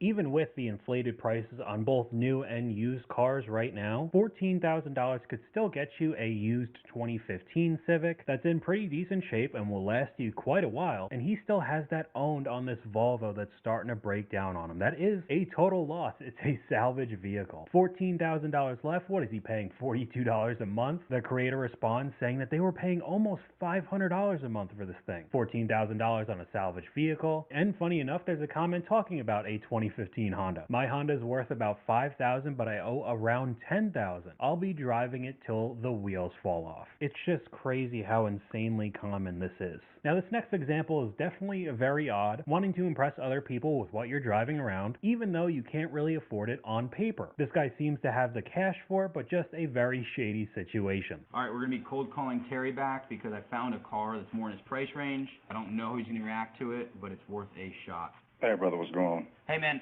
just giving you a call back, man, seeing if you've extended your search with the Hellcat anymore, and I just want to let you know that I actually found us a car. It's not a Hellcat, but it is a car that you could pay cash for with the down payment that you wanted to put on the Hellcat. It's a 2018 Dodge Charger SXT. It's got 84,000 miles on it, and I could sell it to you for like 20 grand.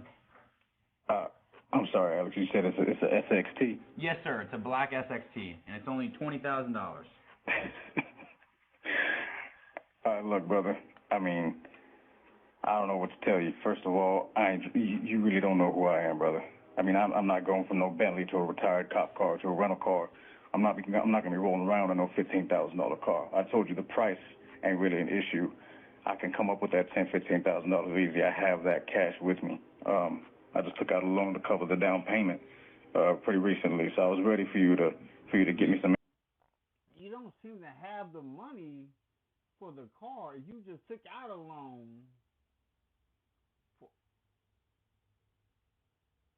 What? Hold up. Let's go back. Not going from no Bentley to a retired cop car to a rental car. I'm not. You really don't know who I am, brother. I mean, Who are you? I'm not going from no Bentley to a retired cop car. I'm not going from no Bentley to a retired cop car. Or to a rental car. To a rental car.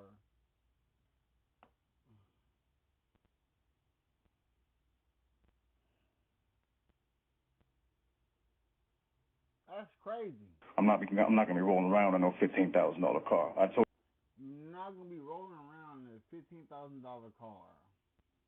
Sir, who do you think you are? You think you that guy?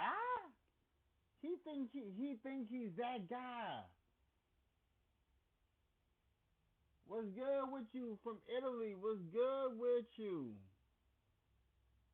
What's good with you? I'm glad to meet somebody on here. Bro, I'm tired of these bots. That's why I'm glad I turned the mod on, because if I didn't, I wouldn't.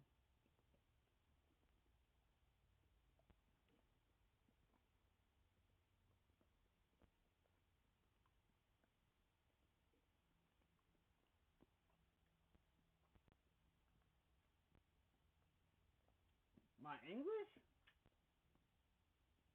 Well, I'm American, you know.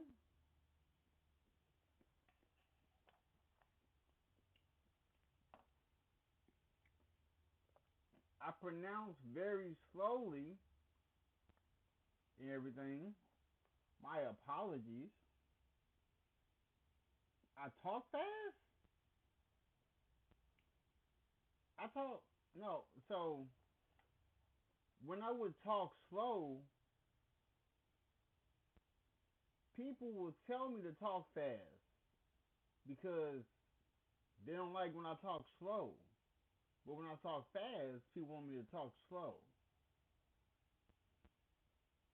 So if I'm talking about something that I'm interested in, I do talk fast. But if I'm talking about something that I'm not interested in, I talk slow.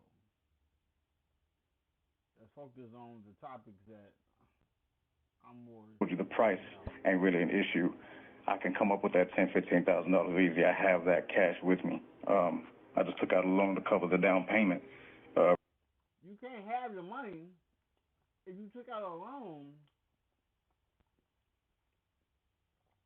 to cover a down payment.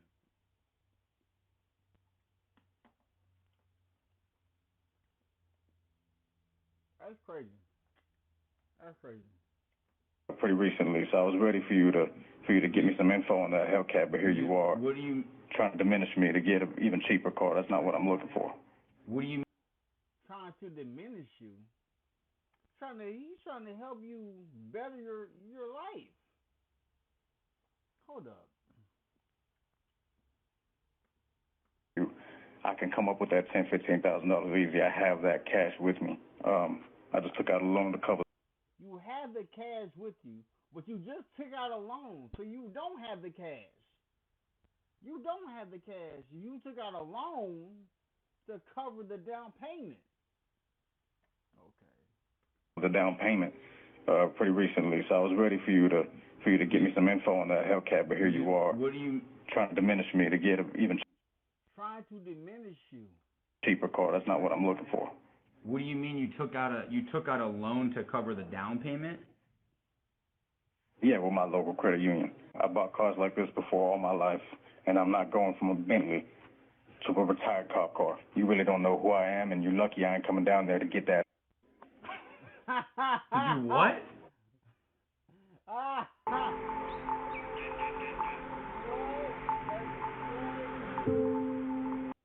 That's crazy.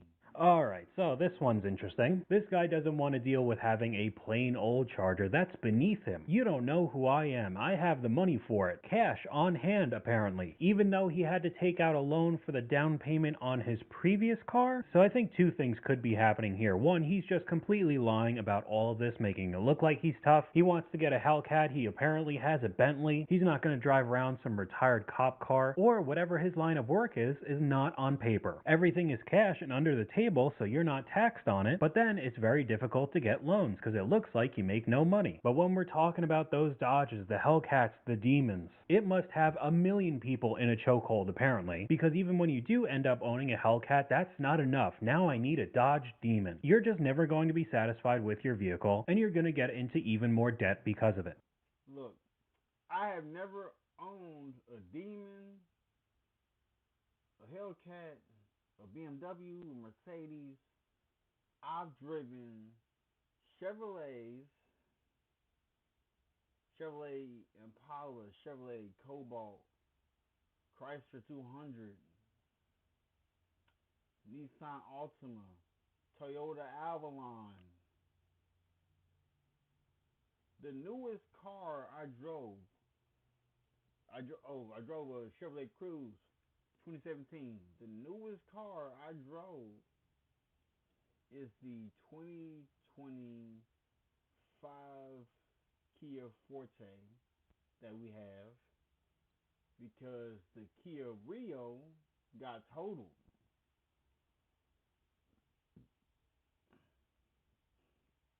It got totaled. Yeah, so I got a 600 credit score. You know what I mean? So run it back from the beginning, man. You said you got a 2018 Hellcat. I got a 2018 Hellcat. Amazon driver wants to trade Hellcat for a Dodge Demon. Pays $1,250 a month with 22% interest. That's ugly. That's ugly. And I see that you had that Dodge Demon, so I was trying to see if I could trade out and get in that. How much do you owe on the Hellcat? Ooh, I owe like $60,000. I got it for $80,000. $80,000 you said you bought it for? And how many miles are on it? Like 96,000. 6,000 miles, bro. And you owe 6 owners, 3 accidents, man. And you owe how much? I owe $60,000. What's your credit score? My credit score is maybe like a 680. That's decent. How much money do you have down to get in the car? About $2,000 to $3,000 now. Yeah. How much do you make a month? I'm making between $3,000 and $4,000. What do you do for work? Like Amazon package delivery. You expect expect to drive a Dodge Demon making let's go back. Let's go back.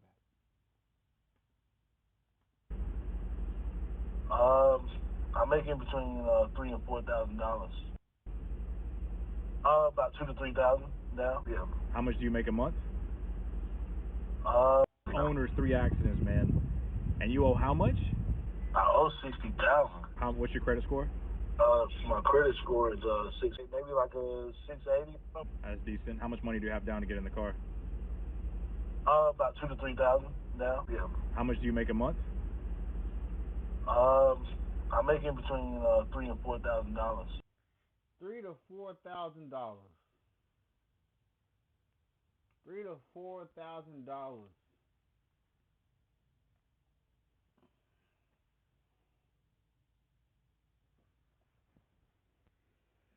Be right back.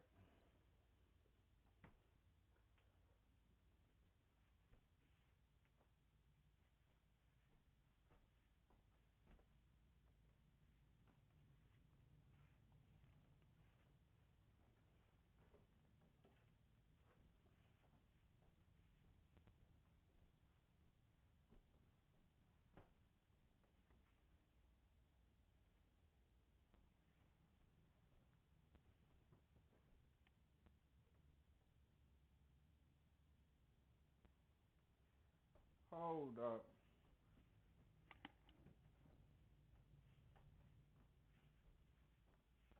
So I'm about to write this down. I'm about to write all this down. Because this man is delusional.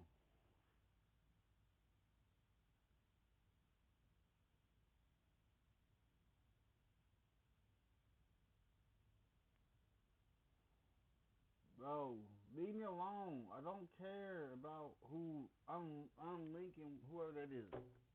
Alright, so this Amazon driver, he says 6, maybe like a 680. That's decent. How much money do you have down to get in the car? alright, so he wants a Dodge Demon. He pays $1,250 a month for a Hellcat. For a Hellcat.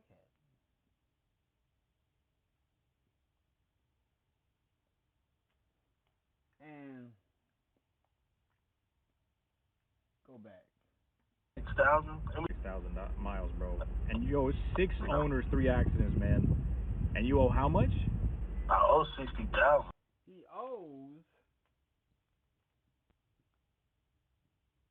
owes 60,000.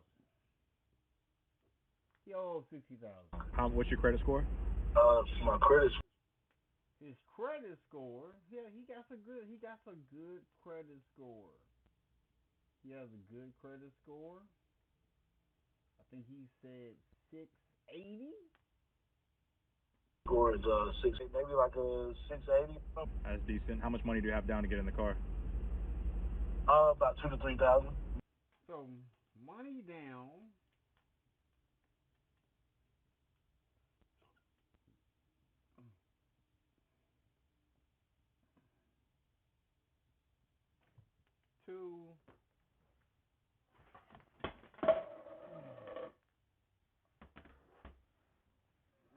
Oh my goodness.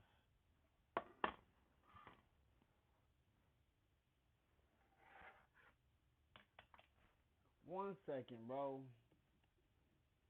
My cat.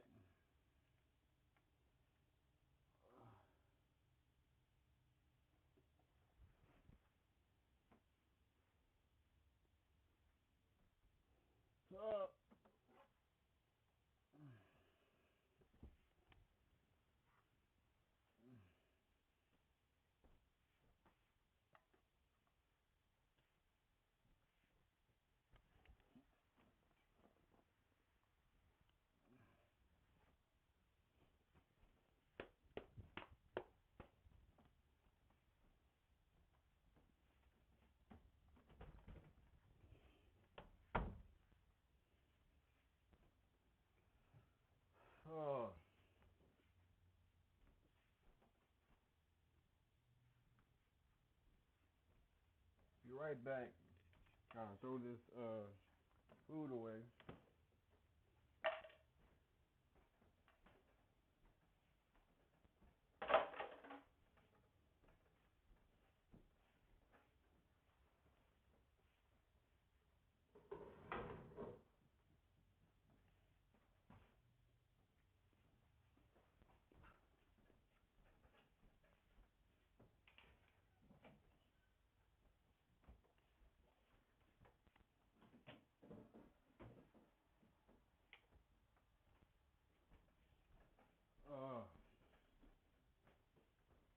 Dang cat, bro. He done knocked over my food.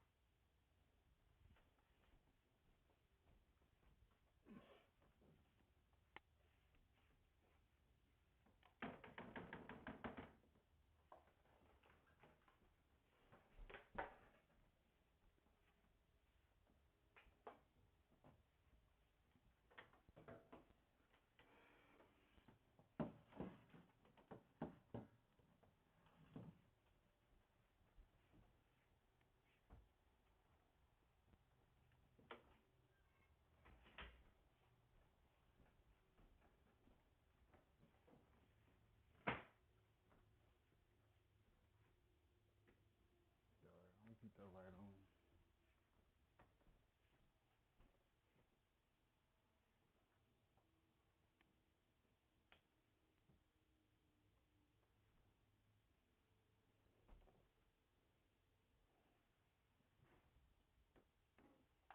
All right. Now,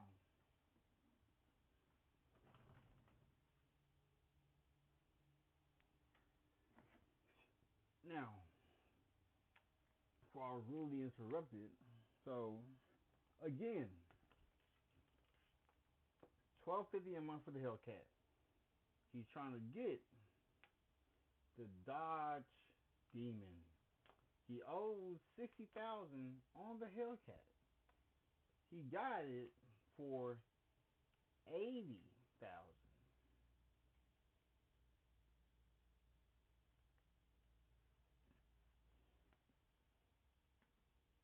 Now, yeah. How much do you make a month?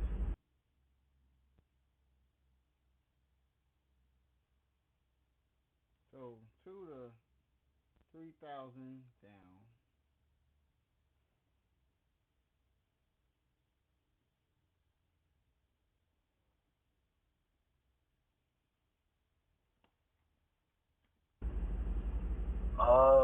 I'm making between $3,000 and $4,000.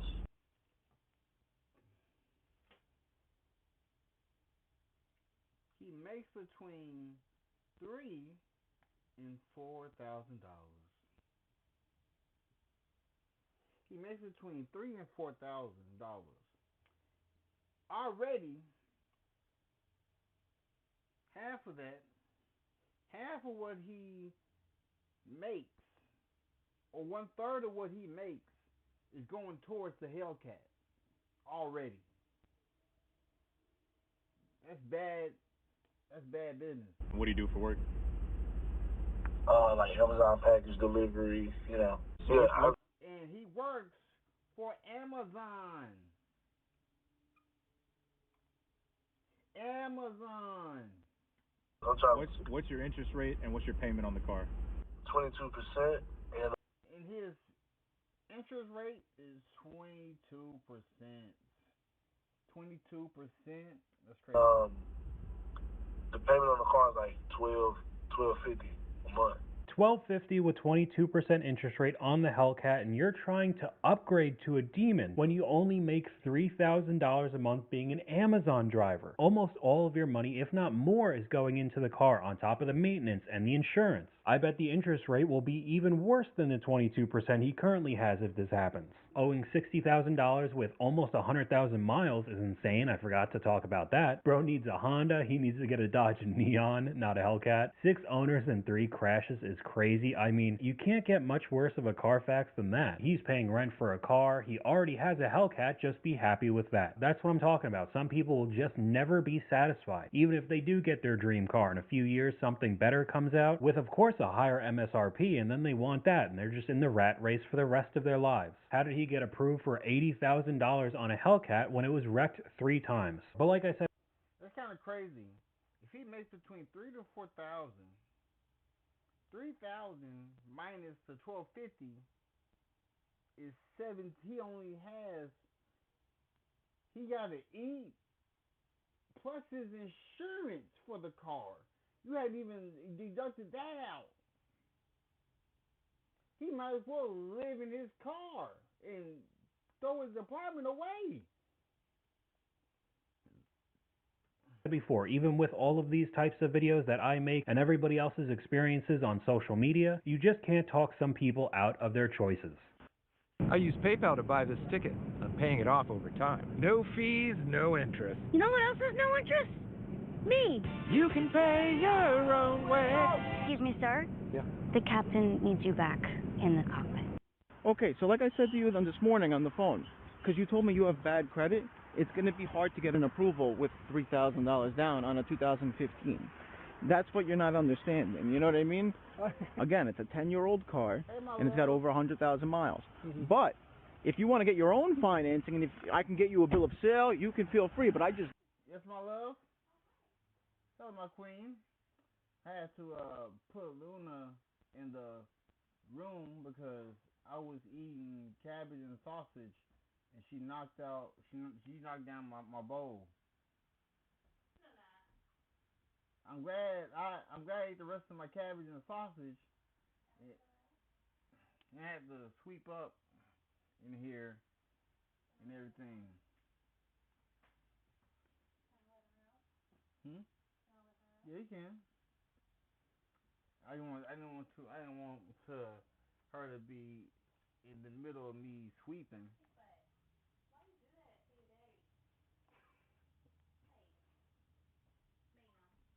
I had to throw away delicious cornbread.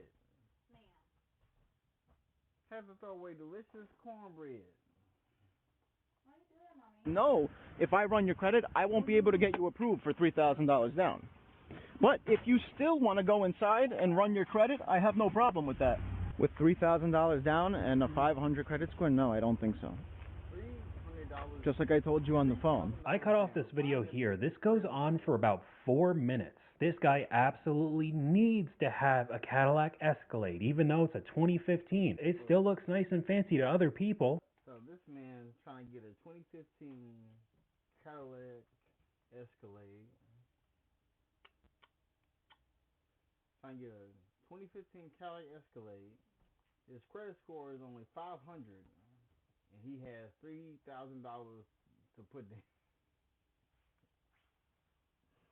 I only have $3,000 to put down on it with a 500 credit score, and even the car salesman, the guy whose job it is to sell these vehicles, says that you're not going to get it. There's no way I can approve you. But it doesn't matter to him. He just absolutely wants it. No. The last person had a Dodge Hellcat. He was paying $12.50 a month. He works for Amazon, mind you. He pays $12.50 a month for the Dodge Hellcat. He only makes between $3,000 to $4,000 a month, and I don't even know how much money he's making paying for insurance. And then I don't even know if he has an apartment or something. Cause sir, how you in a Dodge Hellcat? Who put you in that? He said my credit score is a 680. But he paid down 20,000 of the.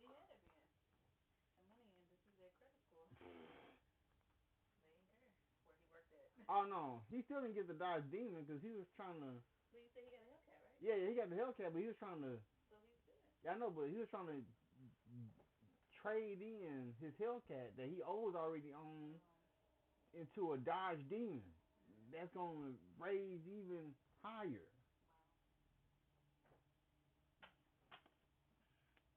No matter what. The salesman's trying to do him a favor and it's just not working. We go over to the comments. No, it's not. I bought a car for $9,000 with $3,000 down, no problem, and bad credit with a 2013. The creator responds to this. You probably went to a buy here, pay here. If you bought a car for $9,000,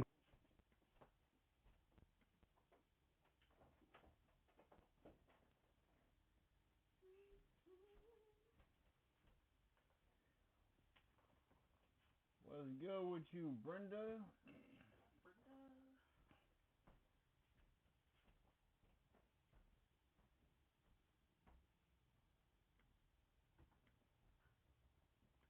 grand, you put $3,000 down, you basically put 30% down. In this case, the car is $20,000 and he only wants to put $3,000 down. Do you see the differences? It's like a child begging for a toy. Wow, this is brutal. Showing up in a suit with bad credit is diabolical, trying to look the part, even though the dealership's going to run the credit regardless. But we have a comment from you guys here. The car insurance ad that played during this video though, LOL. So whether you're watching these types of videos or maybe you're just on the hunt, you're searching for a car, everything around you is gathering data and trying to push ads to what you're looking up. So when we went over buy here, pay here lots, payday loans, I had nothing but ads from these companies trying to get you to take out a loan. So that's going to just put the thought in your head over and over again. If you're swiping on Twitter, Instagram, TikTok, YouTube, whatever, you could have very bad credit or zero money down. We'll still give you a loan, basically just guaranteeing your financial future will be in shambles. But talking about low credit scores, we could take a look at this next clip. What's new with Google Ads? Google AI powers campaigns that work for you. So, I am about to go. Everybody have a good one. Everybody be blessed.